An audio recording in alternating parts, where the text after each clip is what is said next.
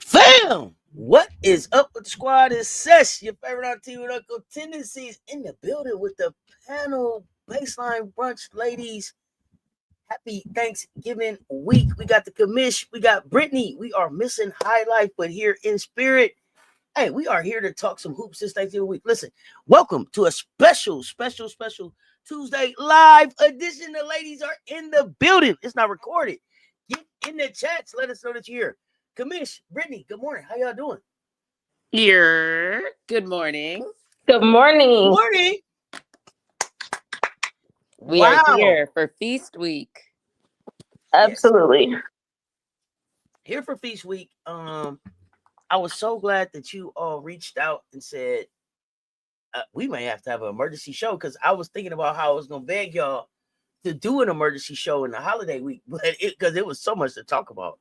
Women's basketball is going crazy.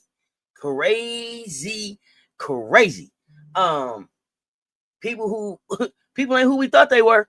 People ain't who we thought they were. I say that. But I'm gonna leave it up to you, ladies. Where do you want to start? Erica Higgins, what's up, fam? Happy Thanksgiving. Frank Wright, yeah.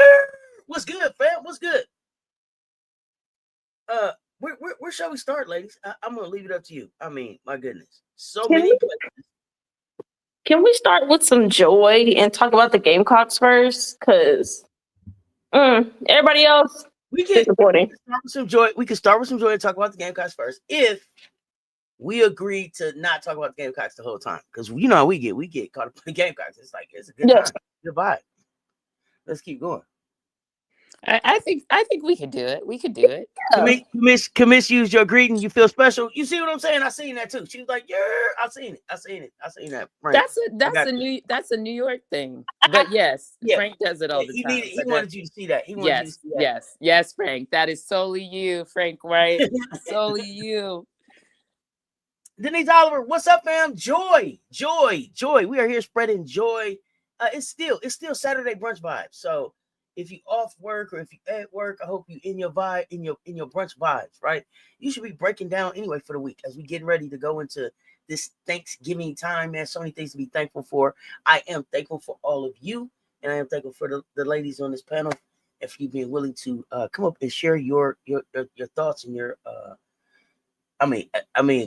your knowledge, the X's and O's, just the feedback. I learned so much from you guys' conversations that I'm glad to be able to share them here on social media. So thank you all. High Life, you too. You not here. I wish you were here too. Yolanda, good morning, fam. Amanda, what's good? Joe Mama, what's good? All is well with everyone. You preparing for Thanksgiving. Hope all is well with you. So, ladies, let's start with joy. I'm feeling like Whitney Houston on Preacher's Wife. Joy. When you said that, that's all I saw was the choir. So let's go.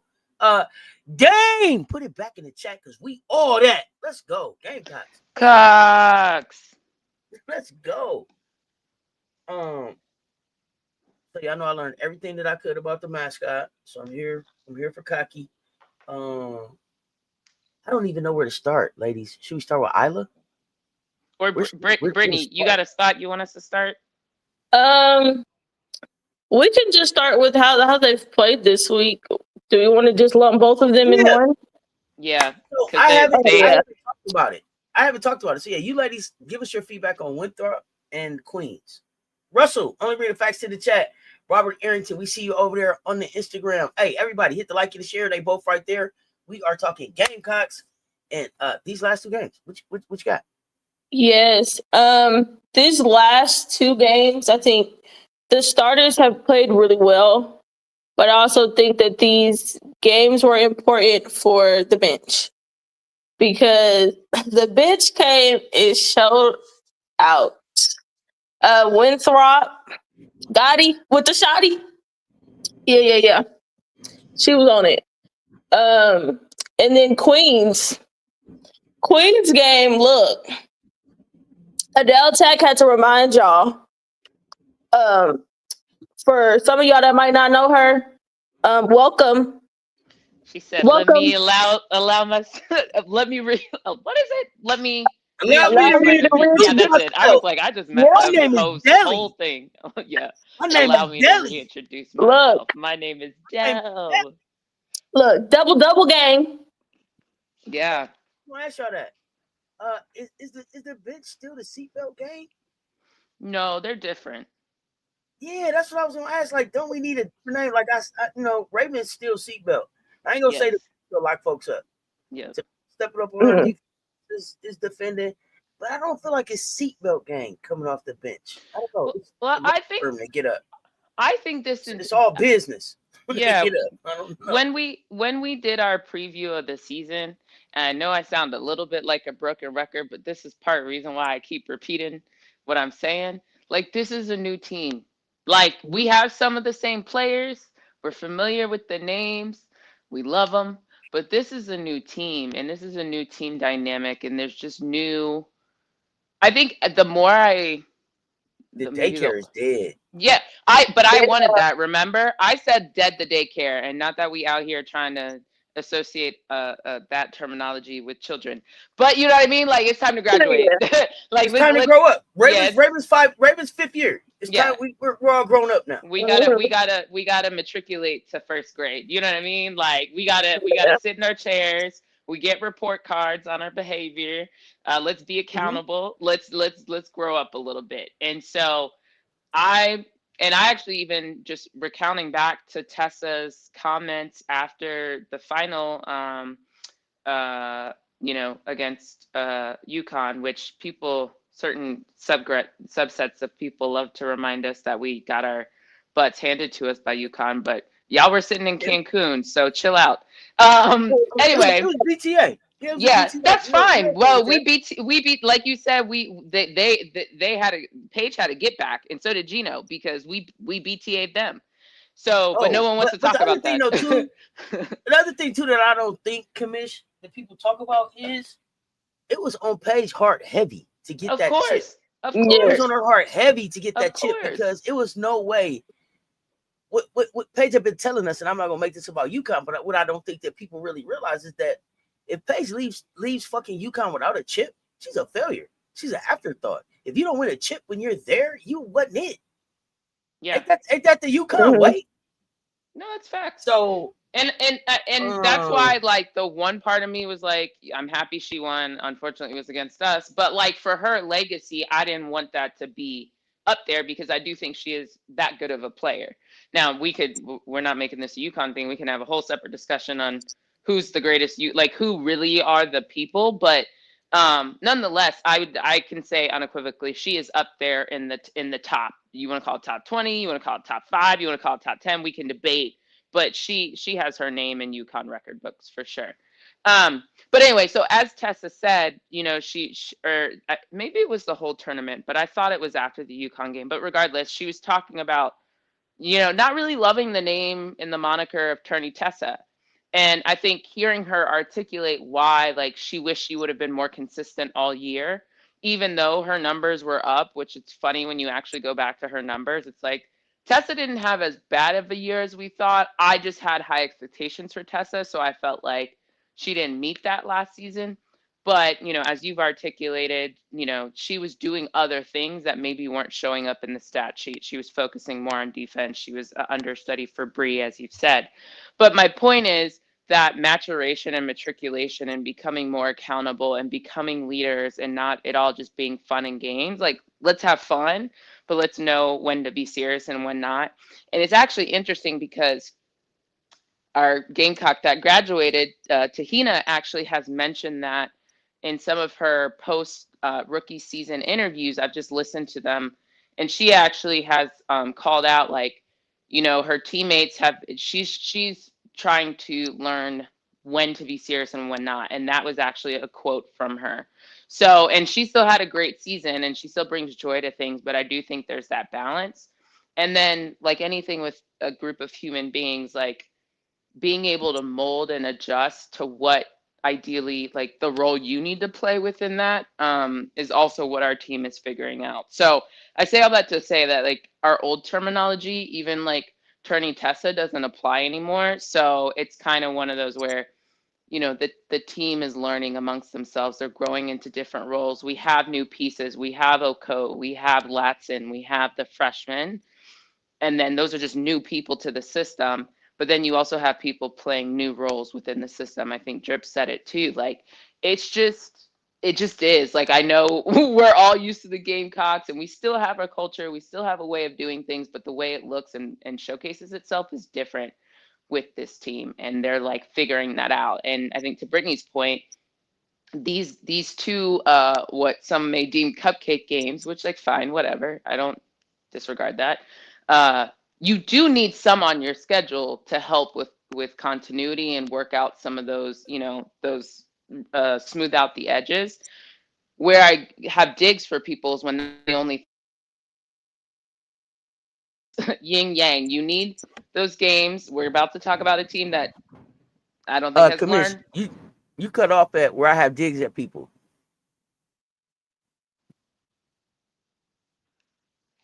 You still there? Can you hear me now? Yep, yeah, we can hear you. Oh, my phone went on. Gotcha. My phone went dark, so I guess it cut me out when that happened. I have digs at people. Yeah, the cupcakes, right? Like, you need balance. You need yin and yang. If your entire schedule is cupcakes, then you don't really know. You don't get tested. But if your entire schedule is a little too hard, we have some teams we're going to talk about later that we can talk about the effects of that. So I think it's yin yang. You need a balance, and but you do need these games, some of these games on your schedule to help with continuity. I think especially when you have a newer team or a new philosophy or key pieces, like, it's helpful to do that. But let's also be serious. Like, it's not like Dawn intentionally, made our preseason versus previous years as cupcakey, quote unquote. I mean, by the way, we have our test coming because we're about to play in a tournament that has the best competition to date. So it's just so fun. I don't know if that's a test. It's more like a pop quiz or something. Okay, Auntie, it's still graded. It's still more than open book test. You know what I mean? Like, there is something to it. This is like one sheet of notes. This is like one sheet of notes test, like front and back. See, there you go. This is why we end up talking about the Gamecocks for so long, because you be putting that stuff in there. Anyway, back to what I was saying. You over here making analogies, and now we gotta have a whole other conversation. But regardless, comparatively to others, this is more of a test than some others have had thus far this season. And then there have been people who have been taking grad level classes and they haven't even done 101 yet. So, like, you know what I mean? Like, we're in the middle. And part of where I was going was part of the reason that this schedule ended up this way. I wouldn't say this is overly strategic from Dawn. This is because people duck us. They don't want to play us. So this is a product of people not wanting to play us. And if people are ducking, and you don't have and the other quality people you're supposed to play are ducking, it's a two-way street. You can't play people who don't want to play you. So we get what we get, but luckily we have what originally was a top 10 matchup, 4 teams of top 10 matchup at the beginning of the season, coming up in a couple days here. So, and by a couple days, it's tomorrow. Tomorrow and this weekend. So anyway, I say all that to say, like, it is what it is. I think it's okay. I do think it's funny, and people are very disingenuous to be looking at points in time and talking about strength of schedule when you know damn well that's a false equivalency. Literally, you really can't be serious. Like, that is so disingenuous, and I actually struggle if people's mental facilities are not there, or if it's just like you just wake up and talk bullshit and don't actually put any, secondary, tertiary thinking into your rationale. But whatever, if you want to say our strength of schedule is not the best, all right, after this weekend we'll be fine. So, like, I'm not concerned about, like, it's really not that hard. Look at the schedule. They are not the same. We are not the same. Here's the thing. I want to say this because I don't have time for the back and forth with folks. Here's the rule. If you're talking about our strength of schedule and you're not on our schedule, don't say nothing to us about our schedule, because everybody had a chance. Don sent out a memo. Can I add a caveat? Can I add a caveat to that? Yes, go ahead. Because I got something else. Go ahead. If you are not part of the SEC and you're talking about our schedule, because there's two levels to it. Because you can be on our schedule. Okay, my bad. My bad. Okay, go ahead. Because I was gonna say you can be on our schedule by force. Yeah. That's different. Now, for those of y'all that are on our schedule in the SEC, if you haven't beat us, or you didn't beat us the last time you saw us, shut the fuck up. Ain't nothing to talk about. If the last time you saw us, it was a BTA, ain't nothing to talk about. Because you haven't done anything for your team that says you're going to be better next time we see you. And that's all y'all. That's all y'all. Rock around and find out. Because if you're not paying attention to what we doing, listen, they finna talk to y'all about Winthrop, and they finna talk, and we finna keep talking about Queens. Y'all know what y'all saw. Queens, listen, but we're Go ahead. Sorry. No. Go ahead, Commish. I think you were flowing. I interrupted your flow. Don't worry. I'll go ahead. Stick with Queens. I'll come back to the point I was going to make. Oh yeah, no, because I was just gonna say, if y'all don't understand what's going on, Queens just sold $400 bus tickets for people to come watch them get a BTA. That's how good we are. People are paying to watch their team, riding with their team to come get a BTA to console them on the way back home. Do y'all understand what's going on in college hoops right now? I bring the Commish and Brittany up here because y'all think that I'm biased. But if you look out at college basketball, listen, because we on the I'm gonna say it so we can get this over with.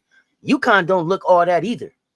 As much respect as we're giving them as the defending champs, they better understand that they look very different than they looked last season. But we'll get to them. But y'all better put some respect on our name and watch what's happening. My bad. Go ahead, Commissioner. No, you're good. I was we're gonna definitely have to talk about that. I'm gonna put that to the side for a second. Put a pin in it. Put a pin in it. Put a pin in it. Yeah. Let's go back to the point you were making about. Hey, Luana, what's up? Go ahead. Hey, what's up? Welcome to the brunch. Let's talk about our strength of schedule, because GCU building. What Gandy is doing is building. I know we never heard of GCU, but I never heard of GCU till, well, I did technically, because that one girl, that lady left and went to Arizona State, right? But for real, I didn't hear about GCU until probably within the past year or two. But what Gandy is doing, if you actually watch what they've been doing, for a first-time coach for a university that he had to bring, I'm pretty sure everybody was new. I don't think he had any holdovers. But 95% of the roster is new. I can say that with confidence. He beat SMU. He just took Cal relatively down to the wire. Like it was a 3-point game when it all was said and done. I think within the last 2 minutes, it was a 5-point game.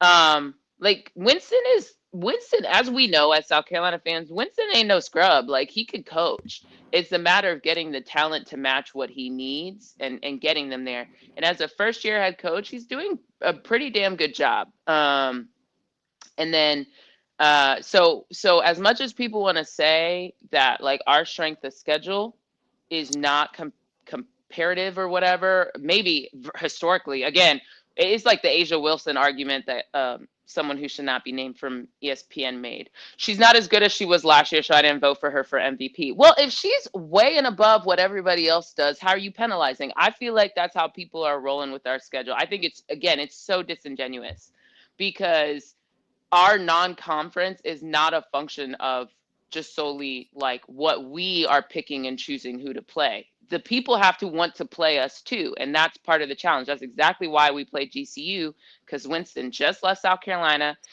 Don low-key has a handshake agreement with every coach that leaves her that, you know, if I call you up in a pinch, you're going to play me. Clearly. Like, you know what I mean? And so we play. Can I add this in about Winston? Because I want to highlight this about Don's coaching tree. If you look at her and if you look at Winston and you look at Fred, look at their schedules. They don't duck no smoke. Yeah. Look at the schedule he stacked up as a first year coach, going in there with he came in. I believe Winston came with 5 new starters this year, right? Yeah. No, you have 5 new players. He only had 2 players return or something like that. It was something weird. Like, he didn't walk into a team that was just there. He is building from the ground up, and as he's going. Yep. That says a lot. I want to be able to call that out about her coaching tree, and I want to start spotlighting her coaching tree more because people are not. I'm sorry. I just wanted to get that in. No. That was the point I guess, yeah, that's good to re-emphasize because that's the point I was making is like, and then let's be honest, like, is it easier to play people who know the ins and outs of your program or your random fill in the blank from off the street? Because we played both GCU and Bowling Green. Like, they know our sets, they know our runs, they know our players. Like, Fred helped. Well, it might be towards the end of Fred's time, but I'm pretty sure Fred was still around when with Ravens recruitment and stuff like that. So like, Fred is aware. At least he knows all of our plays. Same thing. Winston literally just left. Like, you guys are really disingenuous to be looking at our schedule and trying to equate it to anybody else's schedule. Not happening. Like I said, we're about to talk about it. Some people feel it's an open book test. Some people feel it's a little in-person quiz. Whatever. But what you cannot say is when you heard the announcement of the Players Era tournament or whatever their tech showcase they're calling it, Duke, UCLA, Texas, and South Carolina. When that shit was announced, everybody said, ooh wee. Like, and at the beginning of this year, those are all top 10 teams from the preseason. So that's not ducking. And no SEC, ACC matchup forced us to play Duke, by the way. I'm just going to put that out there. Okay, now. We're gonna see a conference. We're gonna see a conference opponent way before conference. Look, here's my thing. All the teams in at least the top 10 will have played one ranked team before they go to conference minus one school. Yep, that's fact. Minus one. Everybody else in the top 10. Here's the thing. They would have if Duke's the problem. They had one on wait, Auntie, wait. This is what I was just... Maybe I need to put names on things because I want to make sure people understand what I'm saying. That is literally what I was just alluding to. That was not a choice made by LSU. That was a choice made by the ACC and SEC commissioners. Do not give them credit for that shit because if it were up to Kim, she would not do it. It's very clear. That is not a choice of hers. That was an ACC, SEC challenge that was forced. I had moved past that part. I want to reiterate that is not their choice. They do not get credit for that. It was not their choice. But if Duke had acted right, they would at least have played a ranked opponent. Like, it wasn't either one of their. This situation is a result of neither one of their choices. Duke wished they were better, and LSU wished they weren't playing Duke before January. But it's all gonna happen anyway. And at this point, it looks like the number 5 team in the nation is going to play an unranked team with at least 2 losses. And this is exactly why when I was telling you guys, for every brunch, I have brought this up. And thank you, Brittany, for bringing it up again. I didn't bring it up in those succinct words, but you cannot be a top 5 team and keep getting... Look at the quality of opponents you're playing. That's the part that doesn't make sense to me. The inconsistent... We're not on the rankings yet. Sorry. Let me stop. That's my problem. That is my big issue. Other people get moved down. Other people get to stay where they are. And just because you're beating Our Ladies of Miriam by 110 points, like, we just scored 121. That's the most Dawn's ever had in her tenure at South Carolina. If we played Queens and Winthrop every week, we would be scoring 120 plus. Like, miss me with that. Like, how are people not connecting 2 plus 2? Literally. They haven't even hit 120, which is surprising. Which is funny because... because that's what we were calling for. We was like, bro, it's going to be a bunch of 130 games, 3 people averaging 35. Not even. Boom. The most they scored. No. The most they scored is 118. But they're gonna tell us they play Tulane, which is better talent. Whatever. Let's move on. Whoa. Go ahead. Whoa. I didn't want to go down a deep rabbit hole, but go ahead. You got it. But because you brought up Tulane, I do want to say this: there are 3 schools that I wouldn't mind seeing on our schedule next year. Tulane is one of them. That's a program that's building. Tulane, I wouldn't mind seeing them on our schedule. I think we're about to see Rhode Island next year. since Look, LSU not gonna play, since LSU not gonna play them no playing more. them again. look, they said they dropped 70. Never again. No, can't play them. No. So yeah, so Tulane, I would like to see. You said Rhode Island. That's a goddamn basketball program right there. I would love to see them on our schedule. And I'm gonna tell you somebody who I wouldn't mind seeing back on our schedule, even though people was like, Auntie, Memphis. Hey, let Memphis keep building. She had some seniors last year. She got some new players in this year. I wouldn't mind seeing Memphis back on our schedule again next year. So Tulane, Rhode Island, Memphis, please accept the call. I'm here to see it. But go ahead. No. Let's go back to South Carolina. Whoa. Uh-oh.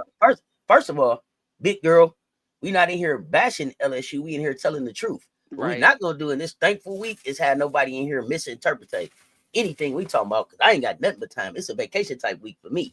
So if you want to hit the link and come up, we can talk about it. But ain't nobody in here bashing LSU. The truth is the truth. And if you can't handle it, get out the kitchen. Only hit dogs holler. Tell me what we said that bashed them. They ain't played nobody. They ain't got to 130 like we thought they was. So we addressing the stuff that we said. What you on? Because I'm with all the smoke this week. I done told y'all since March 1st, I ain't playing around. Rooter. So I got time. Big girl, do you? Also, Auntie, remind me, this is called Baseline Brunch, correct? It is. Does it say we only talk about South Carolina, or? People get to thinking. That's what happens. Crazy. See, here's the thing, though. You came in thinking instead of reading. It's like actually. We got a whole description. We talking hoops, basketball. What else is it? I'm waiting on Big Girl to answer. Actually, matter of fact, I just looked it up. It says South Carolina Rising plus Chicago Sky Shakeup and USA WBB drama. What part of that says that we only talk about South Carolina? Y'all know they think they above reproach. Y'all know they say y'all can't talk about them. How they be feeling. But I'm saying, don't stop typing now. You asked the question, and I answered the question and asked the question back. Asked and answered, now respond. Also, you probably not. You probably haven't been here before, but our first Baseline Brunch, we did a preview. It damn near took us 3 or 4 hours to go through the entire college women's landscape. We went conference by conference and talked each team. For those of y'all who believe in watching Real Housewives of Potomac or Atlanta or whatever your favorite, Love Island, like, we talk about all basketball because we consume basketball because we're fans of basketball that just also happen to respect South Carolina, like South Carolina, root for South Carolina. So don't get it twisted. If you're not capable to talk about more than the one team you follow, that's on you. Literally. Y'all being nice. Y'all being nice. See, I'm not being. I've been too nice, too long. It's definitely time I get nasty. Ain't that what they say at the beginning of the song? Okay, you at work. Well, type in the chat because you still ain't answered my question. The same way you typed that comment the first time, you could do it again. I didn't ask you where you was at. I asked you, did you want to have a conversation? We ain't nobody bashing LSU, and I'm sick of y'all coming in here with y'all weak ass feelings. I'm sick of that. But y'all got soft ass shit. Y'all talk so tough on game day, and then when somebody get to really talking the truth about y'all, why y'all talking about us? Why y'all got something to say about us? Because y'all ain't doing shit but running y'all mouth. That's why we talking. Ducking smoke. Y'all ain't played nobody this year. Nobody. And let me say this about my channel. I'm really clear. I've said this a bunch of times. I'm not for everyone. If I ain't for you, click off. If I ain't for you, click off. Because I don't need you here. The only people that I want to be here are the people that want to have genuine conversations about what we're talking about. We don't all have to agree, but you're going to tell the truth about me. And while we're waiting for the response, stop me if the response comes up. But let me say something while we're on the topic. Again, what was... What? Huh? What was the question? Oh, why you think you in the only Gamecock? Why you think you in the only Gamecock show? Why you didn't read the description? Why you didn't read the title? Why you don't recognize where you at? Why you trying to check us on what we talking about? Which question you want to answer? choose one and answer that one so we can why you at work trying to manage me?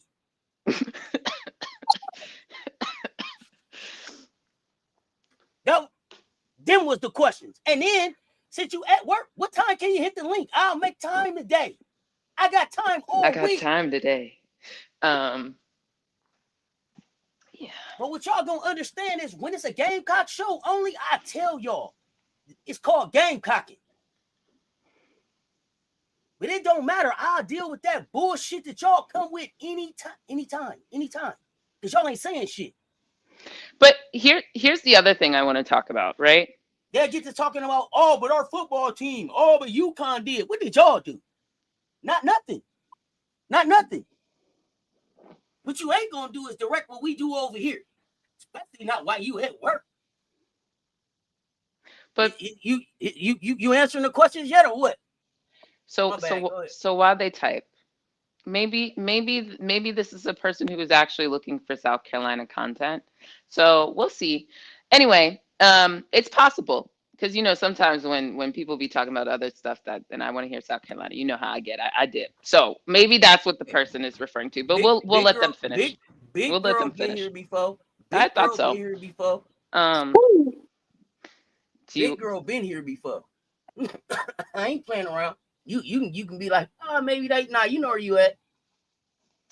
Rock around and find out. I'm telling y'all, I'm through playing. The baseline brunch lady's real nice. Auntie's still sitting up here though. You can get any time. Cow. I ain't playing. I'm through playing with y'all. Y'all know where y'all at. Meanwhile, would you like to adjust this wonderful gift? Hey, there's a.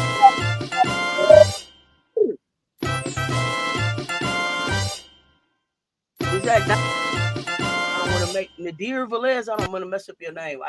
We do appreciate the support, fam. But yeah, we ain't doing that. Rock around and find out up here. So while we're waiting for responses, this is a good time for us to address what it is. First thing, let me just finish before we address that. Here's the reality. You wasn't trying to manage. You was. Wait, hold on. Can I just let me go? Yeah, please. Because it clearly needs more. Yeah, so go ahead. The reality of the situation is we play a sport in which you need an opponent. Just like it says on the scoreboard, home and away. You need two people to make a game happen. Yeah? So therefore, if a team who is supposed to be one of the top talents, quote unquote, in this game is actively not choosing to play certain people, it makes it hard for other top talent to play certain people. Yeah, because the two lanes of the world, as compared to maybe some of these other schools, like the UCFs or the USFs of the world and Gandy and some of these other people, they're building their program, which is exactly what Dawn did when she came to South Carolina. She played UConn every year and we got our shit rocked for years on years on years because Dawn wanted to build her program. So that's one archetype of schools. They're trying to build their program. They're trying to get on the map. They're trying to have people see them. So it can also be a recruiting and a marketing tool. And it's for sense of competition. That is what you do. Now, you have teams in the middle who are trying to get into the NCAA tournament, trying to finagle their seeding, whatever it is. And I'm not calling it right, wrong, or indifferent. It's just the facts of the matter. And I think if you're one of those middle teams, the way you operate are on the two ends of the spectrum. Either you schedule really hard or you try to go a little bit more cupcake and hope you can make enough noise or get seated high enough or whatever the verbiage wants to be for you to get positioned correctly. Then you have your supposed elite blue blood institutions of this decade. Those are the ones that are leading the cause, are getting the ESPN primetime slots, the Fox primetime spots if you're Big Ten, etc. So when you think about it from a growing women's basketball and your role and responsibility within it, this is why I get pissed about LSU. Not only do certain people run their mouths, it doesn't make sense. But two, if you're supposed to be growing the game and you're constantly ducking competition, that's adverse to growing the game. So then you get up there and you bitch and you complain that you don't get enough time slots. Well, why are you ducking competition? Why are you ducking competition? So this is actually where it's a problem. Not only because I'm a South Carolina fan, that I actually can separate. I'm actually just talking about growing the game of women's basketball.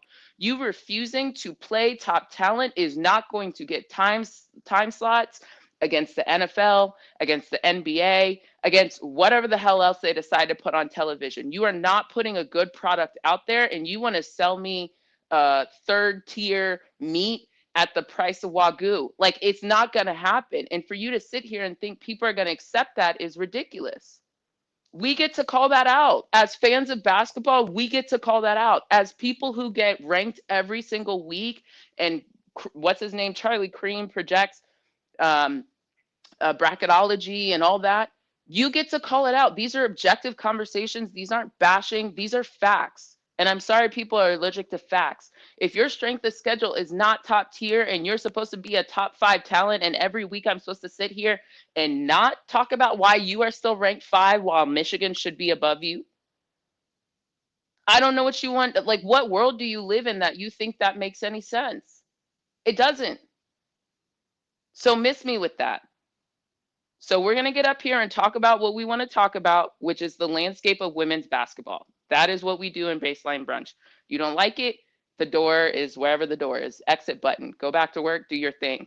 But to say we're bashing, which is partially true, but it's not bashing, it's facts. And if you interpret it as bashing, sure.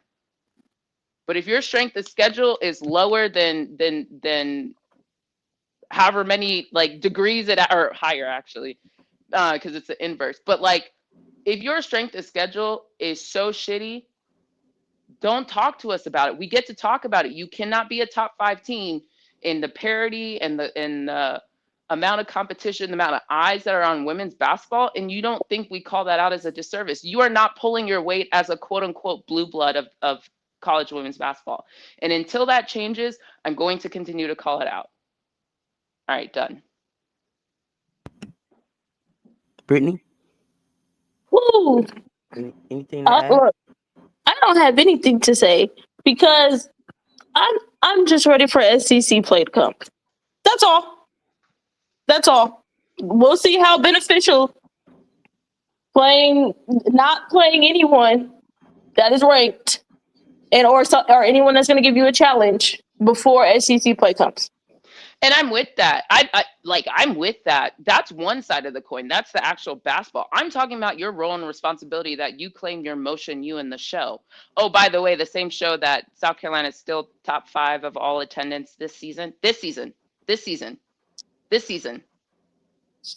Girl, I don't know what show they got going on down there. They're not even in it. Iowa's next. The top 5 most attended games this season are all South Carolina games. So I don't know what y'all do with your cupcake schedule because it's not translating to anything. And we've been saying we ain't even filled the house yet. Correct. I was just gonna say, and everybody's good. It should be more full. It should, and like, yeah, I hear you definitely, but like, we still in the top, and you know, whatever. Can we go back to the Gamecocks? Are we done? Do we have to address any more people? I don't. I'm gonna take that. So I don't have anything else to say. I think the statement was that they're a fan of LSU and South Carolina, and the statement in itself is it's confusing. Like,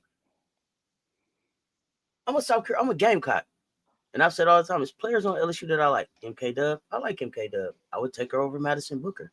I wouldn't take her over anybody on our team, but I would take her over Madison Booker. She's a hooper. She's gonna play it at the WNBA level. I like Flage. A lot of people don't like Flage. I think Flage games translates different at the WNBA level. But I can't be a fan of LSU and South Carolina. I don't understand. You can't be a fan of a winning program and a losing program at the same time. Well, you understand what I'm saying? Apparently, there's a What lot are of your people, standards? and I'm not saying that. I mean, I'm an alum, so my degree says the University of South Carolina, #Columbia or #Columbia. So for me, I've never been. That's not me. I think I get it. I think if you're a Black person and you were about Black excellence at the time of Angel and them, sure, whatever. But my point is, until this moment in time, we had not called out one single LSU player. That's the first time you've mentioned anybody's name. So I don't understand where there's bashing when the facts of the matter is Kim has told you she is not playing higher quality talent. And by the way, this isn't a 1 year thing. This is a multi-year thing. And if you really want to keep it 100, this didn't just start when she came to LSU. She constantly dodged South Carolina until Asia Wilson left. And then she thought it would be sweet and wanted to play us again when she was at Baylor, but nobody wants to talk about that neither. All right. I'm not your regular people out like us right here. We not your regular out in the Twitter streets people. We actually know what we're talking about because we play that we watch basketball, we consume basketball. Some of us play basketball. So try again. That's it. They want to be a blue blood program, but they're not pulling their weight like a blue blood program. If y'all are really NILSU, like the Commish said, with all that motion, put the show on. Angel didn't come back till HBO came. Which is her prerogative. I have nothing to say about that. We got Aaliyah Boston probably posted up in Dawn's guest bedroom right now. That's my understanding of the situation. This ain't the first time.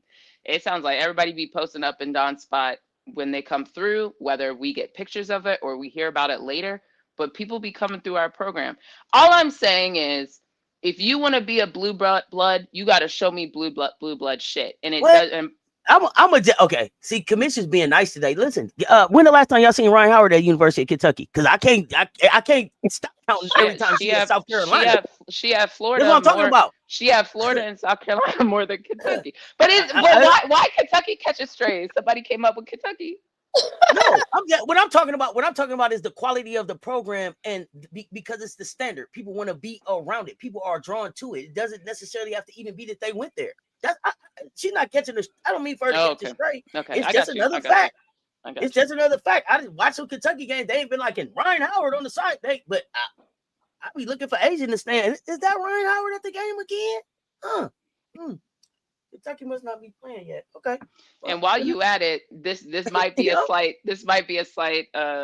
jab, but I be seeing Copper more at Notre Dame events than I do her own Rutgers. But you know that's. Hey, I had to look back like that. Did Cop play him at Notre Dame? I don't remember her there, but yeah, I was seeing Cop courtside too. So there's that. But I appreciate. But all jokes aside, I appreciate the way the WNBA players show up for college basketball. They do a better job at trying to bridge the gap between the WNBA and college hoops than the NCAA and the WNBA do. Than the actual entity. They should do a much better job. And they think, show up and support these women. I love that. I think part of the reason is like at the end of the day, to be operating in the W again, which kind of brings us back to this point, to be operating in women's basketball. Well, you don't have to be, because some people are leechers, and we've seen that with, you know, what's been going on in the content space. But you have to be a fan, and it's very easy to tell when you're not a fan. You know what I mean? Like you're pronouncing Asia, like these are like easy tells. So that's what I mean. Like you can't tell me that the strength of schedule of certain teams don't equate to others. You can't demonstrate, and it's okay if you're new, but like to come in here and then get mad at people who've been calling this out for quite some time it's just not fair. I don't be going into NASA and be telling them what they should do. You know what I mean? Like, why don't you sit? Why don't you observe? Why don't you listen? And then, like, you know, let's see what the trends are, and then you evaluate. But like to just come in here and call people bashing, like, it's true. It's a problem. It's a problem. And if Dawn and Gino did exactly what Kim did on the regular basis, we would never have top matchups until the tournament, and you were forced in your conference. So miss me. Okay, I'd like to get back to our joy. Oh, sorry, go ahead. Yeah, okay. Let's see. Asia, Pal, Alicia, Aaliyah all came back this year to continue to the program. LA came back, but a lot of players come back. Elena comes back. There's somebody else that comes back. It's a lot of players that come back. Bree Beal she pregnant with her daughter. She out here doing our voiceover for Beyond Measure. Like you can, and then Olivia be doing all the 1801 media stuff. Like, you know, they're around. And what's the young lady that did the song? She Lindsay Roy played as well, right? Lindsay Roy. So I mean, listen, we got it's a lot going on. Kim's scheduling is the reason why LSU, the third place team in the conference, had 3 players make first team All SEC, while Texas, South Carolina had only 1 player each make first team All SEC. So here's the thing, Sydney. If your goal is to be all first team All SEC, if they hanging banners and doing parades and giving out rings for that, go for it. I'm not here about that. The jury that I'm here about is the jury that they hand out in April. So if you happy with doing that shit at the beginning of March and then 1, 2, 3 Cancun, NILSU is the school for you. If you want to play to a standard and be ready to be a pro and be ready to stick, then you know where you need to go. Track records show it. Track records speak loud. How many of Kim's players was in the playoffs last season in the dub? I'll wait. How many of them was it? Ooh, 0. Jesus. The same amount as the 3 of us sitting here. We all were in the playoffs the same amount as LSU players were in the playoffs. I mean, listen, you can use your fingers, toes, whatever you need to use. Count them up. Tell me how many. Actually, no, that's not true. Sorry, that's not true. You said Kim's players or LSU Kim players? Which one? I'll say LSU players, none. I don't believe you. You can say yes, Kim's. That players, one is 0. Yeah. But if you want Kim's players, it's actually more than it's at least 2 because it was Kalani and Odyssey Sims. My point is it ain't more than Dawn. It's not. That's correct. So you where the first team All SECs get you? Going viral on Instagram. And crashing also out on TikTok. the Talk to me about also, that. Talk to me about where it gets you. Also, ahead, like, Commish. no, I'm sorry. Commish, before welcome. So happy to have a full panel. High Life in the building. Hey. Good morning, fam? everybody. Oh, I was definitely listening. Definitely listening. Good morning, though. She said, "Let me come up." She said, "Let me come up." Yeah, I saw you pop up. So before we go, I didn't know if it was something you needed to get to right away or know. Yeah, go ahead, High Life. Honestly, yeah, it was a lot been going on. We had told you to stop at the store and get an extra bottle of champagne and everything. So I did. Appreciate you grabbing that and everything because we gonna rock. We gonna cook out today. Let's go. No, starting off, I don't have nothing to say. I'm just gonna rock and roll. Come right in with everybody. Big girl, I'm just gonna say he or she, they might have misspoke on a situation or didn't understand something. So that's all I'm gonna say about the comment that was made in the chat. But I'm rocking and rolling right on with y'all. We're gonna keep going. So you're telling us we should just keep moving to the Gamecocks, yeah? I mean, we can, because I don't see, he or she, so on that token. Unless Auntie wanted to address the last comment. Okay. I think what Sydney was trying to say, I think what Sydney, maybe, I don't know, I might have missed the comment, but I saw the comment you posted, but maybe okay, hold on. The one about Kim's schedule? Oh, I got you. Okay, I got you, Sydney. Okay, you saying the same thing. Yeah, I was gonna say, I think how I read Sydney's comment was more around. Yeah, it was like it was okay. That's how I took it too. Like, no, like you was making it okay. I got you, Sydney. You like, no, hell no. That ain't what I'm talking about. Play somebody. I'm with you. Okay, Sydney. Yeah. Cheers to you. Happy Thanksgiving. I got you. And then I think Big Girl's last comment was you get why Kim's schedule is like she does. We don't. No. I think that's what we're saying. But it's not feeding families. It's not helping grow women's basketball. It's not growing women's basketball. And then for you to duck the teams that challenge you. Okay. And then leave that. Well, I want to give everybody a chance. I don't know. Sometimes y'all be on that bull junk. That's all I'm gonna say about it. No, I think y'all be on that bull junk. But to really hammer in the point again, How long has Kim been coaching? I don't know the exact, but longer than Dawn and less than Gino, I think. Yeah. Whatever. Yeah. I believe longer than Dawn, less than Gino. Okay. So if you're telling me the 3 quote unquote preeminent coaches who are the ones who primarily decide and shape and shift and mold women's college basketball, 2 of the 3, and well, we could argue whether Gino's is, I'm not going to do that. Okay. I don't want to get into UConn stuff, but whatever. I think maybe it's not his sole reason, but one of the reasons is because of his conference matchup. I'll just leave it that. I'm not going to make any accusations other than that. You left off Dejanay and Nalissa for Kim people in the playoffs. Nalissa, don't claim her. Yeah, not including Nalissa on purpose. Nalissa, don't claim her, and Dejanay was in a boot. All right. Ooh. Hey, listen, give it to them. It still is not more than what we had. It's still not more than Dawn, but whatever. Fine. Again, those two. The conversation with LSU, not Baylor. Again, and like I said, she's been coaching since the 1800s, since Jim Crow. So I don't want to talk about it. More of the point. If she is supposed to be a coaching stalwart in women's basketball, there's actually, I could go down a whole tangent on it. We might have to say this for later, but I'm gonna just make one comment. If you have and shape women's college basketball and you're seen as one of the best coaches, but you not putting you not leading by example, because if the example we're all supposed to follow is what Kim does, we wouldn't have top 10 I'm telling you. And I actually, low-key hot take, actually, I'm excited as a South Carolina fan, but the quality of basketball we're getting this week is subpar because of this exact phenomenon. The matchups are not as great as they've been in previous years because of this phenomenon. You have Kim ducking and other people are following suit. It's a dangerous game to be playing. If everybody jumps off a bridge, should we too? If everybody did what Kim did, we would be famished for feast week. So miss me.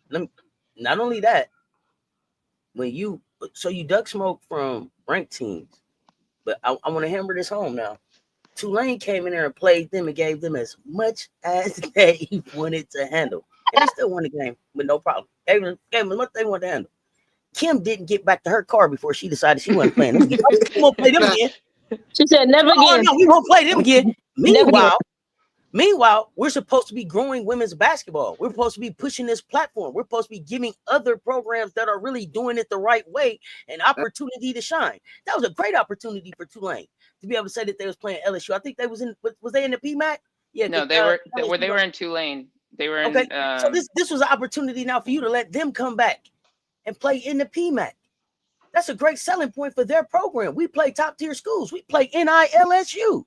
Kim, why would you take that opportunity away if it's about growing women's basketball? Because Kim ain't about growing women's basketball. Kim is about her resume first and then everything else. Right. She's going to get her 20 wins. She's going to make sure that she hosts the first 2 games. And then it's up to her team, the athleticism and whatever else it is she poured into them for the year to try to get them to the Final Four. Because she says if you get her there, then she'll get you a chip. But besides that, she ain't doing shit. Now, if you're a fan of that, clap it up. I ain't got time for that shit. I'm sorry. Go ahead. I want to see comments in the chat after that one because that's a fact right there. Big girl, you still in here? Oh, sorry. They ran away. Y'all let me know when we can get back to the joy that we started out with. Joy. You guys already know. Joy. I've reached my threshold on tomfoolery of other programs because it's not. We got other programs we got to touch on anyway. Yeah. So let's move to South Carolina. Yes. Let's get back to South Carolina. Yeah. I also think that these 2 games, Queens and Winthrop, I think those 2 games also kind of help the starters out a bit to kind of figure out, to get more chemistry, figure out how to find the balance between making sure that your guards are getting shots and also making sure that you don't lose a big staple for you in regards to your bigs. So I think they've done a good job with those 2 games. Everyone's played well. Another shout out, Isla. I know. I don't think she shot well. My diaper dandy. Oh, Yes, she didn't shoot well in the Queens game, but she did everything else well. She went. I liked her mentality, and I agree with you. Like technically, she didn't shoot well, but they were good shots, Yes. and they just didn't, like, a couple of them like kind of just were like you just like, they weren't like bad Mm-hmm. misses or anything like that. They just didn't go in. But when she finally did make her last three, like I saw a fist bump, like, you know what I mean? And that's just like one of Yeah. those, like, you saw the excitement, like she still was shooting that thing, and that's what she needs to do. And I often find when I watch Isla and she gets in the game, I'm like, shoot, like stop Yes. passing, shoot. You know what I mean? You're a good shooter. So I like to see that mentality come through for her. Just wanted to add that point about Isla. And then I liked how she might not have shot well, but she refocused and said, "Okay, I'm gonna go get boards. I'm gonna go get on the board." She was like a spider monkey, just flying through the air, grabbing Yes. boards. Yeah. So I want to give her a shout out for her ability to turn the page. yes. Hey, that kid, hey, it's on to the next play. She's always smiling play. too. I love that about her. I love Absolutely. Her and Joyce, the smiling is kind of scary, okay? Because it's gonna be a point that they don't smile, and I don't think that people are ready for that. It's gonna be a point. I can't listen. Joyce is gonna scream on somebody because it's gonna mean that much. As it get closer to this chip, I think that's when we're gonna see Joyce lock in a little bit different. I think their smiling is different though. I don't equate them the same, you know? Oh, really? See, I think both of them. I think Isla's is a nervous kind of smile. Joyce is just, it ain't a fight yet. But when he gets to the fight, oh, go ahead. Tell me what you think. Yeah, I see Isla smiling as more just like her sunny side disposition. You know what I mean? Like, okay. She's just like, I mean, what I really like about Isla, and every team needs this type of personality on the team.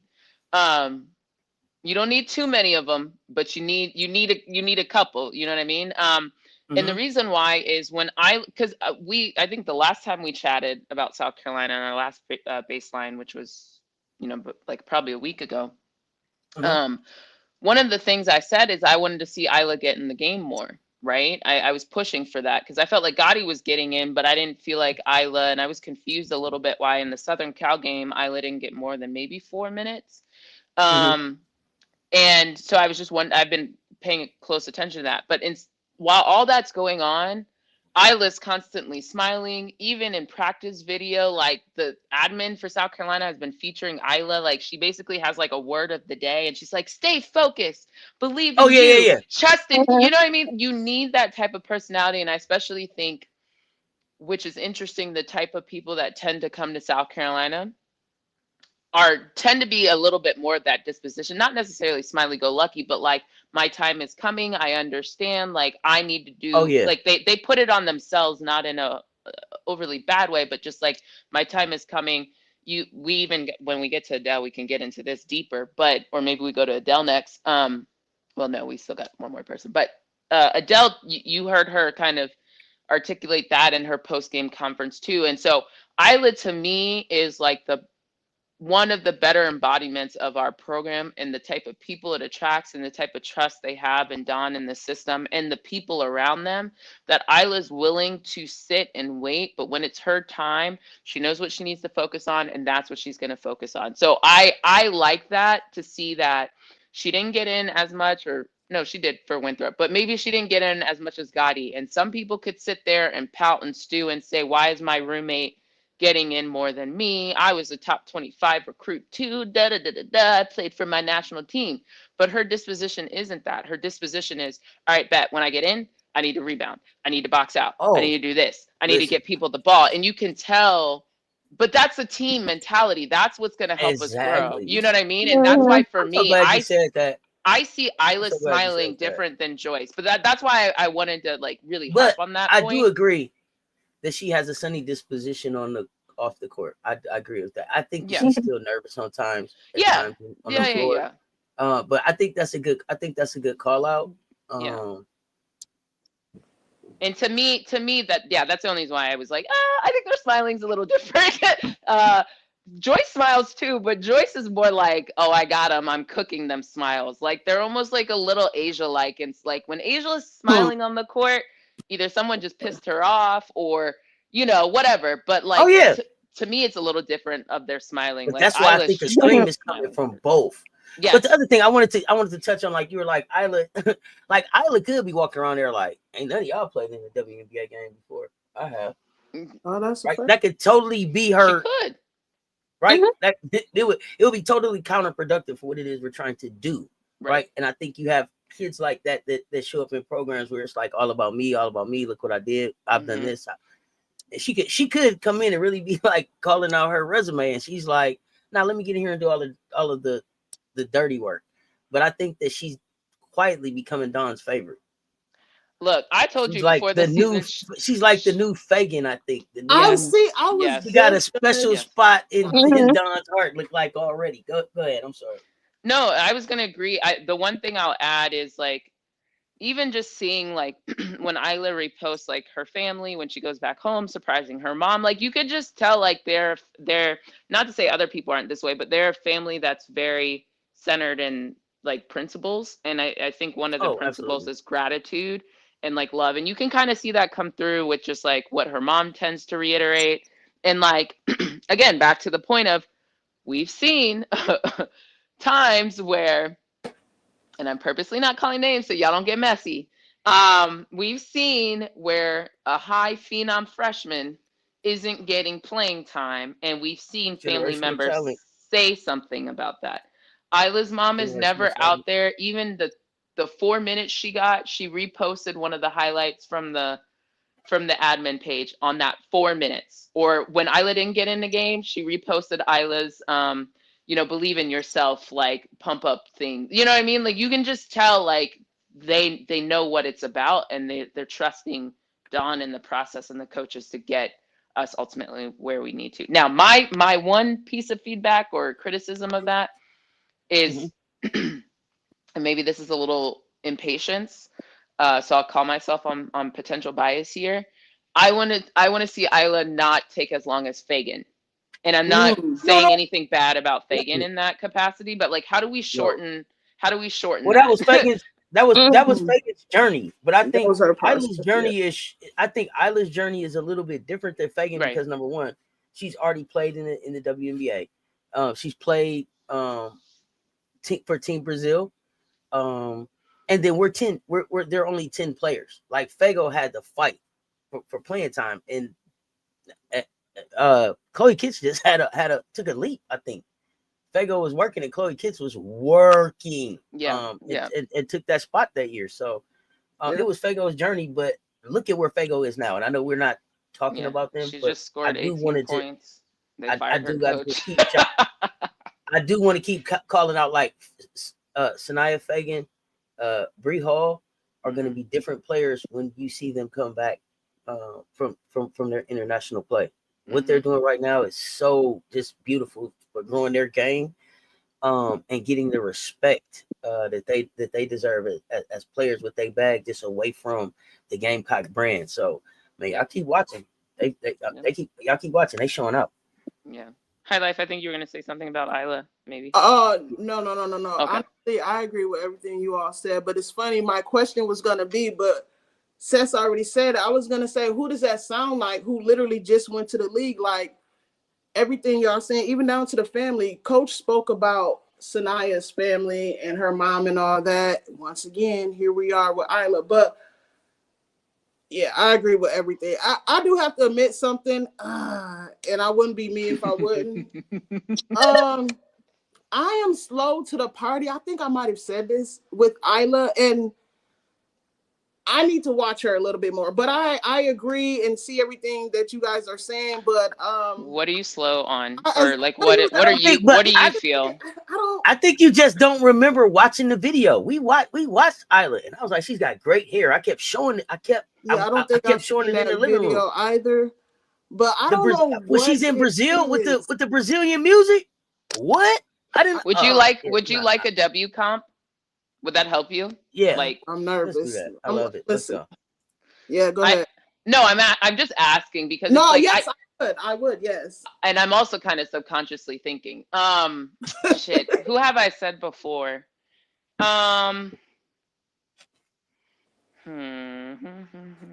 Chat, put some people in it, and or Brittany, anything come to your mind? Here's another secret too. She wears my number though too. So regardless, she has my like y'all won't even understand. Like I don't even want to tell my age, but listen, I still take number 24 to heart. Like I truly do. That was my number. So anybody that wears that, listen, when Lily had that on, that's one of the reasons why I loved her as well too. But not only that, she went and changed her whole position. Like that is so crazy. After all them injuries and surgeries that she had, she was another 5-year player, I think, at South Carolina. But okay. Oh wait, sorry. yeah. No, go ahead. Yeah. Go ahead. No, I think I got a comp that I want to ask about. But go ahead. Commish, what do you think well, in terms of like play style, what about Leonie Feebit? She's smaller than Feebit, but yeah, I was Feebit going through the wings in my head, and the problem is there's a wing shortage in the W. That's why I kept getting stuck. True. Yeah, I think Leo's a great one. I see some Dijonay in her, but let me be clear. That's why I didn't want to say. The first person that came to mind was Dijonay, more the athleticism. Dijonay can be a little chaotic for me, and I think this past season wasn't her best season. Actually, you know what? We're not trying to get in that tangent. Like I struggle with I don't love how Dijonay showed up in Dallas. And part of that is not fully her fault. I think it's partially on Kurt and the way in which she was recruited. She was recruited to be the star there, and I'm not sure she's there yet. Like what I saw from her was a little more egocentric than I thought. So that's why it's not the disposition of the person, it's just the play on the court, like the ability to fly around, the ability to get rebounds, the ability to guard a lot of different people, be an energy player. That's where, just take that portion of it. Isla has a better offensive bag than Dijonay. So, take that with a grain of salt. But you know who I think? Who? I don't shoot. Y'all don't shoot. Oh God. Ability to fly around. Kind of similar, same stature. Similar, same disposition. Guard anybody. Score when needed. Great teammate. Leader when need be. Quiet but deadly. J.O.? Also a Gamecock. Oh. Alicia Gray. Alicia Gray for me. And maybe that, I don't know. I see her as a Alicia Gray type player. Somebody who's gonna go under the radar but shouldn't, because Alicia Gray been killing since she got to the league. Yeah. That's true. That's a good one. Okay. Yeah. No, I don't kill you on that one. I think the difference though is, and people may buck at that, but the only reason why you would buck at that is because of how Alicia came into the South. Like Alicia was already at Chapel Hill. She was playing, kind of more. I'm adding this to you. I'm not disagreeing. I'm just, because people hear comps and I think people think one for one a little too much. It's not. It's just, if Isla went to a program where she was expected to be the scorer, I think she would look more like an Alicia Gray. But because of the role she's playing right now, and by the way, it's not Don telling her not to shoot. It does seem like sometimes, like, I think South Carolina is very similar to like a Team USA team. And by that, I mean, I think everybody comes in knowing that there's good players around them. And sometimes that can be at the detriment of certain people. Like they don't want to step on toes, or they're not as like quote unquote aggressive. And I think for some people, they struggle in that capacity of like still playing their game within the system. You know what I mean? And that's hard for a lot of people to do. So that's why I say, like, it's almost like sometimes certain people come in and either it's specifically the role Don is asking them, or they internalize it so much that they like stop shooting, and Don's like, what the fuck? I didn't tell you stop shooting. Like, shoot. You know what I mean? Like, play within the offense. And I think sometimes that can be a struggle for certain people. So always remember, you gotta play, Lay. Like, come on, like you gotta score, go get it, go. I always remember. I see Dawn doing it. I hate. What game was that? It was in the tourney. It was the Final Four game. It wasn't the Texas game. Y'all remind me, but she brought Lay to the sideline. It was like, you gotta play. Like this is the time. Was like that the you UConn cut game? it on. It might have been a UConn game. It may have been. It seemed like it was. I do remember Coach saying we wasn't in CLA. I don't think we were in CLA. It was the UConn game. Thank you, Shonda Dore. It was the UConn game. Like she wants to turn them loose. I'm sorry. Go ahead. No, one more person that came to my mind again. Not the championship game. Thank y'all. Go ahead. Not 100% 1-for-1, but if you look at Ka Copper's evolution within the W, that's another one that I could see. Like, because Ka really got unlocked with Candace Parker. That's also why they're really good friends. I mean, she clearly was good. Absolutely. She was playing. But if you actually go back in the W app, which I do from time to time, I just randomly go to like an old game just to see like how people used to play. I was watching an old game of the Aces versus the Chicago Sky, and I think it was the bubble year. But or maybe the one before that. But nonetheless, like Ka was you would be like, that's not Ka, you know what I mean? And so I think certain people have to grow into their confidence. So again, I think maybe back to High Life, if you think of those type of players, the slashing ability, the ability to shoot, the ability to get to a midi, but also bring the intensity and the defense on the other end, like that is kind of like all those players we talked about, a Leo, a Ka, a Dijonay in subcapacity, need Isla to turn up the energy just a little bit more, but that's in the vein of what I could see her being eventually, like, but she has to get there, right? She has to go through the journey. She has to turn the switch on a little bit more to be those type of players, but she has the skill sets of those players. We got 103 in the chat this morning. Please hit the like and the share. They both right there. If it's your first time here, hit that subscribe button, ring that notification. Do not miss the next drop. So we didn't talk Delhi. Can we just talk Delhi real quick? Oh, I wasn't moving on from the game. Sorry. that heavy pause. I wasn't sure. No, because I know I want to talk Delhi, and we need to give Delhi her flowers, but I also want to make sure, again, we were talking about Tessa. Yesterday we were talking about Tessa, her shot, what we see different, her growth. I want to touch on Tessa, what you guys saw this week from Tessa, and also what you saw this week from Raven. And Raven leadership, it always jumps off the page for me. I'm so proud of that kid, man. Not even like it. I don't even know where to start with Raven. She's such a complete package.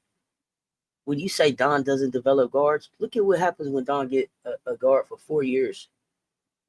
That she just gets 5 years that she gets to just pour into. Raven is one of the most complete guards that WNBA is ever gonna see. Walking in out of college, and that comes from just who Raven is as a winner, her temperament, her ability to meet people where they are. She's so talented, and that shit goes so unnoticed. It doesn't get talked about enough. That I want to make sure that we are talking up these kids, especially the ones that are headed to the league. Adding to what Dawn is, to those sound bites that Dawn is putting out. I watched Raven, and I'm not going to be long, but I watched Raven take time to. Raven and Medina, to me, are building she's trying to build a chemistry with Medina like a Camilla, which is going to make us really dangerous. And I was talking about this yesterday because it's going to be, because Raven's thing with Camilla was when everything else breaks down, I can give it to Camilla. And we're okay. This is a safety valve. You already have a Tanaya Latson there, so go get it.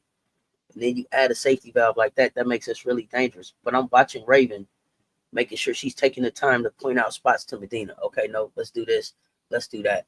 I'm watching Raven pour into Maddie, walking back off the court. I'm watching Raven in these post games with these young people, pouring back into them. I love the post game where she's calling out, no, we're all leaders. No, we can all do this. Mm-hmm. No, we miss Maddie's voice. No, it's a circle. Chloe too. Her Chloe, yeah, calling out Chloe. really showing and being demonstrative of what it takes to be the leader of this. I think she's done that more, or we've been able to see it more this season than we've been able to see it in other seasons. So I want to make sure that we call that out, because she's more than just the defense. She's more than just the scoring that they kept saying she couldn't do. She's doing that now. The leadership, the team building, the recruiting, the being the roomie, the late night conversation with Tanaya, getting shots up after the men's game so that we know what our spacing is like and we're on. All of those extra things. Raven is already a fucking pro, and I need y'all to put some respect on her name like that, because she moved like that. I'm sorry. I had to get on my Raven soapbox, and I'm gonna get on my Raven soapbox probably once a show, but they need to know. I'm sorry. No, Raven, and that's why, again, I get so irritated with people who are like, Raven needs to score more. Okay, sure, fine, whatever. Everybody can score more. But I need Raven to just be more of an offensive threat. By the way, people's favorite, who are the two best point guards, or name a couple of the best point guards in the WNBA history? Just what comes in that, just like name a couple. You gonna say Chelsea Gray? Okay, who's another?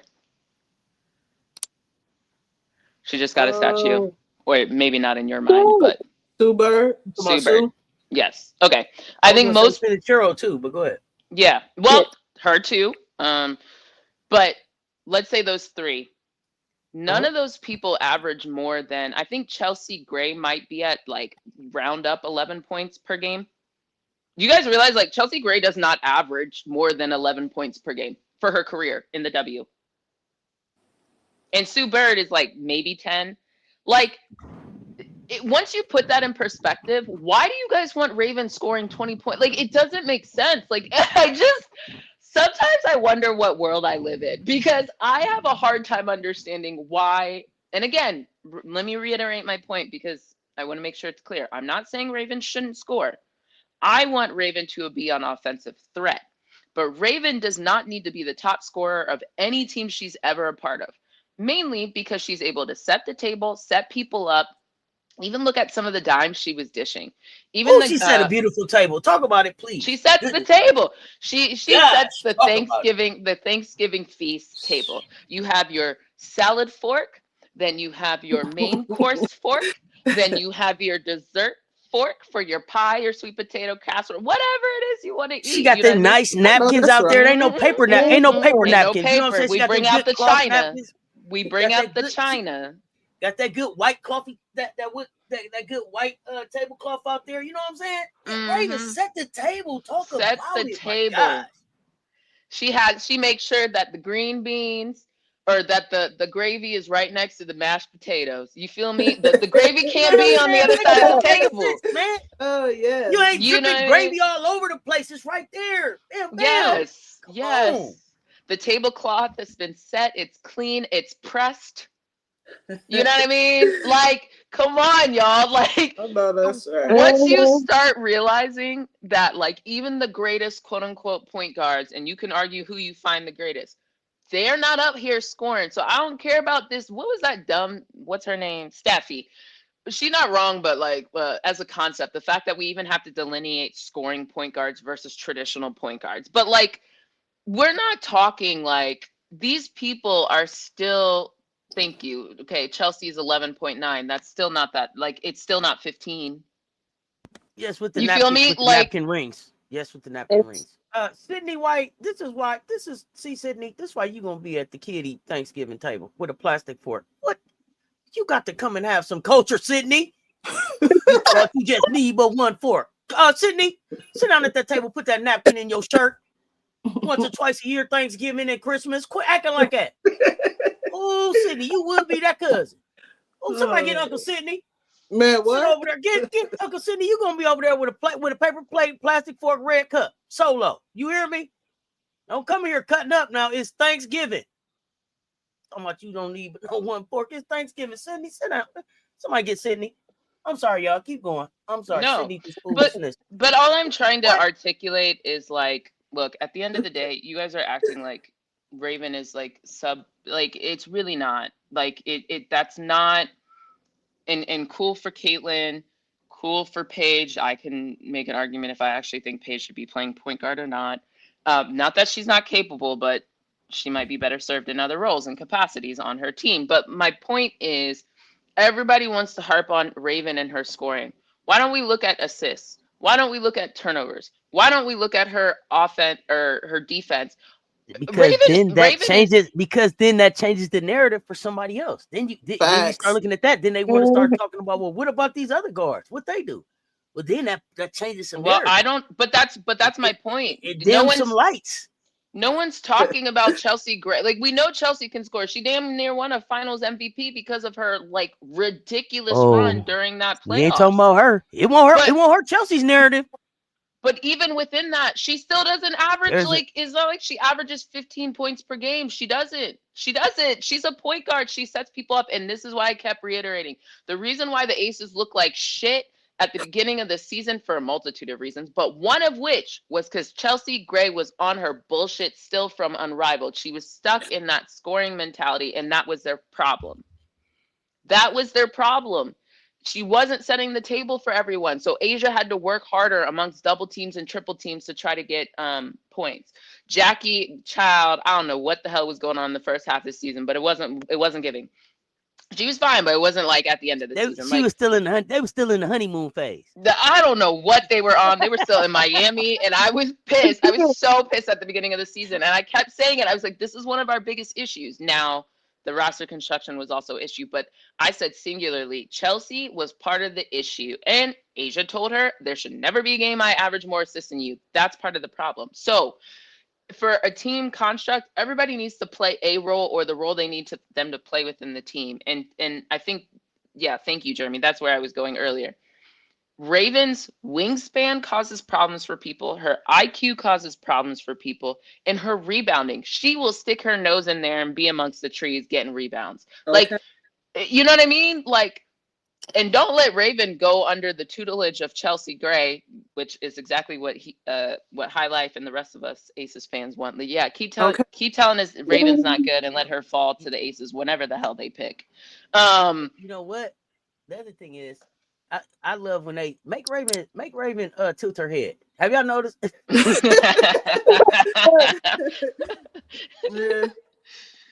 Like, hey, listen, Raven to be out there and something happen to Raven to tilt her head, like, huh? Oh, okay. It's that, it's up. And then Raven goes off. You got it's really subtle. It's just a little slight, huh? And it's a little face she make, like, huh? Oh, it's like it's one of them, I don't know. I don't have another way. Y'all don't understand. You know, like, this bitch trying me. You know what I'm talking about? You had that that's how Raven, that's how that looked me. Right? Oh, they trying me. Let me go. Let me go. And not in a disrespectful way, but she turned it up from there. I'm sorry. No, and I think the thing is, yeah, I mean, depending on what team she goes to, what role they want her to play, whatever. But the fact that and it's funny, right? Because it's usually LSU versus South Carolina for whatever reason. Well, I have my reason, but whatever. And the person who is quote unquote, the LSU face is Angel, and Angel loves the shit out of Raven. They played together. Like, you know what I mean? Like, it's so funny how like the same people that love Angel want to disparage Raven when Angel has made it very clear she loves the shit out of Raven. I just find it funny. The thing about Raven is every big's dream. Dream point guard. 100%. She's every big's dream point guard. She's every coach's dream point guard. Because I don't have to worry about you out here chucking shots.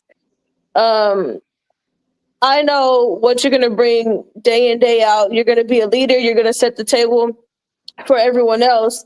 And you're going to defend. And she's going to go get on the glass. Like, Raven can play for me any day. I want Raven. I think any day, in the chat. 365. Yeah, I want her on the Aces so bad. I have feelings about the Chicago Sky organization. The only saving grace with that is that Raven would be, well, we'll see if Angel's still there, but with Camilla, I don't want her there for reasons we'll get into later. But yeah, I mean, but if I had to choose, like, if I look at the landscape of the W right now, and I kind of hate it, but I'm like, I kind of. How do y'all want to address this right here? all due respect, love y'all show, but traditional point guards are becoming obsolete. You got to do both. Be able to do a 1 and 2. I'm saying this as a 61-year-old that idolized pause. Isaiah Thomas. Okay, Oh pause. my Okay, gosh. pause. Okay, pause. Okay, pause. Oh, God. Anthony Taylor, 79-28. Anthony, remind me, the last few WNBA championships, what was either the reason certain teams won or didn't win? He doesn't know. Okay, I will help you, Anthony, because based on that, you don't. Last time I checked, the Lynx lost partially because they didn't have someone to set the table for them, correct? Exactly what their coach said. If our one guard would have did better, we could have won this thing. Correct. That was a quote. That was a quote. A further quote, by the way, was also said by Sue Bird and Diana Taurasi on their Bird and Taurasi show during the WNBA March Madness. They specifically called out when they were talking about Raven. UConn alums, by the way, Diana Taurasi, who's Who not they even call my the GOAT, by the way. Okay. Yeah, who's not even my favorite, not because of her basketball, but she's not my favorite. But Diana Taurasi, who's a dinosaur in basketball terms, out here still giving people buckets at 40. Told you Raven has a place in this league because of what she does is winning. So I respectfully, all due respect, Anthony, my guy, you got to go get a little bit more into film because it's really that. And one more ad. Try to help Anthony. One more quick ad, and then I'm good. The WNBA, I just gave you the example of Chelsea Gray shooting more than she was assisting or setting up for others was part of the reason why the Aces struggled early in the season. So during the playoffs, I know they swept them. The Merc with their new branding. I know they swept them, but I'm pretty sure Chelsea Gray knew when to score and when to set others up. And that is the goal of a point guard. And yes, again, Raven can score a little bit more, but it's more the offensive threat, and she has time to develop her shot, fix that in the W, blah, blah, blah, blah, blah. You can get better just like Jackie Young got better at shooting threes and scoring. We've seen it before. We see it with a ton of people. You can get better at shooting. That is not hard to get. Well, it takes work, but that's not hard to get better at if you commit your time and energy to it. What is hard to get better at is IQ, cough, cough, Satu Sabli. I told you guys the reason they were not going to win, not the concussion, but I told you part of the reason they weren't going to win. One, Asia be living rent free in some of those previous Connecticut Sun's head. I've been telling you guys that. And secondly, Satu's IQ is in the toilet.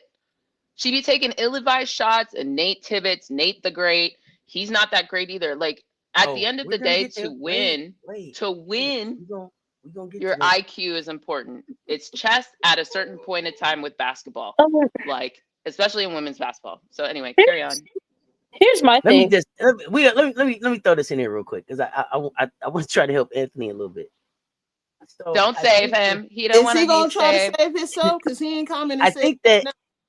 I think that a lot of people, because I hear this, the point guard, traditional point guard is dead, right? Yeah, okay. Here's the thing. This is what I think happened. The traditional point guard is dead in people's minds because there's such bad basketball played in the regular season.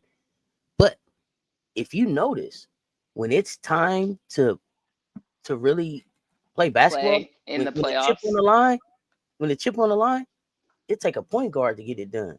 It'd be real cute. It'd be real cute in during the regular season. Positionless. Anybody can do it. Everybody's out there. Yeah. Okay. It's all cute. And then when it tighten up, because see, when everybody start clinching, because the ring on the line, booty holes get tight. Booty cheeks clinching. And it go to that half court set. It take a point guard. And that's why you see the same. That's why you see repeat winners. Because all that stuff be cute during the regular season. But when it's time to go get it, man, you better have a point guard to go get it done. I'm gonna leave it at that. I'm sorry. Auntie, real quick. Remind me, all of Asia's like iconic shots. Who gets her the ball? That's Chelsea, ain't it? The point guard. The one that's not scoring, the one that's facilitating, yeah? Okay, just checking. Yeah. Just checking. Okay, carry on. Go ahead, Brittany. Let me tell y'all, I'm over here frying from this question. I'm frying. I love it. Okay. Can we, if we're gonna sit here and talk about why the point guard position is obsolete, let's not act like it's not because of these combo guards and this positionless basketball. What's happening is you have teams, they want to play small. So it's like, okay, we're going to have our 6 foot or our 6'2" player. You're going to run the point. Knowing good and daggone well, they're not a point guard. So you have coaches trying to put players in a position and in a mold that they're not. Just because you want to play, just because you want to be able to play fast and thinking that, okay, let's just play fast without a big on the floor. And we're going to be this really long team and we're going to be really athletic and we're just going to put up a bunch of shots. But what typically ends up happening with those teams is they don't have a point guard. So they end up taking bad shots. And where it really shows is in that 5 minutes, once that final 5 minutes of the game comes up, oh yeah, you see all those bad shots because they don't have a point guard. So, and Brittany, to some of the conversation we're going to have about college basketball, how many times this year have we said you have to be able to run something in the half court? Shoot, with the other 2 teams we're going to talk about. Exactly. I'm just saying, like, I agree. And I sorry, the comment vanished for me because of the way I have it, but it might've been Erica who said it. And sorry if I'm misquoting who said it, but part of the reason why they're obsolete is they're not learning the skills. They're not learning the IQ. So like, to me, it's a vicious cycle because everybody in the W just wants to shoot threes and layups and the manure strip and all that shit.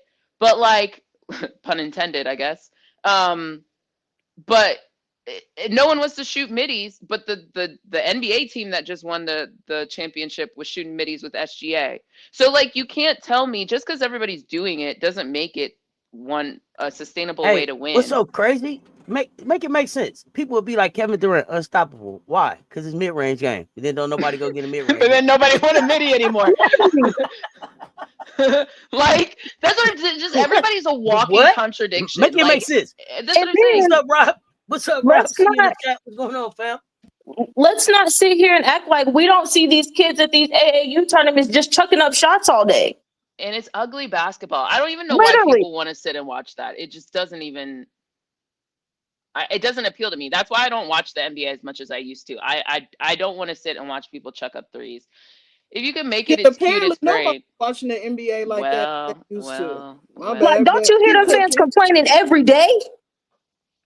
It's just, I just, it's gross. But anyway, that's fine. You guys watch your basketball and hopefully you win with chucking up your threes. That's how you get swept. Merc with your ugly new design. It's trash. And then the crazy part about it, the teams that end up winning, they either have a traditional point guard or they have a point forward. And when I mean point forward, I mean like have a traditional 5, or but he's few and far between. Yes. Or you have a traditional 5 that at least they're capable of making an entry pass to, but that's few and far between. So it's just those. The traditional point guard is only obsolete because of the refusal to actually teach these players high IQ basketball. I got a question because I saw some names coming there. Y'all don't think Natasha Cloud is a traditional point guard? Oh, she has. When they won, she was. This version of Cloud is getting less. It oscillates. Okay. I feel like Cloud is trying to be more like a Courtney Williams. That's what I've seen. She's always been able, but like when the Mystics won, Cloud I felt like was more of a traditional PG. She played great defense. She got the ball to who it needed to be. But you're being nice. Commish, you're being real nice. I'm not being nice. Here's the thing. I'm gonna tell the truth. Here's the thing. I'm gonna call it out. I felt like Natasha Cloud came into New York playing like a point guard. She was playing like a PG1. Her and Brianna Stewart was making a connection. It started looking like the Stewie Cloud show, and all of a sudden it was like, hey, we got to get back to Ionescu. Hey, we got to get back to Ionescu, and they slowed Natasha Cloud down. To me, it was like they went away from what it was that she really brought to their team, and that may have hurt them in the end. But that's just my opinion. Yeah. I'm choosing not to go down that rabbit hole. I don't disagree with parts of what you said. I just don't want to take us down a rabbit hole. We got so much. Yeah. Let's revisit that one. Okay, we'll put a pin in that. I feel you on certain aspects of that, but I don't want to take us down a rabbit hole. Yeah. Well, and we can talk about it offline. Would you say put a pin in that question and we'll come back? Yeah, put a pin in it. Put a pin in it. Some other Somebody time. keep track of all of our pins. There was another one we had earlier. Yeah, put a pin in that one. Put a pin in that one. That's for another show. Yeah. Exactly, MJ Lover. Like there's plenty of different ways to play basketball, but all of those ways do not lead to championships. Correct. Yeah, people don't appreciate what Michael Jordan did. You don't usually lead the league in scoring and win the chip. Check the history. But he also just Michael in Asia. But Michael also had Pippen and Kerr and Michael, Michael. I said Michael in Asia. Michael in Asia. I'm talking about players that I've seen lead the league in like scoring and then win the chips. Not a lot. Yeah, I agree. But if you're gonna lead, you also need someone who does all the dirty stuff. A Rodman. That's what I'm trying to say. Is like, absolutely. Yes, I agree. But you also have to have these more traditional roles or roles people are willing not to play to make the team concept work. And I think that's where people keep. Same thing with Steph. Steph gets to shoot all these threes, and Draymond doing a little too dirty work at times. But Draymond doing the other stuff, or he's playing point forward, in some capacity, or you have a Clay next to you. It's just, you have to have all the working pieces. It can't just be, it's a team construct, and people keep putting the I in team. There's no I. There is a me, but there's no I. So that's the problem. Literally. And then you know what else messed them up? It was like, everybody was like, this is really good, feel good. There's no I in team. And then Michael Jordan said it to Mike and went, there's an I in win. And I just fucked everything up. Remember that moment? They was like, Michael, there's no I in team. He said, but there's an I in win. And that just changed the trajectory of that whole concept. But go ahead. I digress. Yeah. I just need people to stop acting like an actual point guards, traditional true point guards are not needed, because they are. Because look at all these teams out here that don't have one, that think, I can turn my shooting guard into my point guard, or I can turn my small forward into my point forward, and it's gonna work. Okay.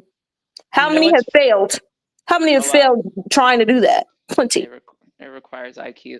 Last bit on this, and then let's go back to Gamecock girlies. What I found funny, again, Merc, I'm saying it with disgust because I just think that new rebrand is trash.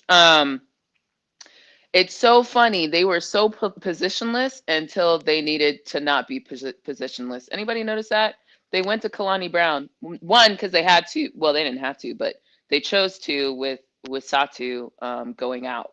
And they were getting their asses handed to them.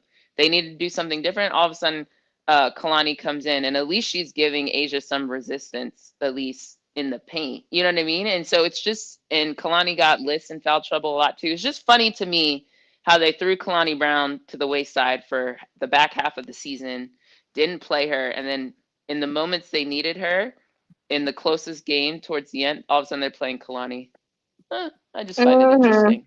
Just find it interesting. Because typically what ends up happening to those teams that say, all right, we want to play positionless, all that good stuff. But when you end up catching a team that runs with a traditional 5. So then you're like, oh, shoot, I'm getting my behind kicked in the paint because I can't run small ball because their big is eating down low. That's typically what ends up happening to those teams. Because and they think, okay, we're just gonna outrun them. We're gonna pick up the pace so we don't have to deal with the big. But really good teams say, no, we're gonna get the stop and we're gonna play at my pace. Mm-hmm. So I got a question. Is this where we get these 6'6", 6'7" traditional? Anybody can play position bigs that like to shoot 6 and 7 threes a fucking game instead of being in a fucking post. I'm sorry. Yes, this is where you get those.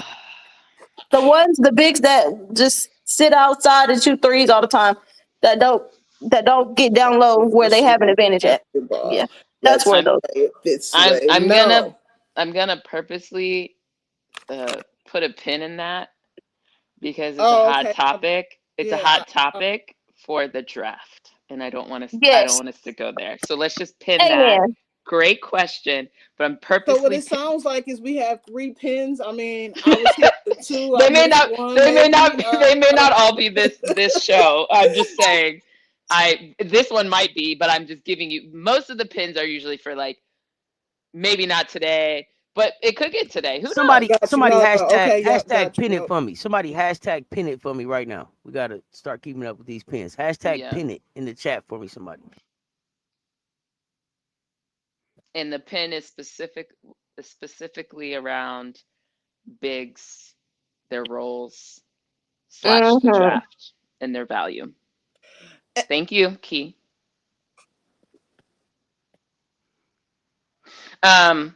Speaking of a big that exists on South Carolina's team. Hold on, because smooth transition right back into South Carolina. Right. Absolutely. Yes. I keep trying to get us back there. Okay, MJ. We got it. Jeez, all the pins. Thank you. Let's go back to the cockies. Specifically, would we like Adele or would we like Okote? Either one. What are people feeling? Both, because I think both of them have done really good things these couple games.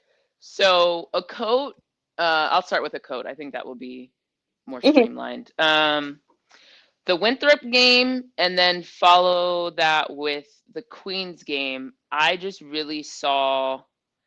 I think before someone had asked the question, what did I want to see? And I said, we need to start, and Don said it too, like really getting Okote comfortable and playing more of that inside out that we play in South Carolina. Like, I like that. Like, to do that, you need these type of games to kind of get her comfortable working. I think the confidence building, we haven't heard exactly yet, or I haven't heard, maybe some of this has trickled out and I missed it, but like what exactly she's working on with AB, but whatever it is, I think the confidence, the ability to go against AB, the physicality of AB, the IQ of AB, being able to try to work against her in the post, get to, the kisses off the glass, that type of thing can be really helpful.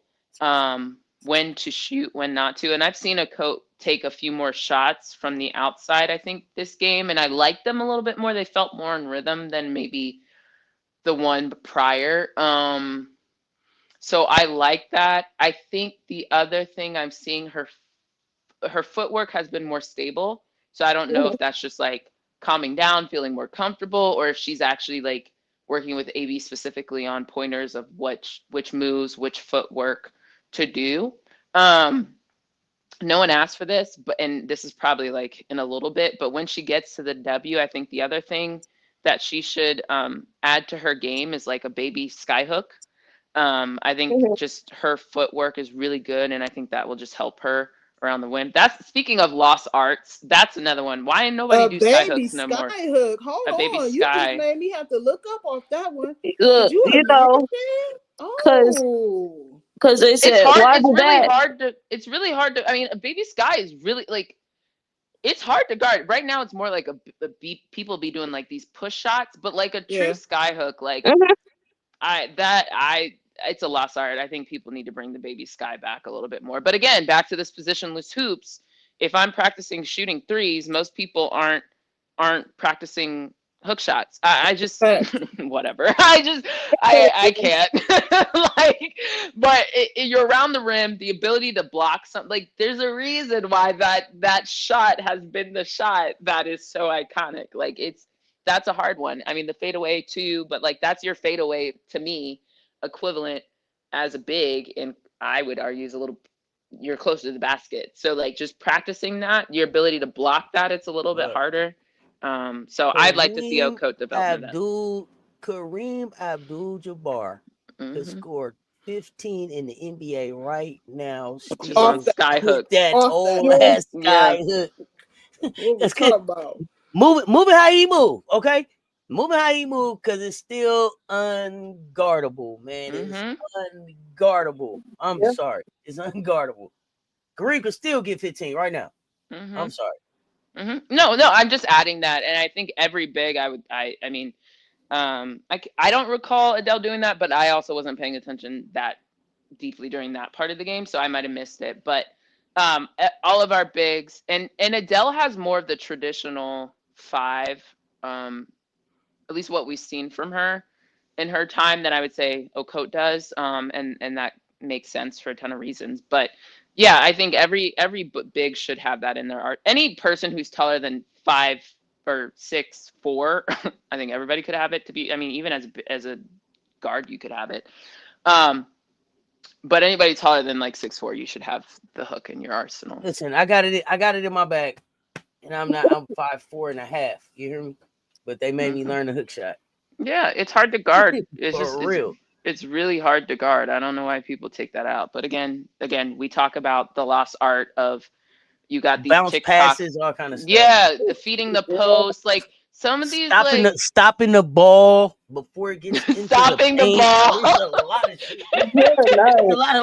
It's a lot of lost boxing out. Boxing out. I was like, damn, why they don't stop the ball before she get hands up on defense? Like, don't get me started. Like, there's so many things that I'm just like, what are we doing? Show on lost art. Lost art. Put a pin in that. Pin. Someone hashtag pin.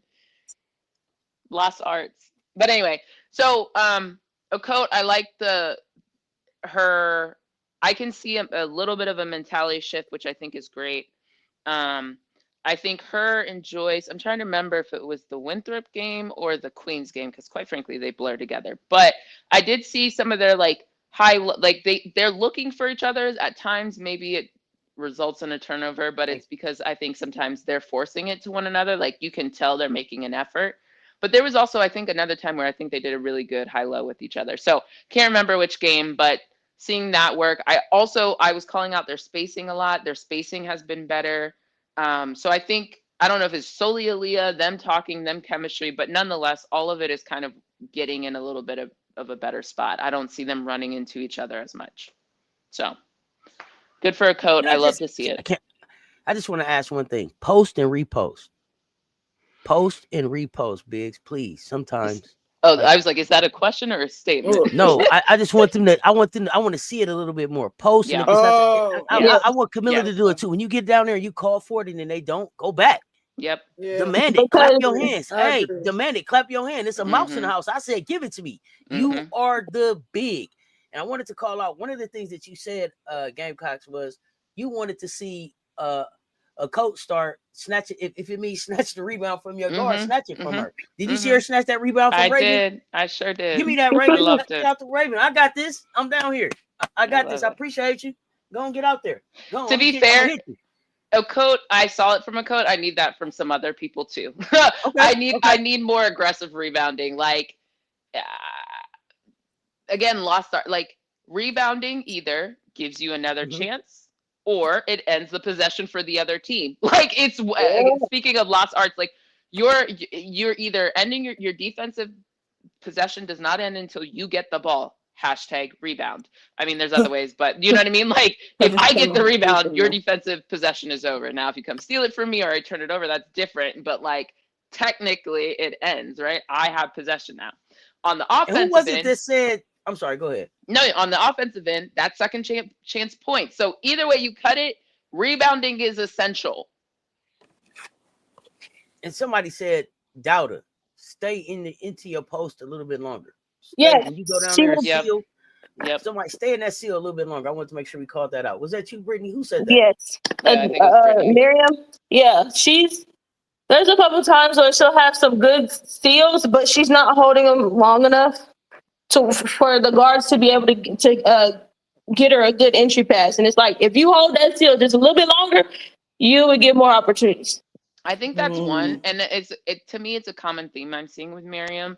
I find her base is not strong enough, and I don't know if that's just like purely a weight room thing, or, and Auntie, you talk about it sometimes, like even her running, it looks like she's trying to hold her dress from blowing up in the wind, Man, like what? when she's running down. So I don't know what that's Auntie's, not mine, but it's true visual. Her base isn't feeling sturdy enough for me, and I don't know if that's just weight room exercise or what. I don't know what it is, but that's what I'm noticing, so I'm just calling it out. And to me, the seals within the post are another example of it. And then to me, there's a couple times where I find it wasn't just a coat, but Miriam is actually who I meant it for, more for. Like, go get the fucking rebound, like rip it out of somebody's hand. That's actually who I want to see do it a little bit more. Too many times balls will be like, oh, you can have, like, oops, oopsies, you know. It's just like, girl, you the tallest one, you technically the first to get a rebound, like from your hand positioning. So like, just go rip it and apologize in the locker room at halftime. Like, I need a little bit more force from Miriam in general. I'm just finding like it seems to be like she's the one who hasn't landed as much as, so like we saw Isla, we've seen a guy, we've seen a coat, like, and it's hard for everybody to get right at the same time. But Miriam's the one that I feel like, what's going on here, you know? Yeah. And I think, I don't know if it's like sometimes like she has bad hands, but sometimes like could be. Yeah, that's kind of, you know what thinking. I'm glad y'all said that. Everybody can't play her nails. Maybe she need to take her nails off for the game. I noticed she got her nails done. They be real polished and everything. Call me old school, but I find that whole trend with the girlies to be, how the fuck y'all play with nails? I play with my natural nails, and I swear they would like get jammed. Like, you know what I mean? Like your finger gets jammed. You like, how are you guys playing with nails? I don't get that. That's one of the trend with the girlies these days. I'm like, lashes and nails. I don't know how you play with the nails, but maybe trim them down a little bit. Well, Aisha's talked about it, but it's still like too long. Like, it actually has to be like, you know how you can get your nails basically like cut to the. No, I don't know. Brittany. I know what you're talking about. I know what you're talking about. No, I don't know what you're talking about. Let me talk to somebody else. My anxiety hits a certain level if my nails hit a certain. Oh God, wait a minute. Yeah, so no. I don't, okay, for those of us who rock longer nails, but right. You know how you could basically get it to like.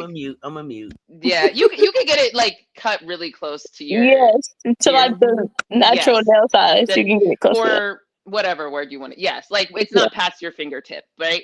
You can cut it, but then you can still style it like your nails are long. You can still do French tips to like give the illusion of it being longer. That's what they need to do, and just get like all these.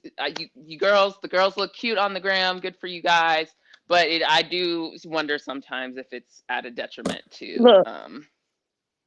Because it's all fun and games till you break it. Yeah, I like you can look prissy, but you can't play prissy. Like, if you want to be glammed out, that's cute, but I need the ball in your hand secured. That's what I mean. Yeah, you gotta be Angel and Rakia out here. You gotta be the first to 1,000 points. You gotta be setting records, you know, with your glam hookup. I was about to say something else about somebody. Let me not go down that road. Never mind. But Miriam, I don't know what it is. I feel like Dawn is giving her the minutes, but it's not quite translating. So I don't know what I need to see from her besides maybe just more grit, and then hopefully that translates. Yeah, that's what I think it is. I think it's the she just needs more grit. It's like, I need you to play angry. Yeah, like somebody throw the ball in her face. Somebody throw the ball because we've seen it happen before. Yeah, like, it's in there. It's in there. It's in there. Oh, no. Somebody say so. Ain't nobody said nothing crazy. Because remember, before they even threw the ball in her face and she checked them, she turned around and checked 3 people by herself. Like, hey, who you talking to? In your house, man. Ain't going on about it. You know, it ain't no hoes that way. What I'm saying, she ain't no punk. No, she's not. That's what I was saying. She seems like like Isla and her have like a similar. People get madder about you doing something to her sister than her. Yeah, but I don't even think that's really quite it with Miriam because you don't see her in no mix, you know? True. Mm-hmm. I don't know. Miriam Honestly, needs to listen to like what are some of those rock bands like Slipknot or something before she wow. gets on to I don't know. Right. System of a Down, one of them. Like we need to unlock She need a whatever. theme song. Okay, Yeah. I, she need a theme song. All yeah, right. I don't know. If She she needs listened something. to too much like BB and CC and Kurt and stuff, like she need to switch it up. Okay. If you're Okay. doing gospel, we need to switch it up. We need to do something different. Okay. Oh yeah, Okay. she gotta turn that gospel off if that's what she listens to. I'm Yeah, sorry. listen to it after the game or Yeah, in the yeah. morning when you wake up. Yeah, be thankful, say your prayers, but She just then ain't. She ain't listening to the right. She ain't listening to the right gospel. She got heaven on. She needs to be listening to like hard fighting soldier on the battlefield or something. If she got to go gospel, I need her to. she needed a little rain, That rain. part. Yeah, rain down on me. You know what I'm saying? Stomp. You know what I'm saying? Stop. Something. Yes. So Need, yeah. you know, Stop you need going. a little something more over there. The reason why we sing because we happy. We sing Okay. because no. I need you to. I need, we on the battlefield. I need you to get it Yes, together. Yeah. Goodness. that's what she need to play like. Maybe we can send her a love playlist from the brunch line, baseline brunch Yeah, line with between recommendations. something because between that and Dawn playlist, goodness, she gonna be in love in that church. I mean, because I seen them singing yesterday. What was they singing yesterday? Keisha The Cole. R&B. Yeah, yeah, yeah, Yeah, yeah. Drip got the R&B on. We need something to unleash it. No, we need a something to the windows, to the wall. You know what I'm saying? Something like that to Well, get we her. don't Get these need folks we going. don't need Dada like twerking. We need her. We No, need no, no. I her. didn't want to. That girl barely opened up to run. She's Oh, not you, going to work. No, yeah. no.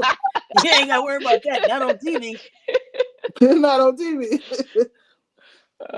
Yeah, I don't know. The bot in the Dowda, building. What's happening? I just need Dowda to. I don't know. She needs to switch something up. Just this is the time to trial and error different things. Maybe your routine needs Yeah, to we switch are. up. I don't know. But Mm-hmm. let's get it. Let's get it, Miriam, because I know it's in there. But we need you to. Yeah, pull it It's out. time Pull it for you. We out. need It's to. time for you to show it. It's time for you to show it. It's Yeah, time for you to show yeah, it. yeah. This is It's time. senior year. It's time. It's It's senior time. year. Yeah. Yeah. It's no next year. It's no none of that. You ain't no Mm-mm. Razorback no more. You a fighting Gamecock. I forgot about that too. I was like, nah, we fighting Gamecocks, not just Gamecocks. We're Fighting Gamecocks. So get the fighting. fighting with That's who we are. the N apostrophe. You know. Okay. I got a serious. It's a serious question. I got a Okay, question. go ahead. Go ahead. Okay, let me mute. Hold on. No, it ain't like that. Do we all are we all in agreement? And I guess I'm gonna have to throw myself in there because I'm not. I don't know. I don't know if it's been said or not. Like, do she want to go to the W? Is she on the board, the list? Like, is she? She wants to go to the W. Okay. Absolutely. That's part of the reason why she came to South Carolina. Yeah. Okay. Yeah, she said that herself. That's also the reason why. Well, part of the reason why she came here, she knew she may not get a ton of playing time, but it's honestly the same reason Latson came here too. I just think it looks different. But this is the stuff that Dowda needs to work on. I mean, because I always say her her under us. And yes. Come on now. Yeah, but Dowda's okay. So this is what's a little tough, right? And this is like we're getting into kind of the draft and W and stuff. We're not going all the way there, but this is part of the conversation around trends and stuff like that. I've said that for me, I think last year I realized this or saw it. My pro comp for where I would like Dow to get to, that doesn't mean she's there now, but where I'd like her to get to I'm listening. I'm holding on. Is like an Azurá Stevens. Really? Yes. Okay. Yes. Okay. She's tall. She takes the outside shot. Mm-hmm. She has worked in the low post and can get some of those shots around there. Mm-hmm. Where the gap currently exists is, and you could say part of that is playing time, but to me, it's the aggressiveness. I was about to say, because Azurá gonna give you a little something. Right. That's what I'm saying. And Azurá will bang in the paint. Yeah, she will.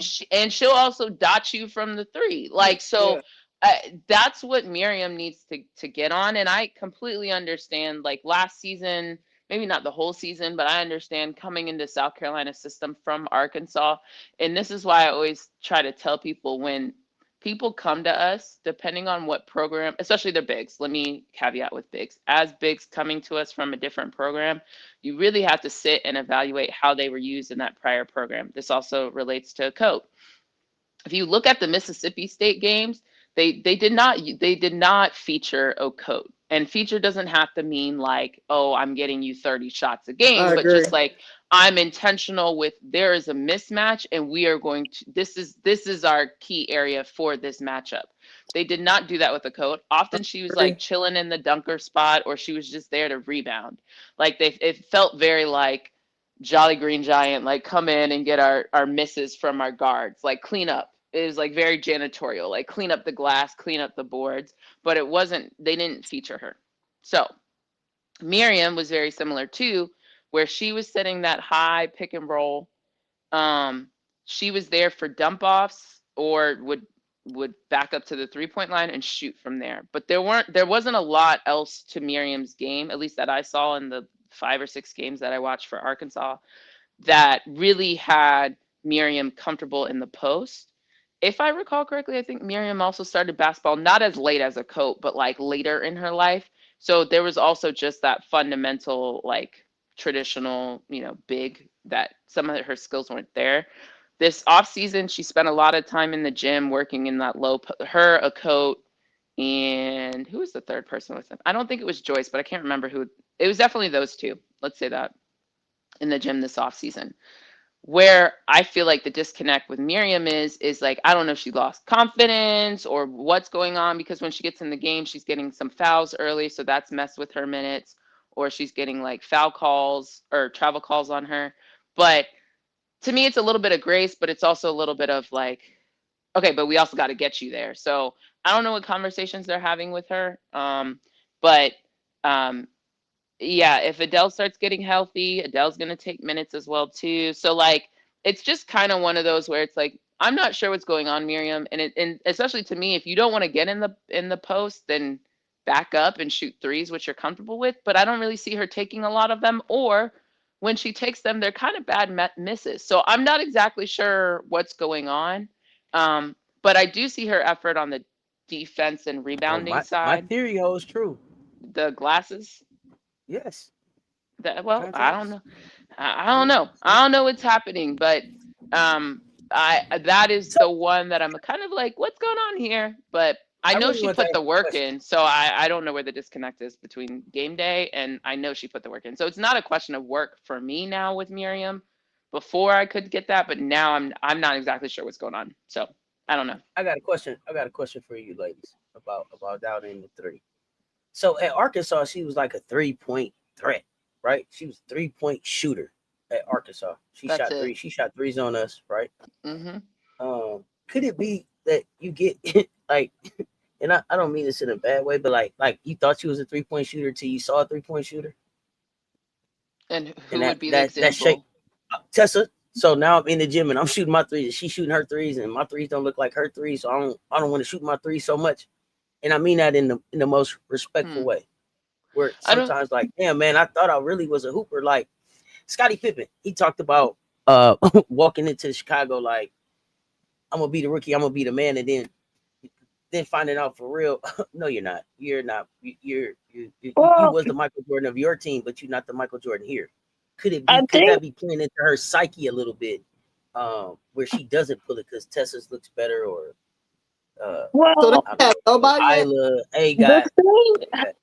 the thing about Miriam's threes that kind of get my head turning and spinning is that when she gets them, like compared to like typically, all right, we're going to shoot this three. I'm locked and loaded. I'm ready to go. Mm-hmm. With Miriam, she's not.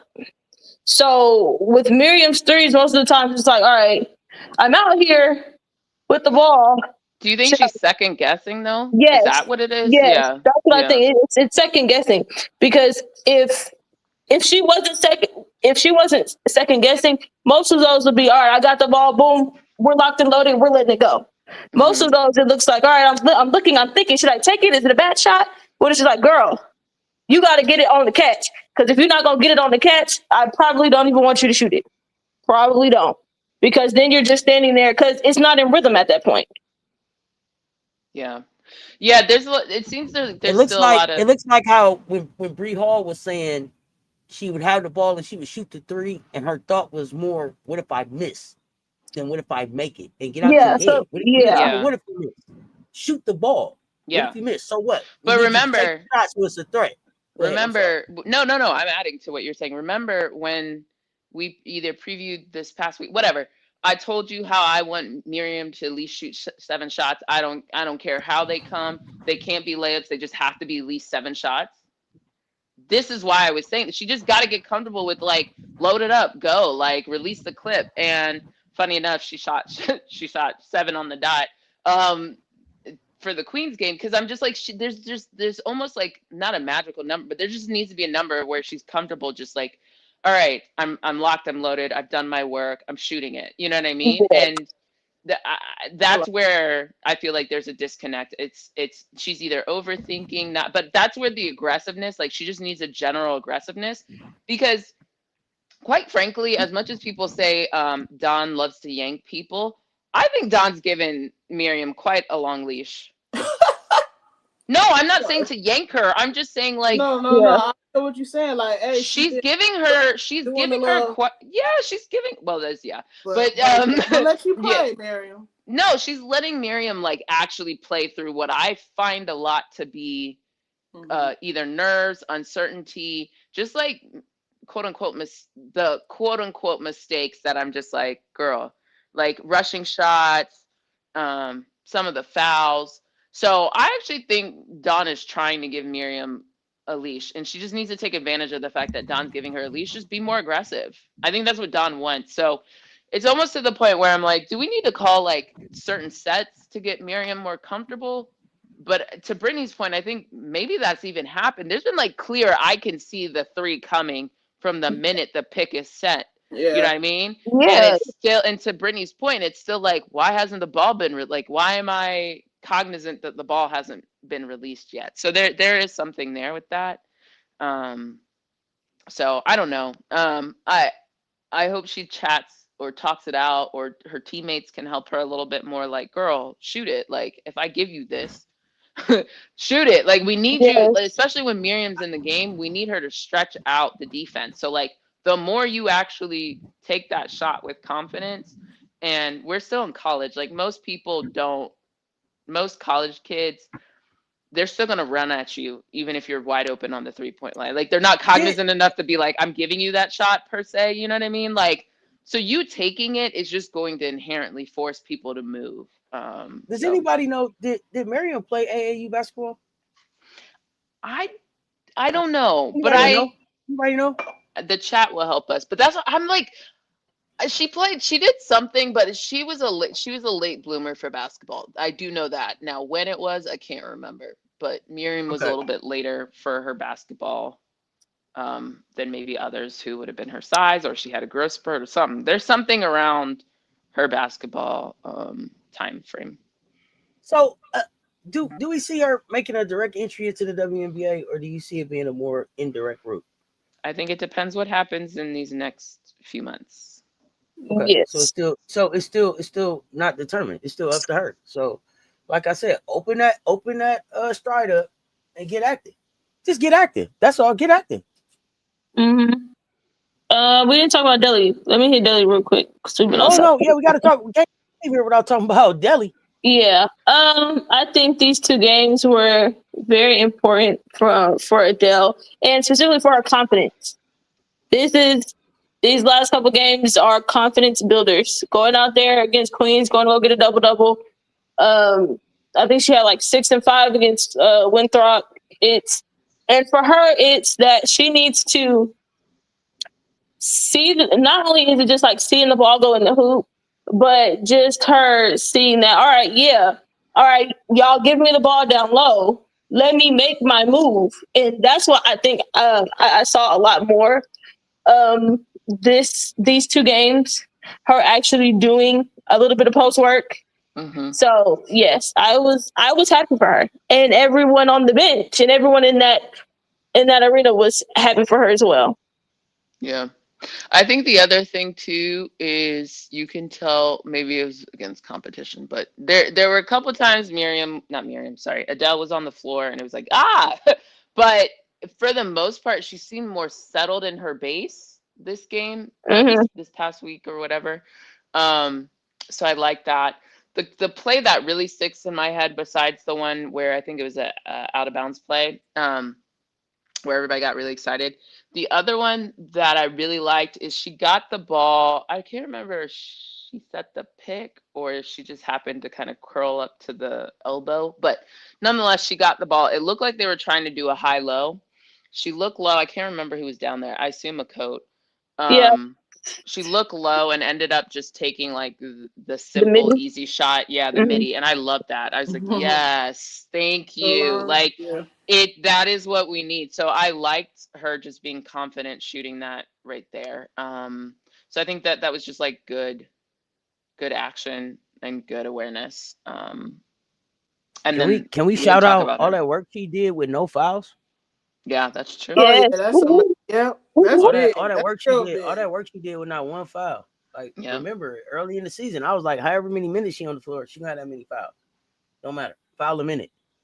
With all of the other impactful stuff she's doing, so you can see as she's getting, as her body is getting back to playing basketball, that she's getting more comfortable with her legs, and she's getting her basketball legs back, her body control back. She's playing way better. She's playing defense without fouling. I got to call that out. Yeah, she shuffle when she run. It's a little shuffle. It's a shuffle. But there were times in certain games where I saw her open it up. So I know there's a stride there. That's why I'm pushing about it. I'm going to try to find the clip because I saw like, oh, hold on, she can run.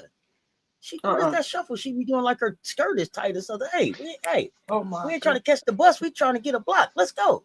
That's what I'm saying. I think it's a mentality thing more than a body thing, but I don't want to make an assumption that they have injury. And yes, Miriam has had leg injuries before. And I think when she came to South Carolina, her and Molly, or at least they talked around them trying to rebuild her base. So and flat-footed as well. Get up on your toes. Get up on your toes when you run. So, it'll help you. So I don't know. I don't want to pretend that I know everybody. Like, I clearly don't know injury and what's going on, but I'm just calling out what I see. And to me, it feels more of a mentality thing than a capability thing. So I don't know what that is, but they should work on it. I don't want to leave Delhi. Oh yeah. I don't want to leave Delhi. Because I also wanted to call out her leadership. Yeah, that's where I was gonna go. No. I had to say. Go ahead, you guys go. I'll fill in any other points. Go ahead. Go ahead, Key Highlight.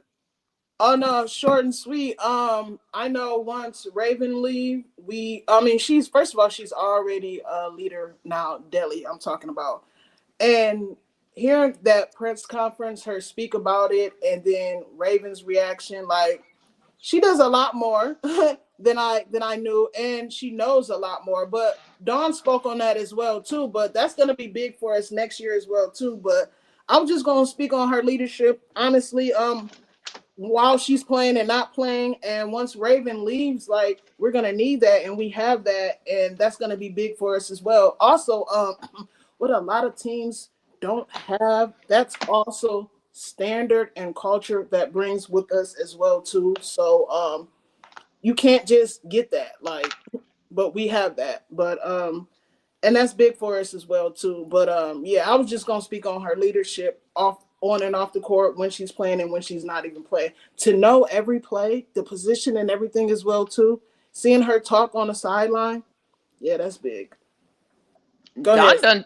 Don done told you gotta listen to Drip more. She told you Adele was like Aaliyah Boston in her ability to process the game, know what to do, know where to be, where everybody should be. I think we talked about it. Our undefeated season, a lot of people would come out of the game and talk to Adele. When everybody was trying to troll Adele and say, you didn't play this season, and she's like, but I still got this ring though. Like, Adele was out there. You would see people come off the court and ask Adele during her redshirt season, what she saw, and she was pointing things out, or she would tell Chloe or Lay was the Ashlyn. one that said it. Well, Lay Lay was the said one it. that said it. Lay said it. She was like, Adele a lot of times helps me see what's going on out there on the court. I don't remember the interview, but Lay was the one. I was like, for real, Deli? Yes. Okay. Because the other thing about Adele is, I wasn't keyed into that as much as I was keyed into how she cheered for her team, how she was supportive of her teammates, how she didn't miss a moment. I saw her telling the bigs what she was seeing, and like how actions and like maybe it was Camilla. I don't remember who. I thought it was Ashlyn, Camilla, or Chloe. I would see Adele specifically tell them, and then a couple times Raven, when she got out of the game, would talk to Adele too. Those were the ones I noticed before Lay said it. Like I would see them come out of the game and specifically talk with it, or Adele would be like hand motioning and like pointing things out what she's seeing on the court. Yeah. So I was not paying attention until I heard Lay said it, and then I started watching. But what I noticed about Adele is that we were like, yo, we're gonna lose all of these roles, right? We're gonna lose the Fago doing the hand clap. Who's gonna step up and do that? We're gonna lose the mama bear on the team. And she just rolled all of that into one. Like she's become this voice, this leader, this hype person, this spark off the bench. This piece that we can really rely on and continue to build around, and that should bring nothing but confidence going into the rest of this season and next. Go ahead. I'm sorry. No, just a quick disagreement with what you're saying. Agree but disagree. You said we're going to lose that. I think what's unique about South Carolina's culture is we've never lost that. No. When I say lose it, I mean when I say lose, who's going to step up? Right. Correct. We lose that in tonight. Okay. That's what I mean. Not that it goes anywhere. It's the standard, but who is that now? And that's what I was going to emphasize. That's words matter. So thank you for calling me out on that. No, you're good. More of a clarification. Yeah, but to that point, and we heard it in the same press conference that we're talking about with Adele, which we'll talk about her statements too. But was it this private? Honestly, they're all blurring. But it was when Raven was saying, someone was asking her about her leadership. And Raven was saying, well, I learned from Henny. I learned from AB. I learned, like, I think that's the thing about like the continuity and the standards, that like we have produced this environment in which all these things have been passed down kind of through quote unquote generations of Gamecock teams. Not it has been. Like, let's talk about it. Like how you, absolutely. Yeah. I didn't mean it. Generations. Yeah. I didn't mean it in the fake sense. I just was trying to think of the word I was trying to use. If it's like really generations, but then or eras. A lot of teams can't say that. Well, and then I was gonna say this too, to add to what you were saying is, Raven said, I got it from Henny, I got it from all these people she got it from, AB, right? Yeah. AB, right? But then the next time you saw Raven, they asking her about leadership again, and she said, no, it's everybody's voice. It's Adele. You hear her voice. She's doing stuff she don't even want to do, probably. Chloe is in there talking, right? So she continues to call out and point out. And again, I think that just speaks to her leadership. But I know we've talked about a lot of them, but I mentioned Tessa, and I want to transition into Tessa because I also think that Tessa is a big part of where this leadership is going. Can I say one more thing about Deli? Because we keep talking about Deli, but talking about other people, maybe to close this out. And I think a lot of people, I know Gamecock universe feels this way. I think the reason why so many people were happy for Adele and that point she scored, one, it was so emphatic. It was such a confidence move. But then hearing her talk selfishly, maybe this is a selfish thing, I want to see Deli get the opportunity to talk to the media more. I feel like she articulates herself so well. You can tell how like intentional, smart she is. We clearly have seen her vlogs, but that's to me a little bit more like funsy. Not that games can't be fun too, but I do think you see her in a different element that just really elevates like the voice and what she commands potentially as a leader continuing to flourish. So I like seeing that. Selfishly, I also want to see Deli score more so she gets interviewed more. And then also just like seeing the maturation of this young woman, I think is just amazing too, who's been sitting on the bench behind other people, but getting her confidence there. And then my last point is for those of you who are being nefarious and saying some schools need to come poacher, watch your mouth. Watch your mouth. Okay, that's it. Thank you. Tessa. I think it would be hard to take to get Delly. I think she's a Gamecock through and through and through. I mean, she is what a Gamecock is supposed to be. What do you need me to do? She does it. So shout out to Delly, man, for, like she said last year, stacking days, and just keep giving her the space and grace to stack those days, because you can see it. You can see it last season.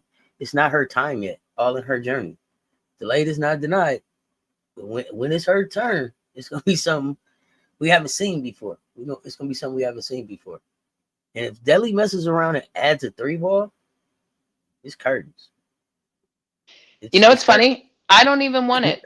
I know that sounds crazy. I don't want it. I don't need it. Okay. I want her. Does she need it at the next level? It would be nice to develop at the next level, but it's the same way with Aaliyah Boston. Aaliyah Boston didn't have a 3-ball, and we can talk about how times have changed or whatever. Aaliyah Boston was a 2-time now. Wasn't she 2-time? Oh yeah, absolutely. That's what I'm saying. Like everybody, oh God.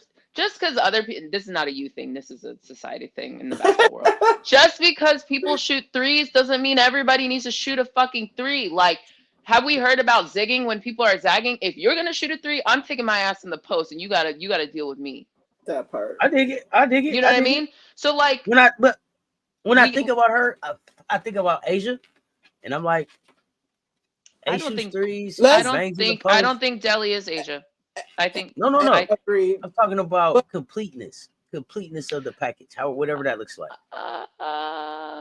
Asia really didn't get that 3 until when? Asia, okay, she was shooting it, but she didn't actually get that 3 until when? Well, Becky, I'm just saying development. Yeah, yes. Absolutely. So yeah, like year 6, 5 in the league. Yeah. The W apparently, let's work on that. Becky says that when she took the job, she had Asia come to the Spurs in San Antonio, whatever, and they were working out, and she was watching Asia, and she was like, "Wait, you can shoot the 3. You need to shoot more 3." So I don't know if it's just Asia's shooting mechanic, but we know she's been practicing it over time. She's gotten better at it. Like that's been a development area since Becky. What's not clear to me is, was Asia more capable of shooting 3s and she just wasn't under Bill Laimbeer or what? But Asia had the ability to shoot 3s. She just wasn't shooting it. I don't know when that fully came to be. Yeah, I'm just adding perspective to that. But I say that to say, again, in the W, you have time to work on your game more than you do when you're a student athlete. Like it's just factual. And I think a lot of people keep thinking because these ladies are 21, 22, however old they are when they come to the league, like not saying you guys said this is the proverbial you, that like there's not space to grow and evolve and become better. Like there is. And so for me, I'd rather have Adele do it every year. Exactly. I'd rather have Adele, back to your Adele point. This is why I really don't need her I don't need her shooting 3s. I would actually prefer her getting her ass in that paint because she's so tall, she's so smart that the more she's away from the rim, I think that takes away from her natural advantage versus other people. I'd rather have her near the basket and have other people. That's what you have Tessa for. Gotti's getting there. Isla's getting there, back to the top of our conversation. Those people shoot 3s and let Adele rule the paint. That's actually a recipe that I think is better. I agree. I just think that Boyer's big shoot 3s. I'm just saying. They do. Oh no, they practice it. They said that. They said that. I just don't need her doing it. I'm just calling that out. Like that would be 20th on the list of things I would want her to do. That's just me. Oh yeah, I get it. It's a lot of stuff for her to do before that. But should it come, like I said, curtains. But Tessa, really quickly, and just the leadership piece. When we talk about Ravens' transition to the league, I love what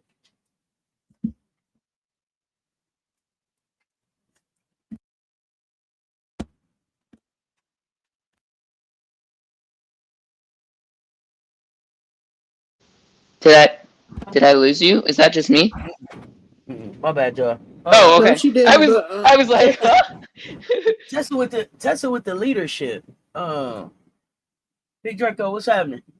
The voice, the pouring back into I don't know if people knew that Tessa was really ready this year, and I want to make sure that we call that out too. Like I do see Deli leading, especially with the bigs, but as far as like the guard room, and that's not to say that Maddie won't have her voice, but I'm loving Tessa's voice. I'm loving everything that Tessa's doing this season. But y'all know I'm really partial to Tessa. But the voice part, the voice part, especially the talking on defense, hey, telling people where to be, directing traffic when Raven's not on the floor. I'm noticing that a lot. I wanted to call that out for her. I know we got to get to some other topics, but I wanted to call that one out. Agreed. Yeah, I think with Tessa, we're just seeing the entirety of her game slowly come together. The things that she's learned from year one, year two, now year three. We're seeing all the different elements come together, and now we're seeing now that she's in the starting lineup, she's seeing more minutes. So now she's really being able to showcase everything that she's been working on, and then also her having to step up and mature. We're just seeing it all flourish. It's like a beautiful flower. The flower's blooming, and I'm excited to see how the rest of the season will play out, because I think this is just the beginning. All right, highlights. Have a good day, fam. I will add a quick thing, and this is again work in progress. It doesn't have to be done immediately. I would like to see, and I don't know if this is just a balance thing, because I think it's hard to get everybody going at the same time in the starting lineup, because there's only one ball. But these past two games, it feels like Tessa took more of a back seat. I don't know if that's consciously or unconsciously, but hopefully there's a space where we have everybody kind of operating ideally at the same time. You know what I mean? It just feels like, oh, it's Latson's night, it's Okote's night, it's Ravens. Like, how do we do it a little bit more simultaneously? And maybe that's a lot to ask, but that's one thing I have noticed. And then Tessa gets going in like the second half or something like that. But you know, these are champagne problems. So I'm not overly upset. If Latson's gonna not miss a shot going into the half, and Okote's gonna be on a scoring streak the way she was, like, it's kind of cool. But that's one thing I did notice. It felt like Tessa took more of a back seat these past two games. Okay. Yeah, I think some of it might also end up depending on what teams are willing to give up. Yeah, I agree. That's what I'm saying. It's just more like a I noticed that. But if we all get going at the same time, God help you. Oh yeah. I also just think too that it was about just getting other people going. Like, this is a good game for them to get their legs wet and everything. I remember when I was a little freshy. That's the maturity of it. I'm locked in. We could turn this thing on whenever, because like that rise up. Oh, some shit just rise up. Goodness gracious, y'all. I gotta find that picture. I think that's what that might be my screensaver this season. Tessa, how high she is off that ground on that jumper, that midi that she shoots. It's the rise and with the slight lean.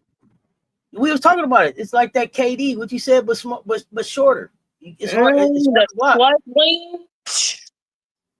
So I see Big Draco came in here. I promise y'all, we're gonna get to the other teams we're supposed to talk about. But these last two comments, double. He said he expected people. I see people expecting double on Okote. I hope to God they do, because Okote is a great passer. I don't think we talked about her passing. I think that's underrated. Did you all want to add anything about the passing? I'm trying to decide if I agree or disagree. Okay. I think that okay, let me talk this out. And Malik, let me know if you talking the same thing or disagree. So I feel like the passing I've seen from Okote is more in the open court, is where I agree with that. I think I still am a little challenged in the half court passing. And by the way, I don't think that's just Okote. I think that's a Coat and Joyce at times. I think Joyce I saw a more concerted effort these last few games. Coat is also a little unfair to her because she was hot and she got it going. Like, why am I passing the ball? I'm 9 for 9. You know what I mean? Like, then I have the clear advantage. So I don't want to say like that didn't happen this last few games. I think I was just more focused on her dominance in the paint. I do think it's a little hard. I'm struggling because it's a little hard for me to say yeah or no because I can't think of like. No, I'm not going to use that example because that's going to take us down a rabbit hole. It was someone on another team, but like the ability to get the ball, and maybe it's more Joyce than a Coat, but like that cross court pass, that spin, you see there's a double. I know there's a 3-point shooter who's wide open in the corner or something like I haven't seen that, or like, hey, I'm going up. Let me dump off to my other big that's right there. It has happened once or twice, but I can't definitively say I feel that strongly about it.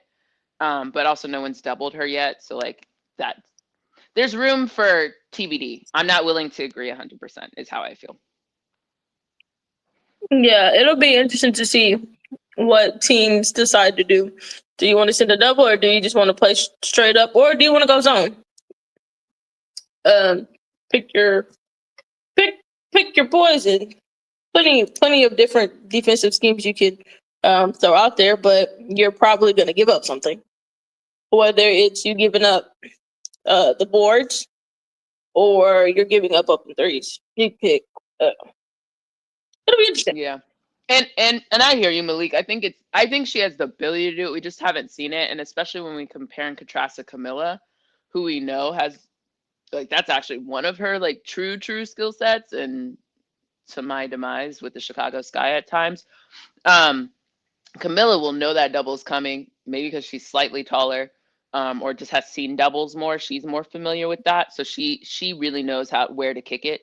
But I do think if it happens, hopefully Boyer and them have an AB, I think helping her too. We'll see like when certain teams do bring the double, like how do you assess that and get used to that? So hopefully they're practicing that in practice so that when that day comes, it's not completely foreign. But even Joyce had to go through that with was it Texas doing that to her last year? A couple teams in the SEC tournament, maybe it was Vandy.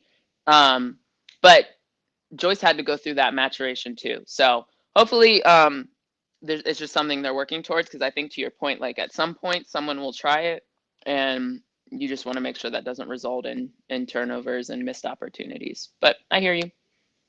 I'll look out for it more in games. Yeah, and MJ Lover, I don't see any teams deciding to go through with a double or a zone the entire game, because I think that'd be crazy. At best, I could see them trying to do a lot of switching up the defense every couple times down the floor, just to try to see how the Gamecocks handled the different changing of defenses. Let's see how quick. That's the best I can give them. The way you said that, Brittany, you didn't even believe it. You was like, No. let it so they could see. Yeah, I don't. Because switching every time down the court. Because the other part about in your mind, as you saying it, because I'm seeing it too. It's like, okay, so who you gonna switch off? Who you switch off to put on a Coat? Who you switch off and put on Joyce? Like when they switch to get them. Yeah, he was like they could see. I don't know if they try it, if they want to. I don't know. Yeah, but I'm about it. I think someone's gonna try it. Yeah, someone's going to. They're not gonna have any other answers. That's why I'm like, to Malik's point, MJ's point, Brittany's point, I don't think it's a great strategy to do the entire game, but I think they're going to try to throw it in there to kind of like junk defense. They're going to try to do something to switch it up. The zone is coming. Yes. First thing, the amount of times that Dawn, who doesn't really believe in zone, has been throwing zones in these past few games, unless she's doing it really for just some random red herring. But I think Dawn has an idea of like, if she needs to go to, like, Dawn doesn't even do zones, and she's been putting us in a zone. Yeah, because you know what we've been learning? We've been learning there's too many these kids out here not knowing how to break a zone. Sad, but true. Well, that too. Exactly. Including why Becky did it in the finals. It's a lost art. Hashtag lost art. But yeah, I think someone's going to try it. It may not be successful, but our ability to break it will determine how long people are in it or whether they try it again. So I think to all the points we were just making, Okote, as they continue to bring her along, they should make sure that she's aware of how to read doubles coming and where her outlets are, depending on, I guess, where the double comes from. Yeah, and then like the other part about it with all the switching up of the defenses, that requires a good amount of communication. And if your team does not talk defensively, yeah, have fun trying to do a bunch of switching up of your defenses. Like one time we'll come down, we might go with 2-3 zone. Next we might go man. Next we might go, trying to do all that. If your team does not communicate well defensively, pack it up. Pack it up.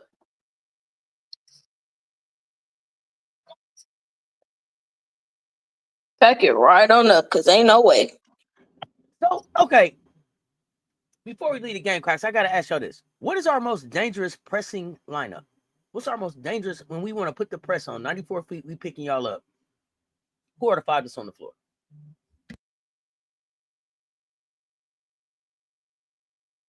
Wait, sorry. Ask the question one more time.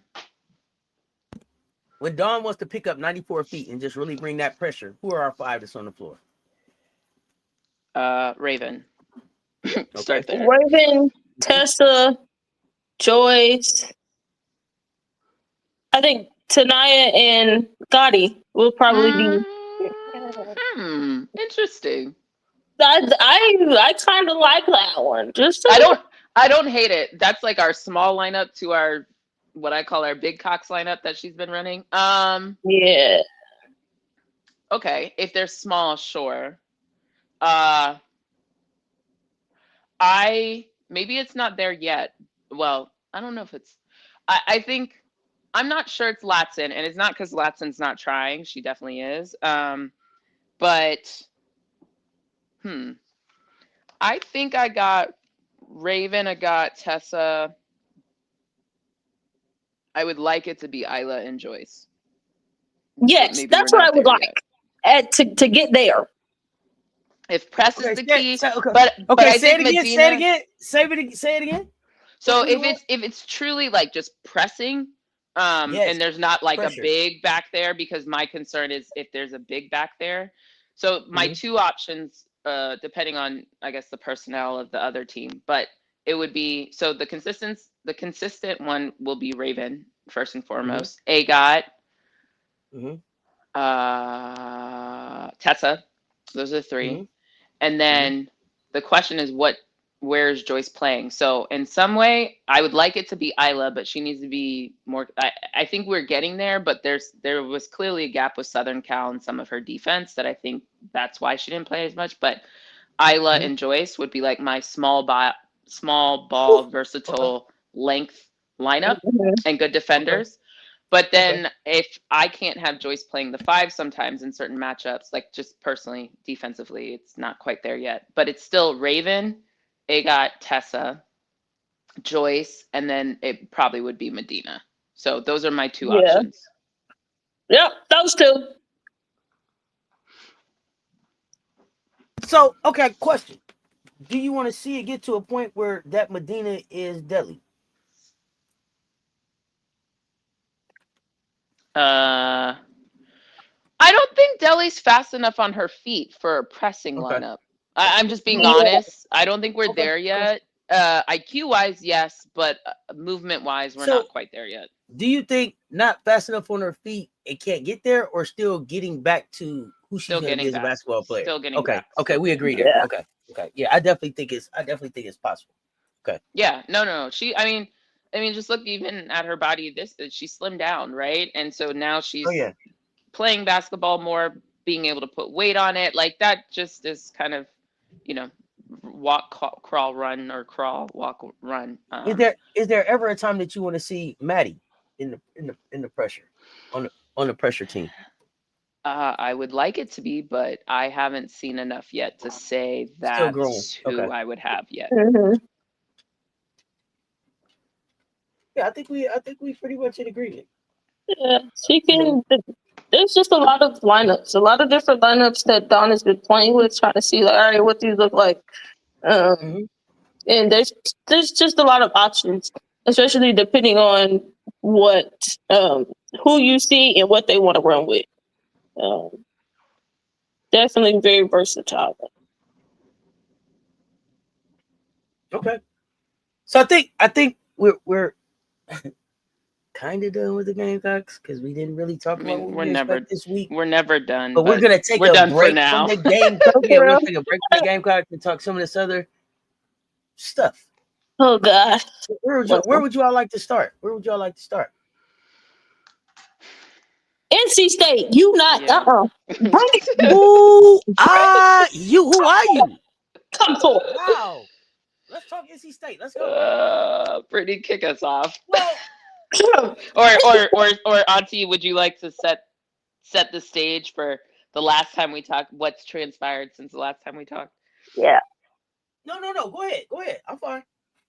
Oh, I don't remember. Okay, Brittany, just go ahead. I was going to go somewhere else, but I said we better stay in college because if I go there, we may not make it back to talk about these jokers. So let's go. Okay. Yeah. Got to hit these two real quick. Got to light them up. I'm tired of talking about them. Gosh, dang. Like, all right, NC State, Rhode Island.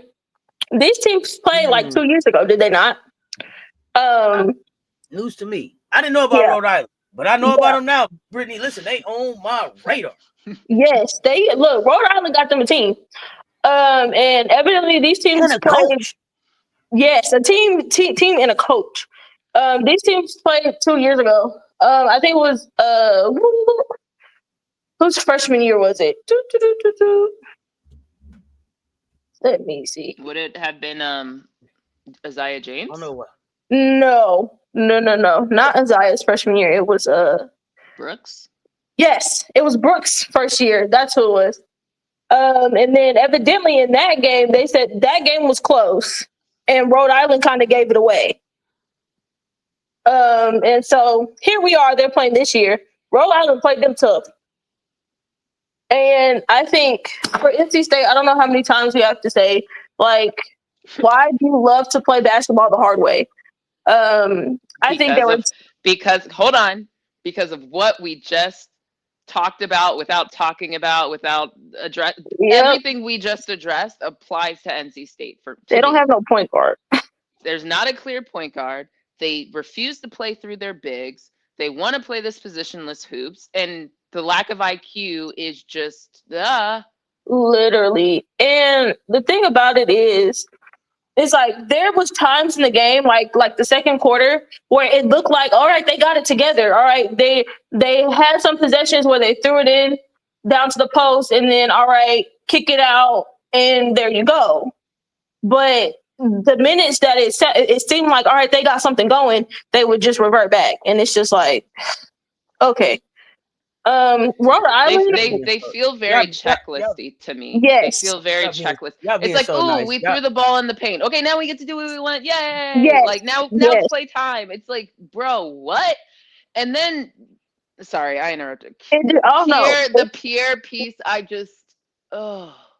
it's not solely her. It's I think her in the context of the team. It just isn't. They not on the same time. Yeah, it's not working for me, and it's not because they ain't on the same time, and it ain't Camille Pierre's fault. Yes, say that. No, not her fault. They ain't on the same time. Camille Pierre came there like, okay, y'all just seem like y'all one piece away from where it is y'all trying to get to, and then it was like now since Zaza and Sanaya is gone, where y'all really trying to get to? Because the only people seem like, I'm gonna just call it out. The only people that seem like they consistently trying to get somewhere is Camille Pierre and the freshman, Kaishi Lunan. Lunan? Is that Lunan? That's how you say her name? Yeah, Lunan. So. You don't think which is it, Zam or Zam? You don't think Zam is there? Man, my thing with Zam. Let me say this about Zam. Zam, if you gonna stomp your feet, if you gonna flex, if you gonna scream and do all of that you gonna do it the whole game. Be that the whole game. Don't disappear. I saw moments when it was like, oh shit, he didn't stop playing Zam and Zoe on the floor at the same time. He making them figure out their minutes, and he got this freshman on the floor. So everybody better get on the same page. And I don't know if it's Zam and Zoe trying to figure out if it's your turn or my turn or who team it is, but whoever is the biggest dog better get up and lead because the Wolfpack finna get left back. They gonna mess around. They gonna rock around and find out. They mess around. Listen, right now the Tennessee win looks like a fraud. You couldn't be. Does it look like a fraud? Does it look like a fraud? Hell yeah. Oh, I think I feel differently. I feel differently about it being called a fraud. I think it says both about both teams. Yeah. Oh, I'm not even talking about Tennessee right now. We can talk about them. No, but you kind of have to put that in. At least for me, we're not talking Tennessee, but to me, it says we'll get to another set of teams that I feel similarly about. Now, I think it says something about Tennessee too. So here's the thing. Here's the difference with me for Tennessee and NC State. NC State, you knew Isaiah James and Sanaya Rivers wasn't walking back in the room. Y'all knew that. Tennessee, up until 4 days before you played these jokers, y'all thought Ruby Whitehorn was here for the ride. Okay. Yep. I see. I still think the way that, but you were higher on Tennessee than I was. Always.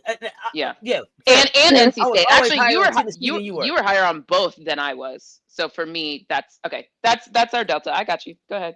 Absolutely. So, but it's looking like a fraud win. You couldn't beat Southern Cal. You beat Maine. You couldn't beat TCU. You beat Coastal. You couldn't beat Rhode Island. Green Bay, I don't know. It's suspect. I don't know what to do for you right there. Let me know. I want to know, will the real Wolfpack please stand up? Who are you? I think you're who in the hell are you? I think you're seeing them. Yeah. So if that's who they are, then they're going to mess around and that Green Bay will be a 50-50, Southern Miss will be a 50-50, Oklahoma will be a loss, Seton Hall, I don't know y'all. Miami, they say they playing better. Davidson, they could lose there. Stanford is definitely trouble. Davidson gave some work over this weekend. Talk about it. Yeah. Miami, that game was closer with Iowa. I thought Miami, that one was interesting how that kind of unraveled. Yeah, well, let's stick on the Wolfpack. Anything else you want to add to that? I have another point, but it's not related directly to us. Yeah, I do have one more. I have one more point. And then I'm gonna leave it alone. But here's the biggest problem that I have with the Wolfpack.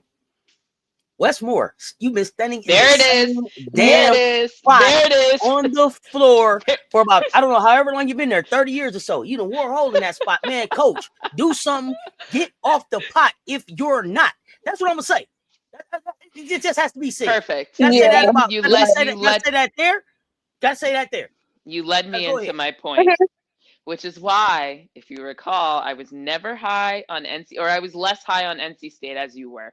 Because of this, coaching matters. And I know we had a conversation about coaching not too long ago, but at least in college, coaching matters. The disparity of coaching with the talent of which you have, it looks wild. In the WNBA, in the NBA, you have an N of a limited number if it's the W12, and if it's the NBA, it feels like 25, but 15 plus, right? And your superstars, if you have LeBron, you can Darvin Ham it, you can put your hands in your pocket and they're going to work it out. In college, you cannot do that. You cannot do that. And this is why I've been calling out. I find that there's a lot of lazy coaching going on and there's not enough people calling it out. And to me, Wes Moore, I'm going to just be more upfront about it. I pretty much said it last time, but I find him to be, what are you doing? What are you doing? I don't know what you're doing. I hardly ever see him take the clipboard. I did see him take the clipboard at the end of Rhode Island. But the clipboard was not clipping. I don't know who runs the plays. When they call times out, I don't know what they be talking about. The scout continues to be shit. They did the same thing with London Jones was crap what you guys did. Then you turned around and you did it with Rhode Island, and there was one other game of theirs I watched that I was like, "What are you doing? Like, what are you doing? Like, what is the scout?" Okay, I'll give you Harris. Can I jump in here real quick? I just want to say this because I don't want to just call out Wes Moore. I'm gonna call out Wes Moore and his I'm coaching calling out staff. Nikki West. I'm calling out Ashley Williams, Simon Harris, Kevin Leatherwood, Kayla Jones. Houston, Fancher. I'm calling out all of y'all. What are y'all doing? What y'all doing? Wes, Nikki, Ashley, Simon, Kevin, Kayla, Houston. All y'all failing this team. Man, and to those who haven't connected the dots, that's the Wolfpack coaching I'm staff. sorry. My apologies. Nikki West, associate head coach. Ashley Williams, assistant coach. Simon Harris, assistant coach. Kevin Leatherwood, assistant coach, director of player development. Kayla Jones, assistant coach, director of player personnel. Houston Fancher, director of operations, assistant coach. Do better, all of y'all. All of y'all. Yeah. Y'all knew since last year, Zaza and them wasn't walking back in here. What's going on here? But this is the problem. When you get accustomed to having people who hide or erase your mistakes or whatever you want to call it, this is what I'm talking about. It results in just bad, lazy coaching. Like what you guys knew Rhode Island was on your schedule. If anything, I'll give you more grace if you've only done the first 25% of your schedule scouting in the summer, right? And then you move as you go along throughout the season. You then go into your conference and all that stuff.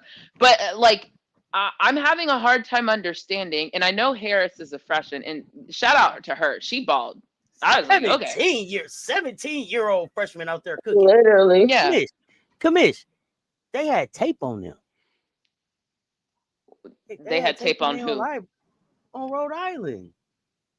Well, clearly. They had it's not the first. It's not the first game of the season. That's what I'm saying. Like, at best, I can give you, we only scout in 3-game increments. Okay, sure, whatever. I would still argue this is not like you're playing a showcase and they just showed up on your schedule. Like, you knew you were playing them.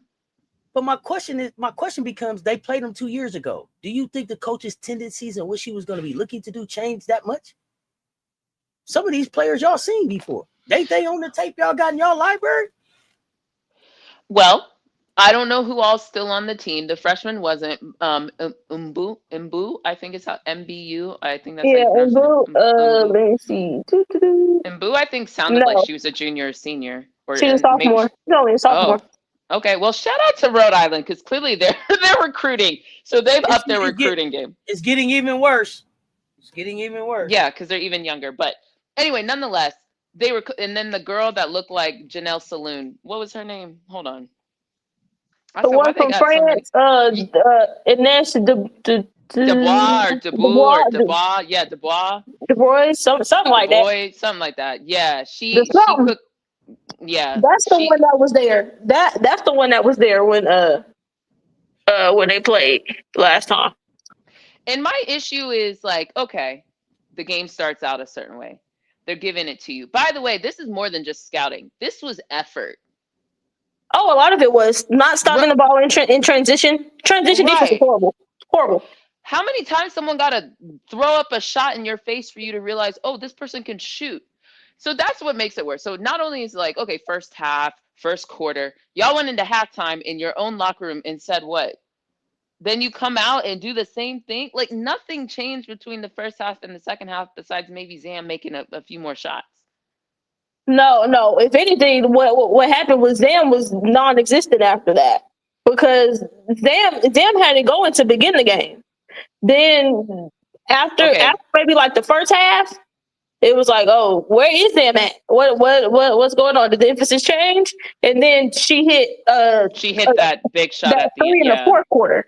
But outside that, it was Zam is what's going on there? Again, isn't this the same Rhode Island that lost to did they lose to Princeton or Rutgers? Rutgers. Yeah, there is Rutgers Big Ten or AC? They're Big Ten. Regardless, but that's what I'm saying. I don't.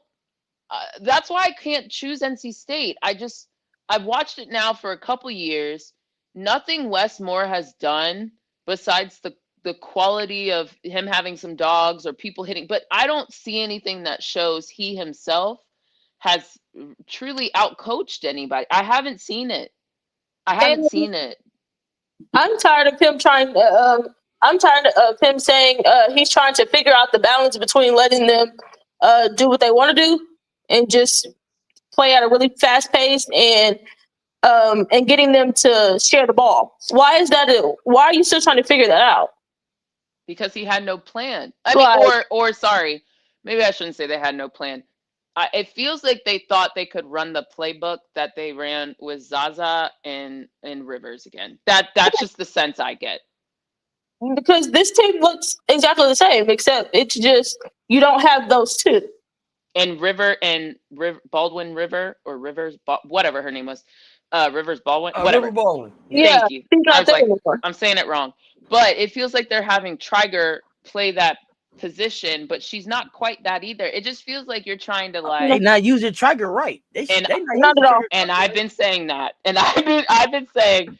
Triger to me should be it's either between Pierre or Triger that should be their focus, but I actually think it should be Triger because Pierre to me can play a little bit more of that, like you don't have to set her up for a shot. Her game is a little more and don't take this literally, it's a little more Angel Reese to me, where she can crash the board, she can put shots up, she gets the ball, she can make a move to get there, but like you don't need to engineer the offense around her. I think she has the high enough motor to make things happen. Now, my issue with Pierre is she's shooting too many fadeaway shots and she's not finishing around the rim effectively. Yeah, this team. He's gonna need to. I thought it was interesting for him to not start the freshman Lunin or start Cadence Samuels. I said, "Oh, this is interesting." Yeah, I think Cadence is also a good energy. But what's her name? Devin Quigley got 0 points. Girl, she played 19 minutes, 0 points, 0 for 2, 0 turnovers. Rebounds, 0 assists. Is that their point guard? Girl, I don't know. I don't know what role he had her playing in, but I was like, yeah, no, you don't have not one energy player in this starting lineup for real. But the energy player is Q off the bench, right? Exactly. Either Q or Lunin. You can pick both, but both of them are really energizer players. And for him not to start either one of them, I said, "Oh, this is not going to start off well." And they didn't start off well defensively whatsoever, because they was just Rhode Island was getting whatever they wanted. Yeah, if they wanted I actually to thought Rhode Island should have won by more. That's what it looked like. When I was watching and kept looking at the score, I was like, "Wait, huh?" Because it feels like Rhode Island should be winning by more, but yeah. And then late game execution, horrible. But that's always been a thing. Like the turnovers, bro. Yeah. I will continue to, I mean, unfortunately, I'm continuing to reiterate this because I just don't think it's something, Wes has been coaching for a long enough time that it just feels something that's innate to him. So if he I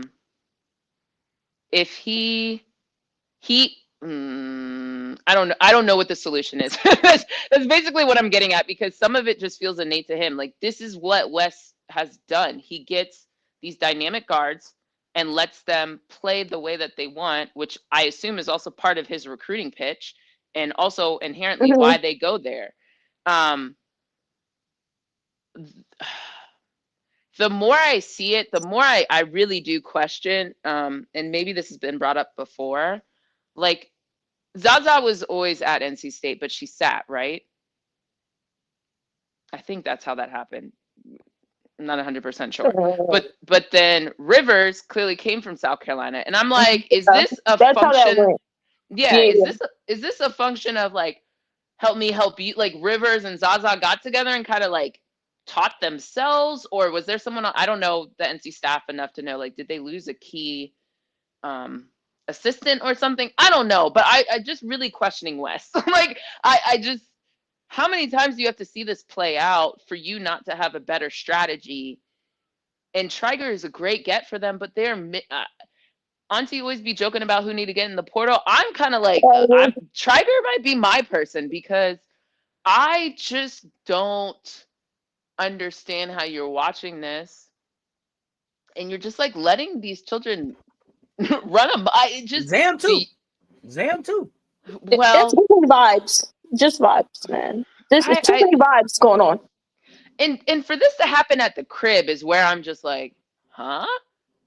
Literally. So, But there's a game So, every I got year a NC State question in the chat. loses at home that they shouldn't. Yeah, go ahead. When NC State made the Final Four 2 years ago, was that good coaching or Isaiah James on an absolute cooker? I think Isaiah Zaza James was I cooker, think on I the told cooker. you. Nia Rivers, It Nia was Rivers had Rivers. something to do with that too. Yeah, it And was Rivers, Rivers, but James, something else too. and Baldwin. yeah. Because Baldwin was playing that I clean up Baldwin was my guards' mistakes. Like I'm crashing the River Baldwin doesn't get talked about enough in that. Yeah. Yeah.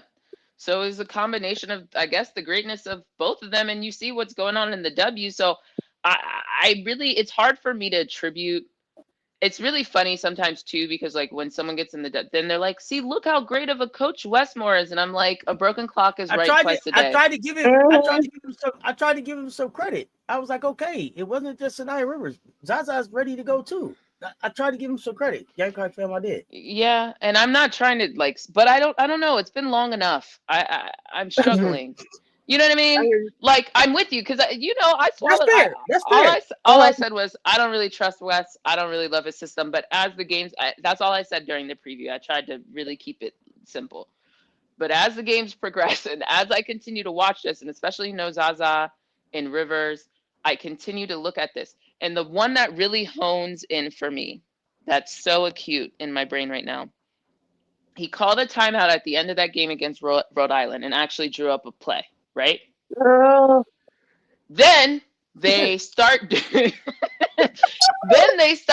some, I don't know what the fuck, whatever he drew up, it clearly wasn't working. Then he called another timeout in the middle of that possession. So he burned 2 timeouts within one possession. Now, I can't remember if they actually ended up scoring or what happened. No, it ended in a turnover. I think it ended in a turnover. I didn't write all this down. I just remember watching it late at night as I was falling asleep.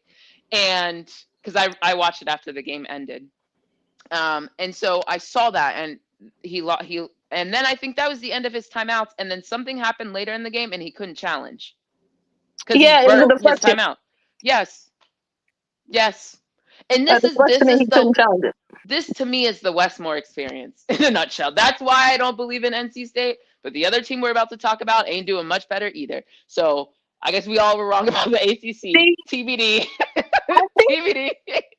I think the thing that I hated about I don't know what he drew up. I guess the first option was supposed to be Zoe coming off of an elevator screen. That's what it looked like. It looked like elevator play. She didn't get it, and then I guess the second option was supposed to be Trigger for a 3. That got busted up. And I was like, bro, you have a whole nother side of the floor. Well, first off, you're down 3 with like it might have been like 50-something. It might have been like 50-something seconds. And so it was like, okay, because the people that were the broadcasting was like, okay, do you go 2 for 1 or are you going for the 3 to tie? And I was like, well, it's 50-something seconds left. I was like, you're better off probably going 2 for 1. Get you a good shot in the paint, whether it's a layup or whatever, to give your bigs an opportunity to rebound your miss just in case. Okay, cool. And then get back down there and go play defense. Like, I would think that's the simplest thing to do. And so what he drew up, it just didn't make sense in the amount of time that you had, because what he drew up wasn't a play to get a quick bucket. It was a long developing play, which is why he even had time to call a timeout. Yeah. So I was like, bro, what? I was like, okay, this is completely blew up. Then you call a timeout with 10 seconds left on the clock. I'm like, what the heck you think they finna do with that? You just called one. You just called one, and whatever you drew up got blew up. So I don't know what you think they're finna do in 10 seconds and literally turn the ball over.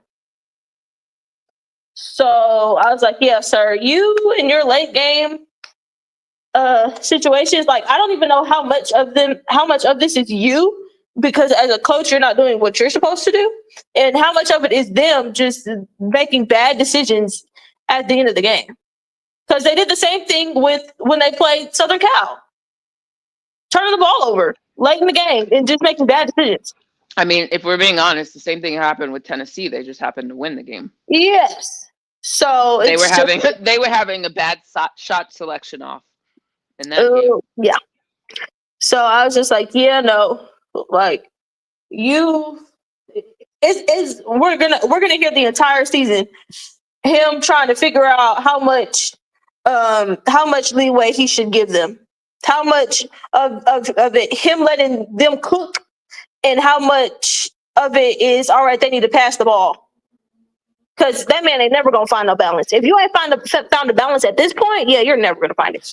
And my other thing is why it's not like this is the first game of the season. Like this is we've seen this now transpire. I mean, kudos to NC State for again actually playing real opponents, but it actually almost feels like he might have bitten off more than he can chew, or maybe when they made these agreements, these teams weren't what the teams are now. But nonetheless, they're not working on the things they need to work on. I mean, the TCU matchup, I think, even showcased similar things. So it's like, shouldn't you probably reel it in a little bit more? You know, like this Yeah, would have been the game to be more intentional. But I don't know. That's a Westmore thing. I don't know. I don't know. No, not for me. yeah, because he's definitely burying them early, burying them early. But Because also like film. What does film look like? I don't even know what film looked like. Because defensively, it looked like they Here ain't we watched go. not damn looking for film. Because Harris came off the bench, but the way in which they was defending her, going under screens is crazy. How many times do you have to say stop going under screens on good 3-point shooters? What's wrong with y'all? And Exactly. literally that's what she did to win them the game. To put them up 3. Literally, you went under the screen and bullseye, pow, right down the middle. Yeah. It's just, I don't know. To me, it feels like a philosophy issue. I don't even know how to fix. And then maybe, Auntie, you said it's not Pierre's fault, which in some ways I agree with. But I do think they have a team dynamic question, right? Like who is actually in charge of the guards, right? I Like definitely think this identity crisis. there's Yeah. there's something there.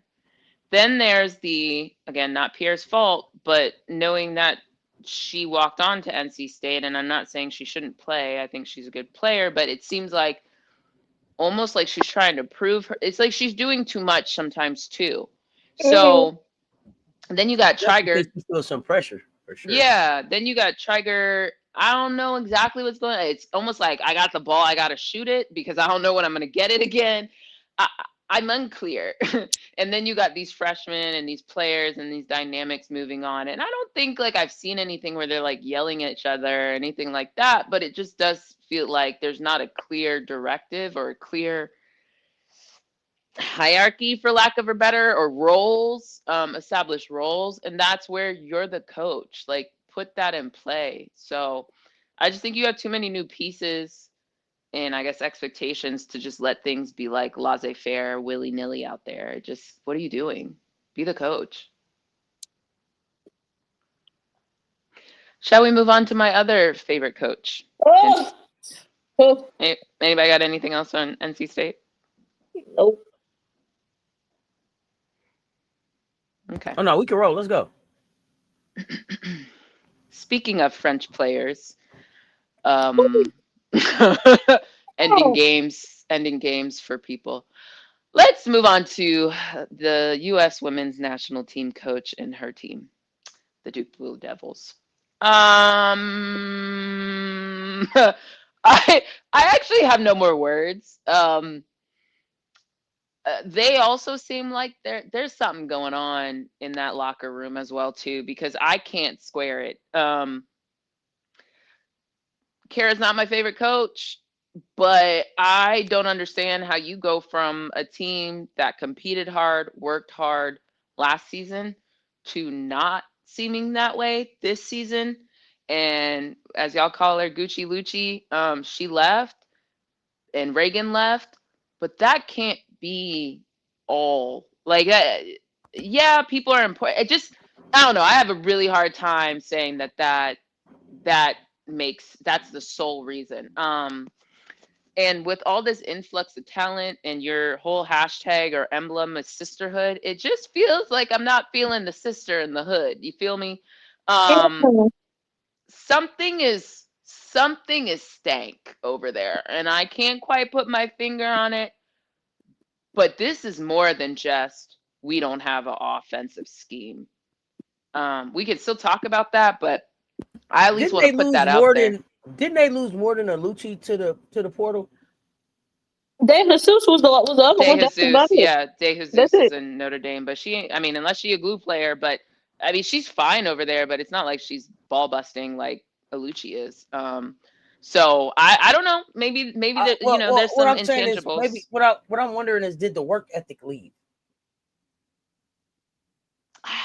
I don't know. I don't know Toby Fournier that well, but and Ashlyn Jackson. It's hard for me to say the work ethic left. Let me say this. I'm sorry. Let me say this. Maybe not. Maybe work ethic isn't the right word. Maybe it's the standard. Maybe it's the leadership. Okay. I think Toby Fournier has a great work ethic. I think where they messed up with Toby Fournier was you should have used Toby Fournier different last year, and she would look different this year. Yes, I can agree with that. And now you need her to be different this year, and you didn't develop her to be that, right? So for me, Toby. It doesn't stop at just Toby. It doesn't just stop at Toby. That comment, by the way. Jaden Donovan. She's been there longer. What is happening with Jaden Donovan? Oh, Jesus. Well, this is another one I would ask you. Do you feel like Jaden Donovan is on the WNBA trajectory? Is that her goal? Sorry. Goal is different. Here's the hard part, because they love athletes from certain schools too. Like if you put both of those together, there's I guess it depends what the rest of her season looks like, but I haven't seen enough. I'm not moved. So I don't know if I feel like Notre Dame feel like they got a legit chance to win the ACC. I guess if Hannah's gonna keep dropping 40s and game winners, why should they feel like it? Shit! All of a sudden Notre Dame got more of a chance than I gave them to begin with. They're all in play. Shit. Who else is ACC? Syracuse. Shit. Stanford. Any of them can win. Yeah, I'm talking about. I'm looking at Sean Fahey and them. I'm looking at Sean Fahey and them to win the ACC now. Yeah. But when you say it's not the coach's fault, it's not the water around. Who said that? Did I say that? Oh, somebody in the chat. Okay, I was like, it's not the water. It's not the water. It's the coaches, and that's why Team USA is in trouble. Here's my thing. It's the coach. Give your thoughts. It starts there. It does. Me. Which is why same thing I just said about Westmore. Yeah, and you're right. You're in charge. You gotta set. You're the coach. For you, this is crazy. Coming off of the West Virginia loss, so you just lost to West Virginia. And here's the thing: you played South Florida last year and lost to them. Yep. So South Florida, when you went through your schedule, South Florida should have been circled, because y'all should have said, "Yeah, we need to get that get back." And what do you proceed to do? Proceed to give up 85 points, 80 freaking 5. And you're supposed to be, defense is supposed to be your calling card. That's supposed to be your thing. The defense was nowhere in the building. USF was just putting up straight 20-point quarters. Was that the defense that left in the portal then? I'm asking y'all. Something ain't there. Some of it is, I think you lost your point of attack defender, your POA. That was yes, you did lose her. But for them to be as bad as they are, I'm not giving them any passes on that. Because, okay, well then what do you have Jaden Donovan out there for? In your starting lineup? I told y'all. She's billed as the defender, ain't she? Yes, she's supposed a defensive specialist. That's supposed to be her thing. Well, it wasn't her thing against South Florida. And to be quite honest, she hasn't looked great defensively at all this season. Yeah. So make it make sense. You're starting her, but your defense has not. Yeah, it hasn't looked great. But they haven't consistently started Donovan. She started more games than not, but they've had her come off the bench. I can't remember which matchup it was. West but Virginia. Yeah. West Virginia. You summed it up, buddy. You summed it up. Yeah. She's a defensive. Yeah, we in trouble. Yeah. And that's why my alarm bells were sound when Duke had basically their entire roster available to them, and West Virginia only had 5, and they lost. Mm-hmm. Now this one made it even worse because I thought you got embarrassed. You all would come out and start have more heart and effort. They had no I was literally watching balls bounce, and I was like, huh? Look. South Florida was getting to the hoop anytime they wanted. And it will always be a recipe for disaster when you let a team just go ahead and get all the penetration that they want. It's a recipe for disaster. And that is exactly what happened. Didn't stop a thing. Didn't stop a thing. What West Virginia Mountaineers, another team. Hey, put them on the schedule. They scrappy. I like them. Scrappy. 5 bench players played 20 minutes and beat the brakes off dude.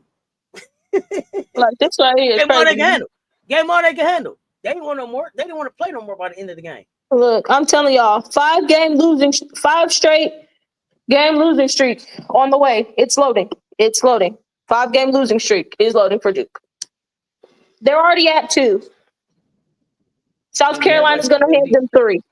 Then they're going to get a 4th one, whoever they play out of Texas and UCLA.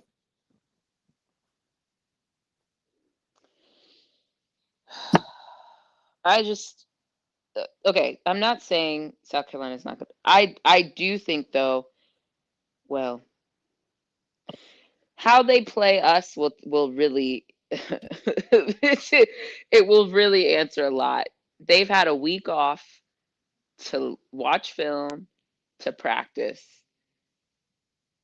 and we gonna see. That's all I'm gonna say. Yeah, I think they could do all the practicing and watching film that they want. Yeah, do I expect the defense to be better? Absolutely, but that offense makes me gouge my eyes out. Yeah, I assume they will come with more hustle. Yeah, but I also watched what's her name, Woods and Toby, and it happens in a game. Like, you can get frustrated with your teammate for missing a defensive assignment or something. But I watched that play back about 2 or 3 times, and I was like, huh, why are they yelling at each other?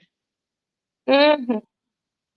Because the person who I actually thought fault it was that the USF player got to the rim was not Woods. It was someone else who was guarding her. Then Toby kind of had to come off her man to try to stop the person driving, but the person driving is who made either the bucket or she got fouled. And Toby literally grabbed the ball and turned around and started yelling at Woods. And I was like, I didn't think that was Woods' fault. So why are you yelling at Woods? Huh. Interesting. Yeah, she's gonna need to figure it out and figure it out fast. Because if she don't, I give it a couple more games of them losing. And let them lose in this fashion, the way in which they've played the last couple of games, with effort in the trash, because that's honestly what and especially like South Florida game, effort in the trash. No effort. So yeah, and then they suddenly thought they found something in the 4th quarter. Okay. I'll believe it when I see it. But yeah, this team, horrible. And they shouldn't be. That's the other part. They shouldn't be this bad.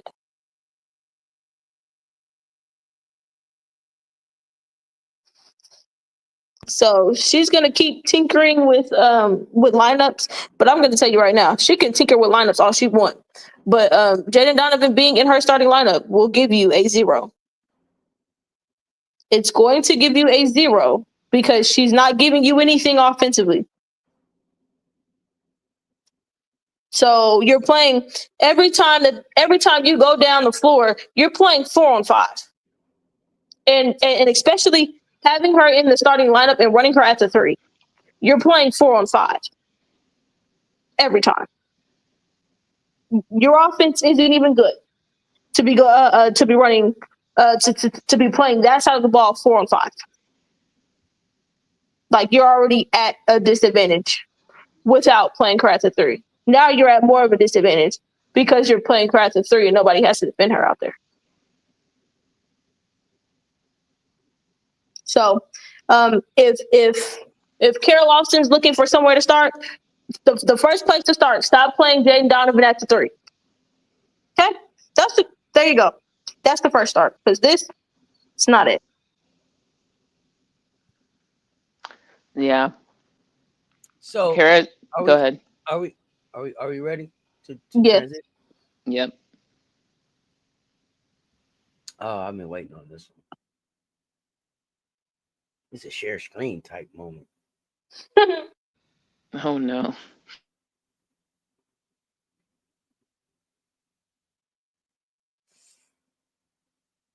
Oh, so we got the women's national team training camp opening December 12th through the 14th. Let's talk about this roster. I wanted to pull it up so y'all can see the names. What do you want me to talk about the national team, or you want me to talk about this training camp roster? Let's talk about it all. Okay. I'm going to start with the well, we just talked about the coach. Let me just make it super clear. I too am concerned, and I'm concerned mainly because of not only the coach, but who I presume will be her assistants based on this training camp, who are quote unquote court coaches, whatever the hell that means. Nate Tibbetts is listed, and no, absolutely not. No. Does he even know how to pronounce half their names? Because he's the one who told us he doesn't know how to pronounce their names. So why are we bringing, Hey, you know who else they brought? Who else they made sure to bring? Natalie, and who else? well, Stephanie White. Well, Caitlin's coming. I could have told you guys. So they had to bring Stephanie. I've been telling you guys that. We knew that. In my opinion, it shouldn't have been Stephanie. It should have been Brianne January, who actually knows some defense, or one of the other assistant coaches from the Fever. But I'm not surprised by Stephanie. And actually, it makes me now even more concerned that we say this out loud, because is the plan for Kara to be the defense person, maybe alongside Natalie? But then who's running our offense? Is it Natalie, Nate, or Stephanie? And we damn sure know Nate's not running defense. So is it his internship? Like, is this how he's going to learn to be a better coach? Y'all putting him on the national team? Let that man go back to the NBA. This is part of the problem. Like, y'all don't want to do none of this stuff for Black women, but you go do it for the white man. It's crazy.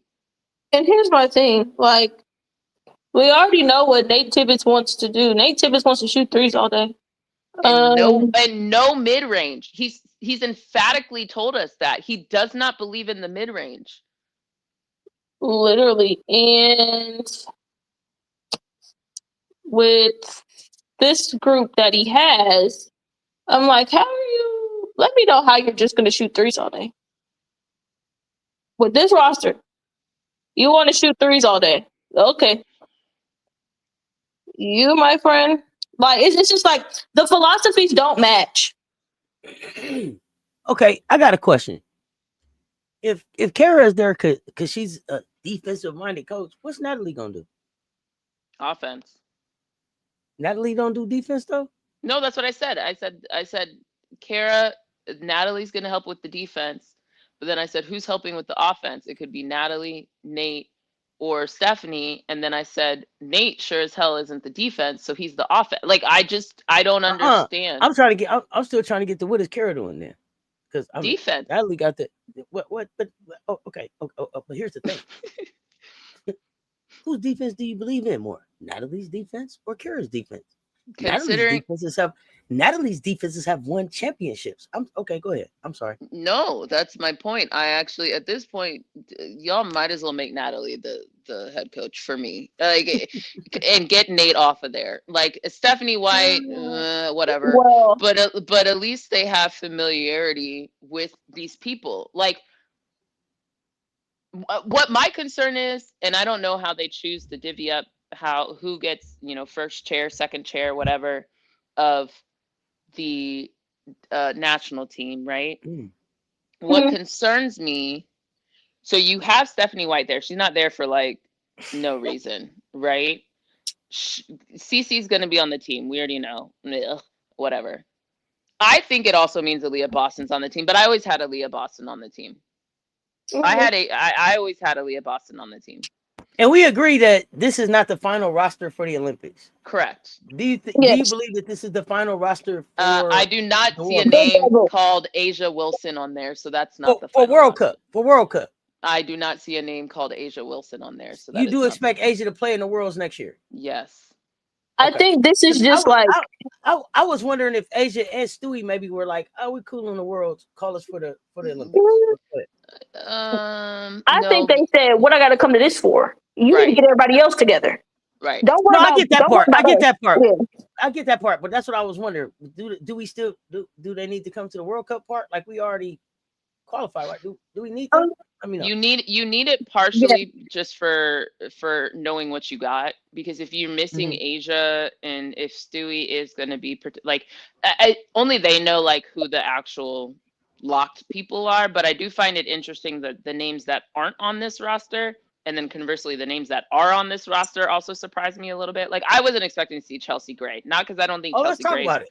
Not because I don't think Chelsea Gray's good. Y'all know how I feel. We just talked about point guards. It's just more about Chelsea. She was hurt last time.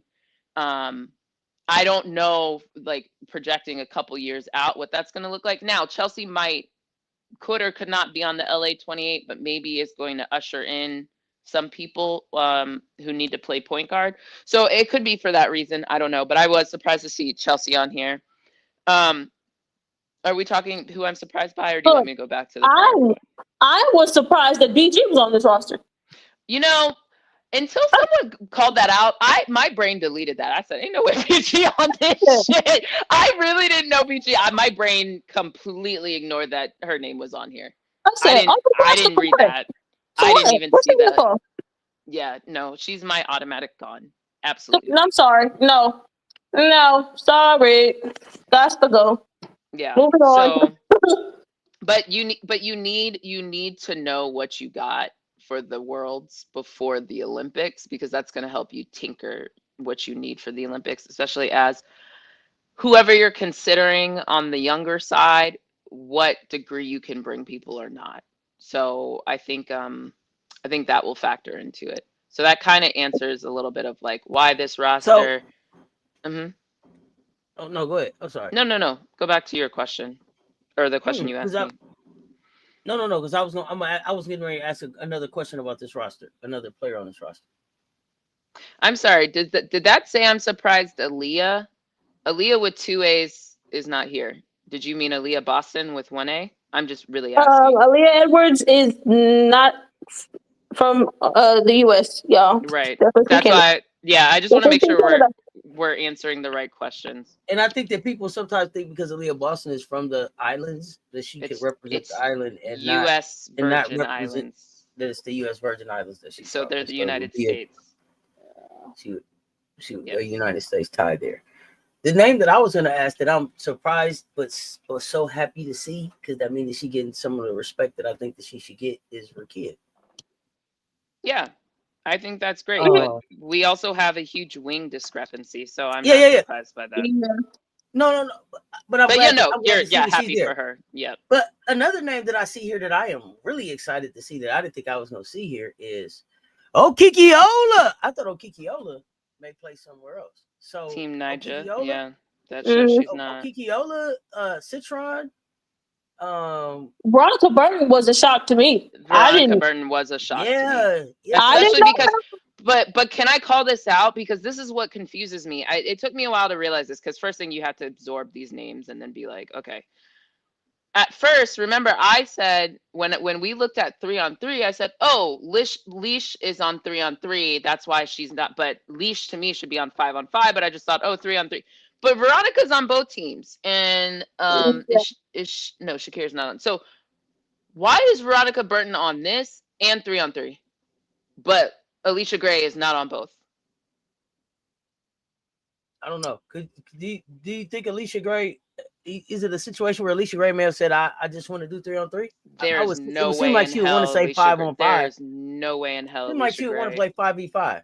Yeah, I don't think Alicia Gray would miss out on the opportunity to play 5-on-5 and miss out on an opportunity to win a gold with her best friend, Asia Wilson. That doesn't make sense. Yeah, but that's what I was wondering. Do you think she's? Yeah, that would be the only reason. That would be the only reason to me that she wouldn't be here. But a couple other names I want to ask questions. But once I saw Burton, that's when I started asking questions. I said, "Wait a minute." Are you surprised to see Plum back? No. Okay. I want to ask about the bigs. So we say Asia's not here. We say Stewie's not here. We think that they're both at the Worlds next year, correct? Fee. You might as well put MV Fee on there. And Nafisa. Okay. So then Cameron Brink, Aaliyah Boston, Lauren Betts, Brittany Griner, Dearica Hamby, Kiki Iriafin, Kiki Ola, Angel Reese. Who's the odd ones out? Well, I think you need to start by asking the question. It's on here too. Yeah, I was going to say that too. Yeah, Bree Jones, AB. These are a lot of people. Oh, I forgot. I forgot about. And you forgot Lauren. Lauren Betts is also on there too. Oh, I thought I said Lauren Betts. I thought I said Cam, okay. Aaliyah, Lauren, Brittany, Dearica, Okikiola. My bad. I was looking in order. Jones. Got it. So, yeah, y'all tell me. I think you have to start with a couple things. One, yes, EDD is the 3-on-3 coach, or the 3-on-3 executive manager, whatever the title is.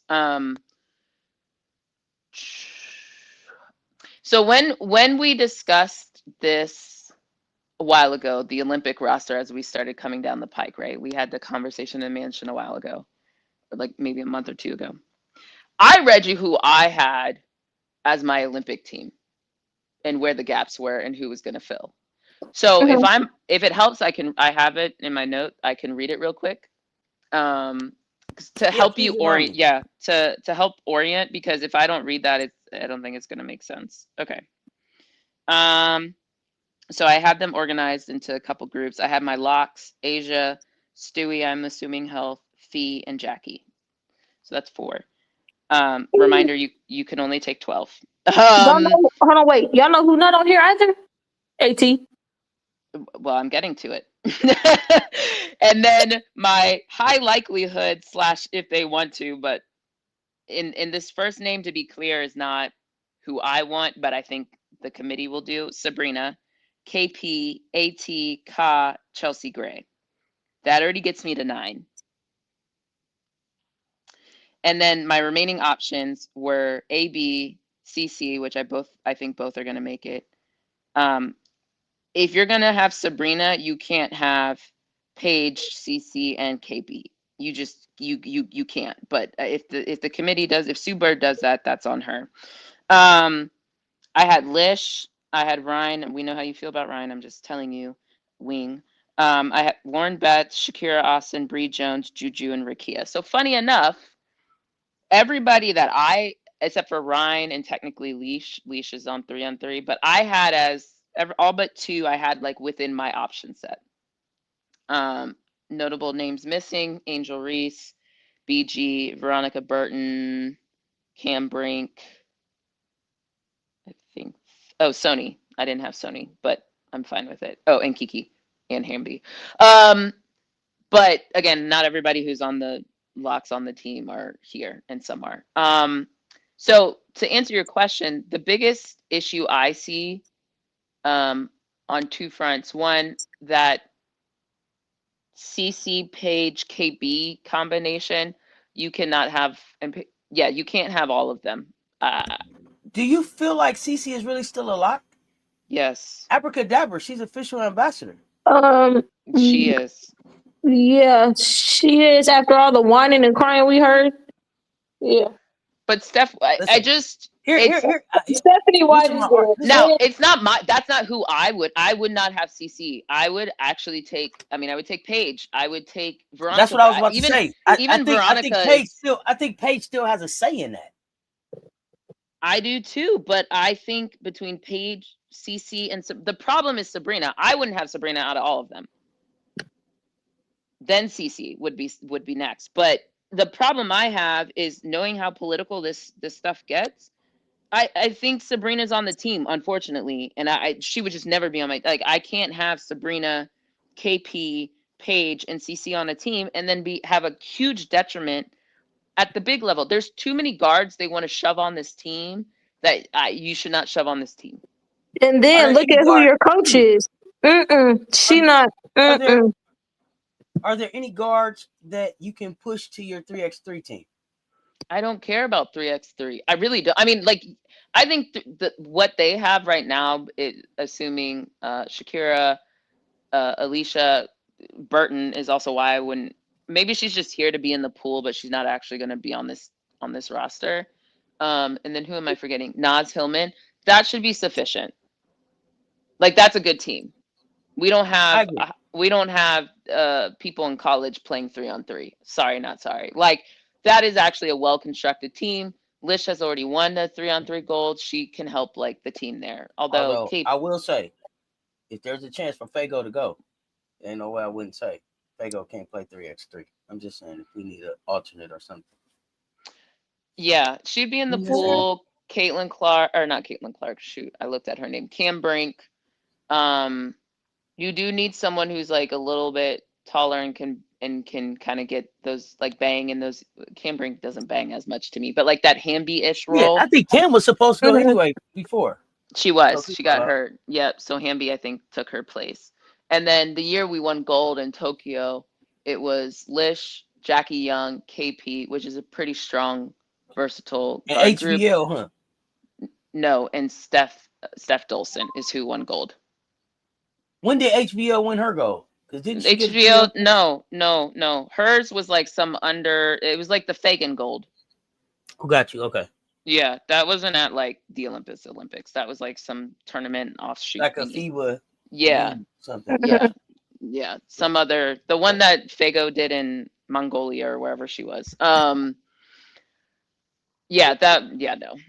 So anyway, I would construct a 5-on-5 roster for the 5-on-5 roster, because really at the end of the day, that's what matters. If you get a silver and 3-on-3, like people kind of say it, but like the same way we got a bronze, people kind of glossed over it. You get a bronze or not a gold in 5-on-5, it's a problem. So you have to prioritize the 5-on-5 to me. And then there's enough talent that you can work the 3-on-3. See, here's my problem. With some of these guards that they have on this list, especially the non-defensive guards, whatever. There's too many non-defensive guards. Yes. So, but there's too many non-defensive guards, but the non-defensive guards fit what these two suckers, specifically what Nate Tibbetts loves to do. Mm-hmm. So I was like, this is going to be very interesting, because the guards that Nate Tibbetts are going to want are not the guards that Kara Lawson and Nettleton Nakase would want for the bigger scheme for their defense. That's why that's why I asked the question, like, who's actually, I mean, I know ultimately it comes down to Sue Bird, but Sue Bird's not coaching the team. So Sue Bird is the managing director. She just needs to make sure, if we take this person, who are like, what's the right mix? Like, that's part of her roles ultimately to decide that. But I don't like seeing I hope Brittany Griner is just there to patch the torch. Honestly, that's what I'm hoping. That's what I'm hoping too. It's not giving me good. Like, honestly, that's why I said, like, basis who's here, I would actually take Veronica Burton over some other people, because I know she's been able to operate a team, and she actually plays defense. And here's my other problem. We also have to solve the bigs in a second. Here's my other problem with CC on this list. and specifically with these coaches, it's going to be hard to convince me that they're going to understand how to run an offense with her not being the center of it. Can I actually give you an option or something that we Yes. should consider? CC won gold in what was it? It was under 19 on that team with AB and all that. So like she's done it. I think the problem I have is the broader public emboldening her to play the style that is not a good team style. And again, going back to the W of this offseason, it's going to be really interesting what the Fever look like next year, because one would think you sat there and watched that team get further without you, which is factually true, get further without you, albeit with, really quality hardship players, but they got further than when you were running the show. So at what point are the Indiana Fever going to actually have a conversation about like, yeah, the general public wants you to shoot logo threes, but that's not how we win.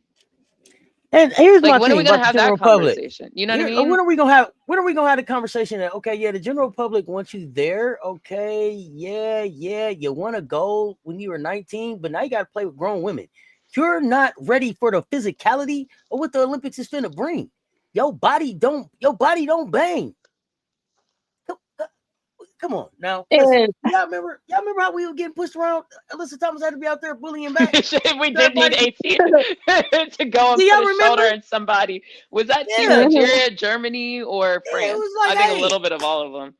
Enough of that. Alyssa Thomas had to initiate the physicality and the toughness of Team USA until our ladies made the adjustment of, okay, this is how we can play here. I don't think that she has the physicality to do that. They don't like her getting banged around in the W. What they gonna do in Nigeria? Throw her on the ground. With Reina's gonna be like, tackle her. Then they gonna start a race war because you know what? What they gonna do when France when France push her little ass around? It's not even. You don't even have to say France. You can name names. Saloon, Lacan. No, Aleman's Belgian, but that's gonna happen too. Yeah, like she gotta see Brazil. You know what I'm saying? She gotta see Isla. She gotta see Isla, because by then Isla would definitely be playing. And that's the thing, like, come on now. Let's have a real conversation. She's not ready for the physicality of what this finna bring. Well, so that's why I understand why she's just an automatic make. Because to me, she is abracadabra. I turned you into an official ambassador. I've seen her more times swinging a golf club this offseason than I've seen her doing any type of basketball work. So when we're talking about Team USA being in trouble, we can't go and put who the general public want on the team. We better put who can bring back the gold. Or we'll be sitting around here sad. How we gonna let somebody come in our house and do that? I think that. Can you imagine her throwing a tantrum on the floor when AJ's trying to do some work? Are you serious? Ain't nobody got time for this foolishness. Let me address Drill. No. I want to come back to it, but I want to make sure this point doesn't get lost in the conversation. So I'm addressing Drill.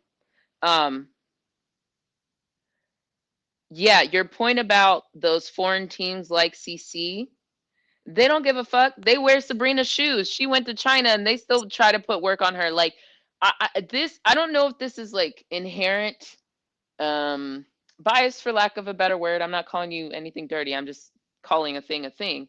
But like when it comes to women in sports, we all of a sudden want to have tea parties. You feel me? Like that's like being like in the World Cup and being like, oh, they like Hope Solo's probably, but they like Megan Rapinoe, so they're not gonna. No, like this is for pride. Like this is a pride thing. As we've seen, Gabby Williams seems to play harder for France than she does in the W. Like this is a pride thing. Like this is not. Ain't nobody giving no passes. Like that's not how this works in women's sports. Like I don't know if you meant to say it that way, but it's kind of a disservice to competition in sport to like even insinuate that because they like her, they're gonna let America. Like also newsflash, a lot of the world doesn't like America. So like that alone, like, and this is their Super Bowl. Like to get a gold, to get a silver, to get a bronze, to beat the US is a big deal. And you saw that on the men's side with Slovenia. Like Jokic never looked happier on a basketball court than when he was with his Slovenian brothers. Like he don't even look that happy on Denver. So I just want to call that out because I hear a lot of like women giving each other passes and needing to be friends and tea party. Like that's not what this is. That is not what this is. My thing is, okay. Back to Auntie's point. They gotta take their pick. You can't have Sav and Caitlin. You gonna have to take your pick because the other part is you can't in the Olympics. I would assume what I would hope that they wouldn't do is try to run her on ball. You can't. It's just not gonna. It's not gonna help because she's not strong enough on ball. You're better off having to run her off ball. And what's the purpose of having her and Sabrina there doing the same thing? Correct. And Sabrina, I don't want to be point guard. Yes, pick one to run off ball. That's just what you're gonna have to do. But I'm not running Sab or Caitlin on ball to be my point guard. Not strong enough. Sorry. But my issue is that with these coaches, I'm not 100% sure, and specifically with Nate or even Stephanie, because you couldn't even do it on your team. Run her off ball. Exactly. So you're gonna convince me that when y'all come here, you're gonna run her off ball? I'm not convinced. Not convinced. Yeah, I'm with you. Like, to be clear, I would have neither Sabrina nor Caitlin on my team. Like, oh yes, absolutely. I would have neither. I would take a combination of Paige, Veronica Burton. Who was the other one? I forget. But like, I'm taking other people and probably retaining Chelsea Gray. So I'm probably taking like one other one. I don't love it. I would rather have AT play some version of her point forward PG and Jackie Young play PG over Caitlin and Sabrina. Like I don't want them playing PG. Yeah, it's just like they can't convince me that they're going to do what, if you're going to take one of them, they can't convince me that they're actually going to do what they have to do with taking one of them. Because I think we've seen Sab do it. Yes, we've seen Sab do it. I don't think Sab looked good either way. I don't either. I'm not disagreeing. I'm being clear. I didn't think it was good, but she did it. The difference with Sabrina and Caitlin is all the Christine Brennans even bitching a fit that Caitlin wasn't on the graphic for a training camp roster. The one who hasn't won gold should be on the graphic, and you should kick one of them other ones out. That was what Christine Brennan said. I mean, we know she's clearly biased, but it's past bias. But that's what you're getting with Caitlin, and I have yet to see Caitlin. Well, since her Iowa fandom and her coming into the W, because I think she did it in her youth. It at the height of whatever they call this Caitlin fanfare. Actually fanatic, that she is humble or willing enough to change her behavior. And it could be on the Olympic team. And if you're telling me she can do it on the Olympics, then she damn sure can do it on the Fever. And that actually makes it worse. Or we're going to see her change her behavior with the Fever organization. That's actually going to allow them to have success. But I don't see it. And it's not just like, well, no, I don't see it. I'm going to stop there. I haven't seen Caitlin demonstrate too much of her personality that demonstrates she's that type of person to me. Yeah, it's this group. There's just a lot of questions, and then you look at the coaching staff; they just don't match. But honestly, Caitlin might, because the only thing she has in her trophy case are Olympic gold medals. So it might be important enough to her to change how she plays basketball to play with Team USA. Yes, but I just also hope that, and specifically Nate Tibbetts, doesn't encourage it. It encourage her to be like, yeah, no, we need to put the ball in her hands. Nate and Stephanie. You don't think Stephanie? If Stephanie can't get it done on her own team, how's she going to do it on the Olympics? Yes, her too. But I think he'll also be the other loud one right behind her. Like, yep, we need to run our ball. We need to be doing some Asia Clark pick and rolls. Yeah, I think she's on the team, but it wouldn't be my team. Well, let's just hope that the UConn homer comes through this time and just gives us Paige. Oh, yeah, with Sue.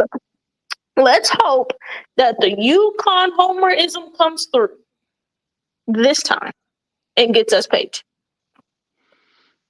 I don't even think it's gonna have to be all of that. I think that Paige is gonna have a much better sophomore season than she had. I think that they're getting ready to. They're setting Paige up to be successful. Paige is gonna do better than she is because she's just PB5. They just figuring it all out. Pieces are coming into place now. I think so. I think that she has a better sophomore showing. Well, never. Look, I got some questions about them pieces.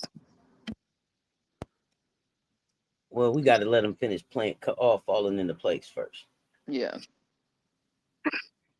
But we didn't even talk about the bigs. We have a huge issue at wing and bigs and an overproliferation of guards as a result. Oh, Jesus. And I actually originally didn't think Ka, just because she's a little bit older, Ka and AT and Brianna were my question marks either for health or because that's 2028. I just wasn't sure. I'm glad to see Ka here. AT, I hope they didn't take her out of the pool. It's just a matter of like, I'm not doing the camp. Our lack of bigs to me is why we will really need an AT. Because while at least Auntie and I disagree on Lauren Betts. I can't remember where you stand on it, Brittany, but like, well, who do we have in the big column? AB should be on there for sure. AB, I have AB on the team. Yes. The question is, are they going to run Asia at the 5 or the 4? I think they're going to run. Well, they kind of like interchange her and Stewie, but I think they might have ran Asia technically more at the 5. With under Cheryl Reef. Yeah. So let's just hypothetically look at, okay, Asia being rated as a 5 and not a 4. So Asia, AB.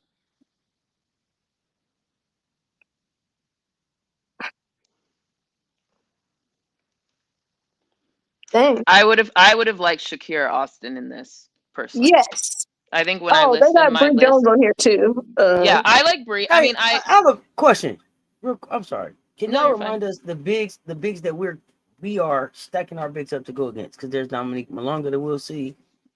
It's not just Malonga; it's also Rupert and whoever. They have other people in France. For Brazil, depending on. And it's not just France; it's Camila Cardoso. Is right. Yeah. Then at Brazil, you have Camila. Who knows if Damaris Dantas will still be around? Who knows if they have someone else in the pipeline, or they can always, naturalize someone. So that's an option. There's a Chinese player, correct? There's besides there's more than one. There's many. Right. You have Han. Like this coming. There's a young. I can't think of her name. Han Shu. Is that the super big, almost 7 feet or something? Oh, the really big girl. Yes. I forget her name. Like somebody 6'11" or something like that. Yeah, she's really big. Like big and big. Germany, Belgium, depending on kind of how like the Emmas of the world, but like they always get Super Saiyan when they play for their home team, so that everybody looks better when they play for their home country than whatever we see in the W. So keep that in mind. Yeah, so I think the big ones are Brazil. Oh, Canada. I don't even know who the big is for Canada. Do they have a big? They have to mathematically. I'm thinking of like Aaliyah, LA. Australia will have somebody, and Canada will have somebody. But right now, I can't think of who Canada is. Australia will be Ezzy and their many wings. They have some players in the WNBL. I can't remember all their names, but just as I've been watching Sanaya's journey over there, I've seen some pop up here and there.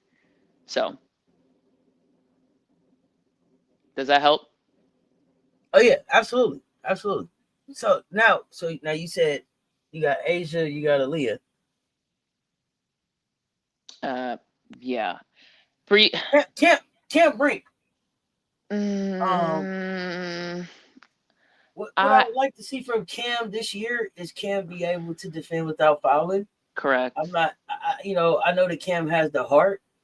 Cam is Cam is bigger than I originally gave her credit for. It's the physicality I want to know, and I guess we'll find out a lot in Unrivaled. We'll find out some there, and then going in the next season. But I think she's tough because she has, does she handle the physicality? Let's find out. Not that I'm anti Cameron Brink, but yeah, I think the hard part with all this is you want to also get younger as a Team USA, or you want to be able to mix in some younger talent, and that's where I'm a little like, where's the right trade-off for young talent versus like more seasoned people? So I think that's where I'm a little challenged. I don't know. Cam Brink probably, again, this is like some politics. Like, she might have more of a chance because of politics. But yeah, I'm a little challenged. I'm challenged with our Do you think we carry 6 bigs? I think I don't know the order and how much time we have to know when our rosters are due, if you will, or like, well, they're never like, well, they're due until someone gets injured, right? But I don't know when there's a certain cutoff or a deadline versus when we find out our draw, because our draw would tell me if the draw comes first, then that will answer how many bigs I have. But if I have to choose beforehand, you kind of have to like have the right mix, that in case you get a bad draw or unfavorable draw, you're not completely shit out of luck. So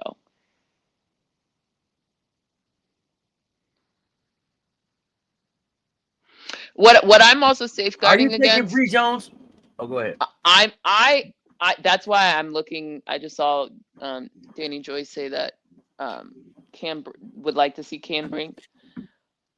Where I get a little challenged is like, let me be more clear. I don't think Kiki's on this, but like, good for her for being. I think that one I can eliminate. BG I technically would eliminate. Hamby's. What about Angel? I would eliminate Angel. Okay. Hamby is. I don't need a Hamby and an AT. I feel like, and Hamby's not even overly physical, but I just feel like I'm kind of getting that, like, Hamby does it a little bit more on the rebound side. Like, it's just like where they put their energy in the game is a little different, but Hamby and AT are kind of like different sides of the coin of each other. I would have, but Bree Jones and AB are kind of also similar skill set to one another. I obviously take AB over Bree Jones, but Bree Jones has played a lot internationally, so she's very familiar with international games and international play. And what I would want to safeguard, so why I would maybe think about Cam Brink more is if Stewie is still not looking better and is still very injury prone. Like, there's a safeguard against Stewie that needs to happen somewhere in here. And I don't think Fee is enough. While Fee may score, but like, then you know what I mean? Like, now you're putting Asia at the 5. That's not ideal. That's why Asia kind of was playing the 4. Her and Stewie were kind of switching off. And then when Fee was in, she was kind of playing a 3 role, 3/4. I don't know.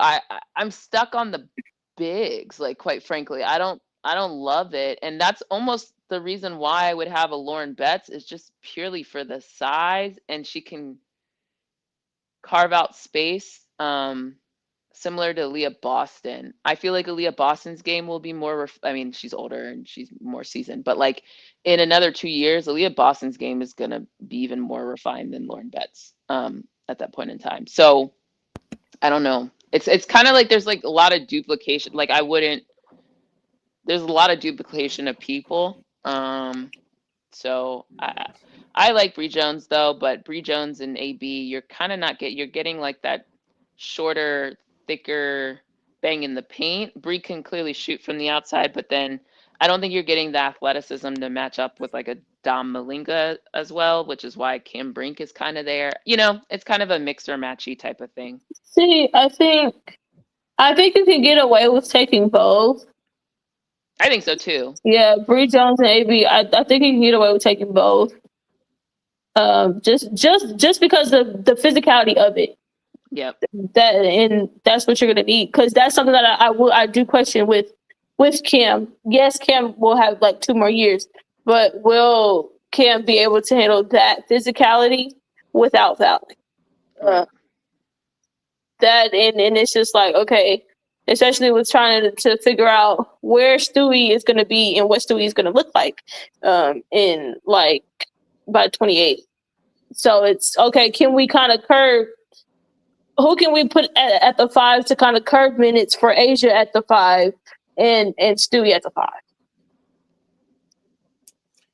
Does Asia still have to play the 5? They're probably going to play the 4. She can play the 4, but they're probably going to list her at the 5 just to make sure that all right, we are comfortable at the 5. So just in case you have to play Asia at the 5, yes. But do they want to? They probably don't want to have to play her at the 5. Probably want to play her at 4. Yeah, I wouldn't. Well, we now need to think about who the new coach is, or who's. Well, yeah, it's still the new coach, because Kira still is going to ultimately have to say yes or no, or employ the defensive philosophy. This is where I get concerned, because I think they may play Asia at the 5 internationally, and I just think they be beating people up. That's why, as quiet as it's kept, I'm convinced a little bit, a wee bit. Had the Olympics not happened, the Aces could have won that championship that year, but I digress. And that's why I don't mind them taking AB and Bree Jones. Exactly. Like, yeah, somebody got to go get beat up down there. So somebody got to do it. And then you take Lauren. Lauren is the other one. Let them get beat down there. Yeah, and Lauren's height, we just don't have someone with that height. So that too. That's why I had Lauren on the list. I think I wish they would take one. That's the problem. I don't think they're going to take. The issue I have is at the guards they're going to want to take, and then the big are going to suffer, particularly Asia. Yep.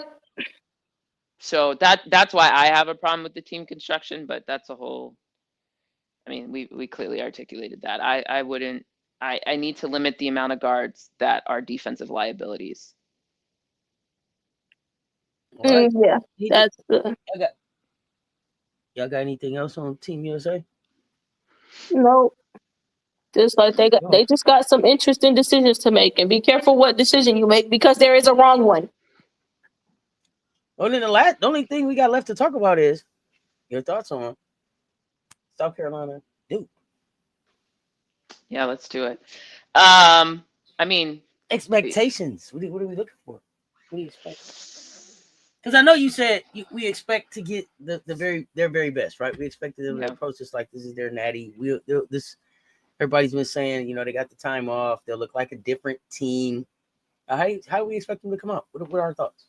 Yeah, I mean, you want to close the roster? I keep staring at it. It just coming up with new things. I expect them to come out with energy, because there's nothing. I mean, that's all you have at the end of the day. Your schemes can be messed up. Your offense cannot be great, but like if you can't, energy and effort. I think that is like at the bare minimum what I expect. Now, if that doesn't transpire, we gonna be on here next time having I'm really gonna put the nail in Duke's coffin. So that's that. As far as the South Carolina side, I think Don knows that. Like, hopefully the team is fully aware. Like, be prepared for this being someone's Super Bowl. You feel me? Like, especially when they got to turn their season around. I think establishing like what the work we just did with those last two teams, I expected a lot of that to translate, meaning Okote has a better, sense of spacing and, working patiently to get her shot. I think everybody having a better sense of where everybody likes to operate within the half court or even in transition. Defensively is really the one I want us to translate, and defense and rebounding, especially because Duke is not a 3-point shooting team. Like, we really need to rebound, secure possessions, and just be hard nosed about it. Out hustle, out box out. Like you have to like start getting that identity there to match what I know is going to be an interesting time in Vegas. So that's what I expect. My expectation is that we are the more physical team, and we hustle harder, and we kind of do the things we just saw happen. Share the ball, get involved, make the right pass, move the ball, that type of thing. Woo. See, kind of like what you said with Duke, I expect them to come out with energy, effort. I wouldn't be surprised if they decide to throw a little bit of press in there, just to kind of in hopes of slowing down SC, which I would hope that they would do, because if not, it's going to turn to a track race. I expect South Carolina to get in the paint, kind of set that tone early, whether it's getting the ball down to Okote or getting it down there to Joyce, and then from there, once you beat Duke down in the paint, let's see how Duke responds to it, because as they've been this season, they've been up and down defensively, and so I expect South Carolina to. They should out rebound Duke, and I expect it by a hefty margin. And when I mean hefty margin, I mean 10 plus rebounds, minimum, to out rebounding them. Defensively, I expect the pressure to be there on Duke. Like, I understand that you don't look good offensively, and I'm going to make sure that you continue to not look good offensively. Not going to give you an opportunity to find any type of rhythm. And I expect the pressure to be there from Raven, from tip off in the pocket. And I don't have much expectations in terms of Duke. There's nothing that I expect from them outside of effort and specifically defensively, because I don't think that offense is going to be fixed just after a week. There's too many decisions that needs to be made on their front. I expect maybe like at max like a third quarter pull away, if it ain't already. If South Carolina hasn't already pulled away by the third quarter, I would like to see a little third quarter run to kind of blow the game open if it ain't already blown open, to be quite honest. But I hope Duke's a praying school. Are they a praying school up there in North Carolina? I mean, they're like, aren't they Jesuit or something? Yeah. Y'all being so nice. Private I am Christian so school, I think they're Christian affiliated.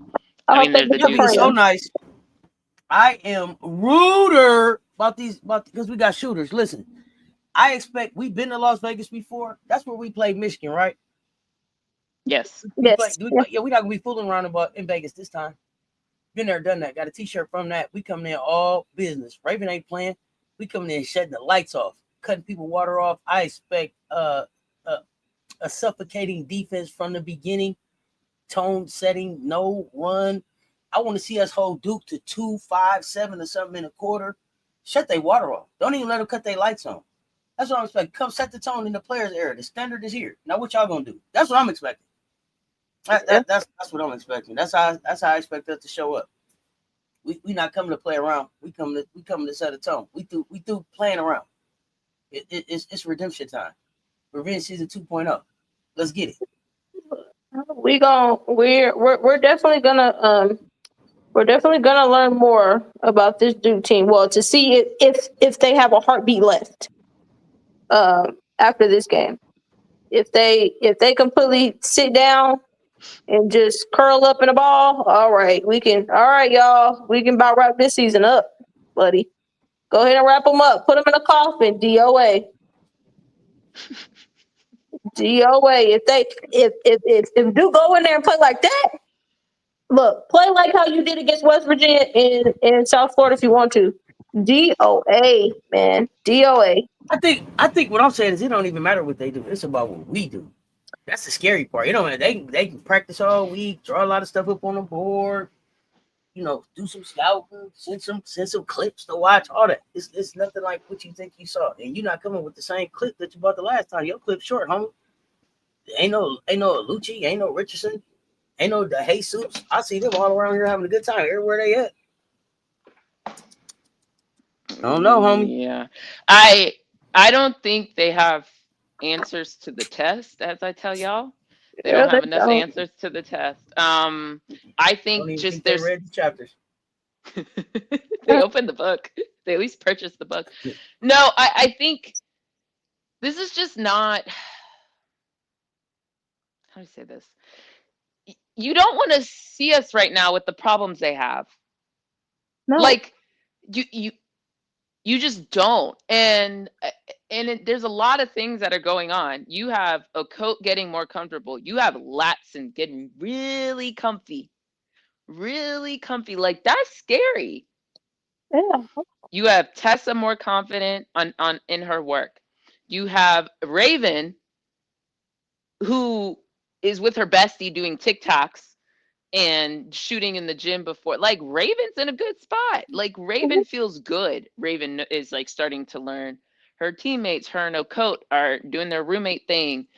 I'm sure chatting, like talking through sets, those type of things. Like, and y'all about to go in the house that Asia built? Yeah. That's why I just want to see how long they're gonna last. How long before this game turns into a blowout? Let me say this. You'll rock around and find out if Asia in the building with Joyce in the building. You'll rock around and find out. Let Asia be in that building. Look, let Asia be in that game ain't gonna last long. Let Asia be in that building. Girl. She was just at Formula One, but I don't know. She be flying a lot, so who knows where she is. I just, and now this is their second time playing in a big arena, right? So yes, I just think everybody's going to be more comfortable.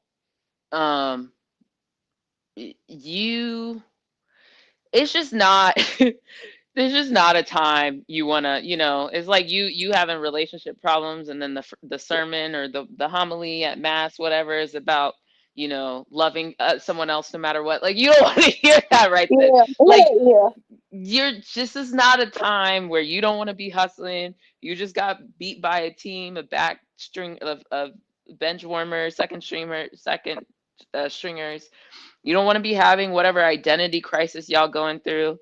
You don't want to be the head coach of a team that's going through all this, and you're supposed to be the women's national team, and people are questioning your, but like, it's just bad. It's going to be a sad Thanksgiving for them, because remember, after they lose this game, they still got to go play the loser out of UCLA in Texas. Right. Right. It's going to be a poor Thanksgiving for them children. I think, you started as a top 10 team. You started number 7. You are currently out of the top 25 because you lost 2 unranked teams in a row. And we didn't talk about Baylor, and I'm not calling Baylor frauds or anything like that. That's another OB situation. Well, at least Utang showed up last game, but there's a Talia or bust situation, and it's not good. And you lost to that team. So I think it's saying a lot about a lot of the It's not good, Duke. It's not good. It's not good. I don't have a lot of answers to them. Look. Maybe they all slept in their bed and saw their whatever and they good now, but Talk about a fall from grace. that's bad. Top 7 and and there's no injury that like I don't know if that's like quote unquote unprecedented, but that's not normal. And I couldn't tell you the last time something like that happened. Yeah, it's crazy how they can be this bad. And they're going to look that much worse when they play South Carolina. Going to look that much worse. Because going to have to remind you, hey, there's levels. There's levels to this.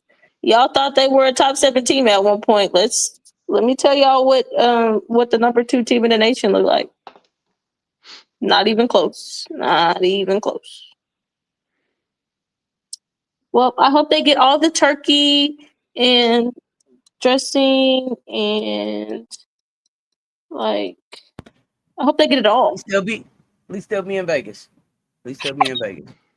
They'll get a swag bag from the Aces. Yeah, like let them tour the facility. Look, for Duke, you are there to enjoy your Thanksgiving break. That's what you were there for. You were in Vegas to enjoy your Thanksgiving break. You better go and enjoy it because the rest of the season for y'all look like it's gonna be it's gonna be hell. Hell in the handbasket for the rest of the season for y'all the way it's looking. Might as well go and enjoy Vegas. It can definitely be rough. Anything else? Anything else y'all wanna address before we get ready to get out of here? Nah, I think that's it. We have other stuff to talk, but we could talk. Clearly, we can go on forever. So let's talk at another time. But no, I think that's it for now. I mean, what games do we have tonight? I haven't even looked. Are there any good ones? Let's check check the old schedule.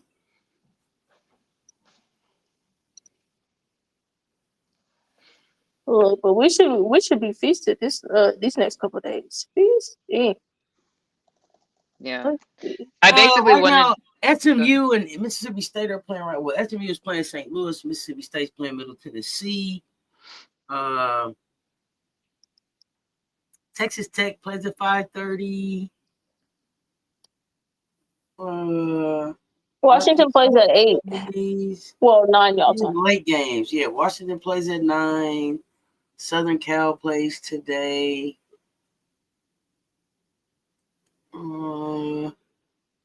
Texas A&M plays Colorado. It's those kind of games today. Yeah, they're like, I'll check people out. Like, I'll probably maybe check out Washington. I haven't seen a full game of theirs yet.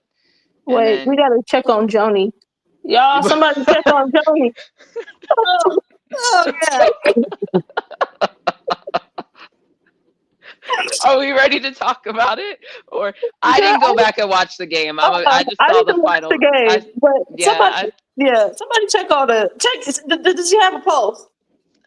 Do they have a pulse? Lord Jesus.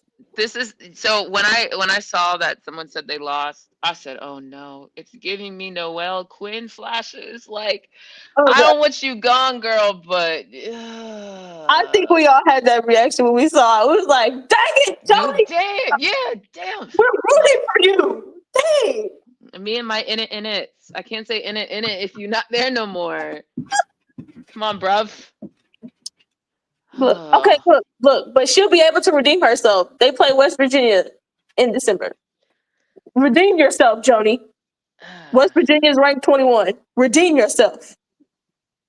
Oh, that's rough.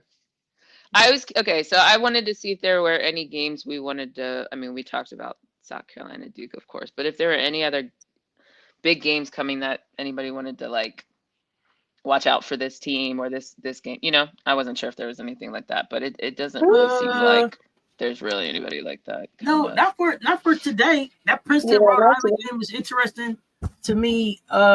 Just that actually would be a very interesting. But that one is tomorrow. West Virginia, Ohio State is interesting for me tomorrow. So they're all tomorrow. Okay, that's interesting. Yeah, mostly tomorrow. it's a couple games like you said. People, I want to check them out. I'll see. I haven't had a chance to see them. I'll kind of flip through and see what else is. I'm catching up on other stuff. Yeah, Baylor, Kentucky, Maryland tomorrow should be interesting.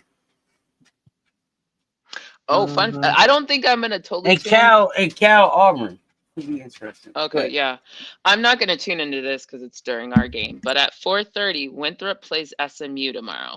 That is interesting. And that might be one that you go back and check out. Depending on. Yeah, that one's like SMU could be in trouble. Ooh. Yeah, but I think those are the only ones like over the next couple days that I see that like jump off the page besides us. Yeah, I agree. Oh no, Maryland, Kentucky. Did you say that tomorrow at 5:30? That's gonna have to be a late. Okay. Yeah, that's I have to watch that one. I haven't watched Maryland yet. Yeah. Okay. All right, I'm gonna watch Joni today. Joni, I'm gonna watch you. Let me know how I go. Yeah, I was like, I'm gonna probably not watch it. Like if it's on, if I have the TV on and I put it on like the 4 boxes, like maybe it will be a box, but I don't know if I'm sitting down to. It's not appointment viewing for me.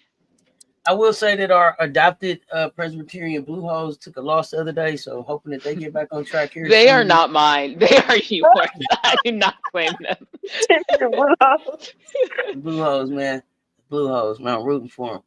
And then listen, I'm serious, y'all. If y'all get a chance to check out Navy, check out Zy Barnett Gay over there at Navy. I like that kid.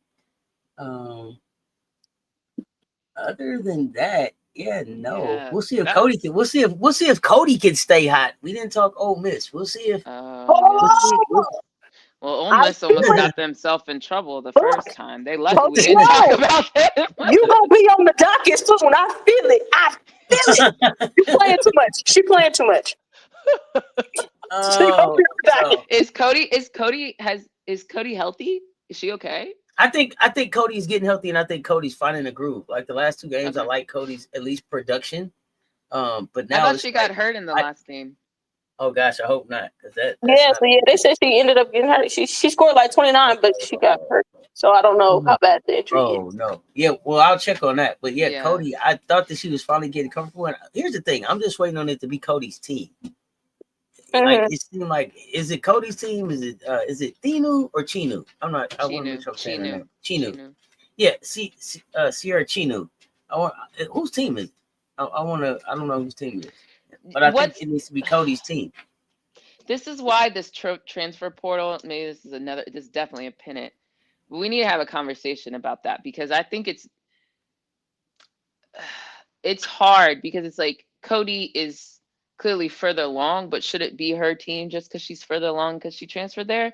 Or should it be the team of the person who can continue to grow and to like lead? You know what I mean? I'm glad you said that. Because see, sometimes I think it depends on the team. Sometimes I feel like it's a total lean on me moment.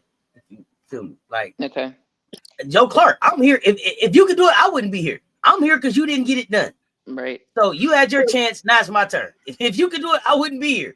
Mm-hmm. Right? Some teams I just think that's the case. Like you need somebody to show you how to. And I think like with Iowa State, I think Audie Crooks would have been further along if she had better leadership.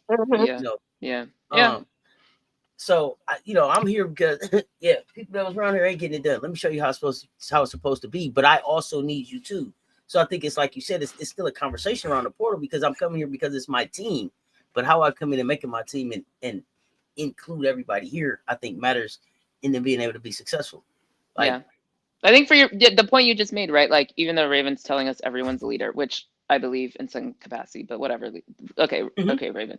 But yeah, you still the leader, Raven. But that's cool. You're the 5-star general in here. It's some captains, it's some lieutenants, it's some sergeants. When you're not around, but when 25 start talking, everybody shut up. Yeah. I was like, that's cute, Raven. When you said you still in charge of me. It's almost like when they say it's Draymond's team.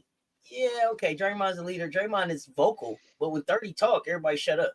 Right. Yep. It's like it's Draymond's team because Steph said it's Draymond's team. Yeah, but the minute he say, "Hey," that's so cute. Yeah, but if Yeah. Anyway, that's how I feel about Raven too. And it's all, but there's not one set person, right? Like she said, there's people leading in different ways. But that would be like if Latson came to South Carolina and was like, I was the scoring champion, it's my team, which clearly that's not, she would never come to South Carolina because that's why she came to South Carolina. But I just mean like, I get you. On one hand, certain people who aren't getting it done, right? It looks a certain way. Like maybe that person needs to come and lead when there's already something kind of there. And it's like, I'm here to fit in. I guess it's why are you getting in the transfer going to that school matters and around who becomes the leader doesn't, assuming you're the better player or whatever. Yeah. I think it's like Pow Pow. Pow Pow came in a lot of ways. She was a leader on the team, right? And in a lot of ways, she came in and was a common presence. But it was also how she came in. It was still very much Raven's team. But even Raven talked about, hey, Pow Pow's here. She's helping me learn pace. And space. You know, when you know the things that they were able to balance off of each other. So I think it's also too just how you introduce yourself into the team. But she was very much, and people talk about it. People talk about it still, even at the WNBA level. Like when she hits the floor, she's just calm. It's just Pow Pow's here. It's all good. We got a 3 in the bag. Yeah. So no, it's interesting. It's an interesting. I mean, it's an interesting question, and it's an interesting point. Like a discussion around like who, quote unquote, needs to be the leader, who's like the most important player. Because that's what makes all this like interesting team dynamics. So for sure. And before we get out of here, I got to shout out Kylie Kitts. Kylie Kitts on her first double, I believe. Kylie had a double yesterday. Was that yesterday? I think Kylie Kitts. So shout out Kylie Kitts. I wanted that kid in South Carolina, but shout out Kylie, figuring it out and carving out her own path, right? And it may not stay at Ohio State, but figure it out, kid. I love it. Let me make a list since there's not too many good games. Let me check out like the 30-minute highlight of Ohio State. I need to see what they look like when they're not playing UConn. So. Oh yeah, check them out.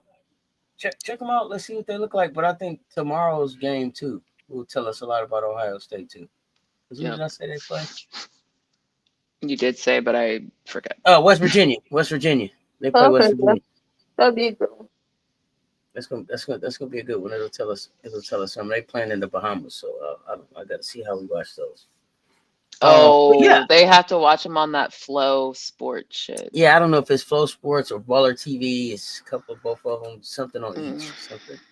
Flow Hoops, I think, is doing a lot of college stuff now, though. Okay, cool. But you don't have a final question for us? Not today? Not today. Not today. I tried to stay. I have a question. Uh-oh. I have a question. Oh, here we go. It could get us in trouble. Cranberry sauce out of the can or cranberry sauce like homemade on the stove? I'm going to say homemade. Only just because I just think homemade tastes better. And specifically depending on who makes it. Let me say that. All right. So I'll say for my family, they do, I believe it's homemade. I don't know. Or they may do it out the can and dress it up. I don't know. For me, no cranberry sauce because I don't want dressing. All right. Bam. Okay. Boom. But that's because I don't want any traditional Thanksgiving dinner. Oh, we might have to revisit that one. All right. And on that note.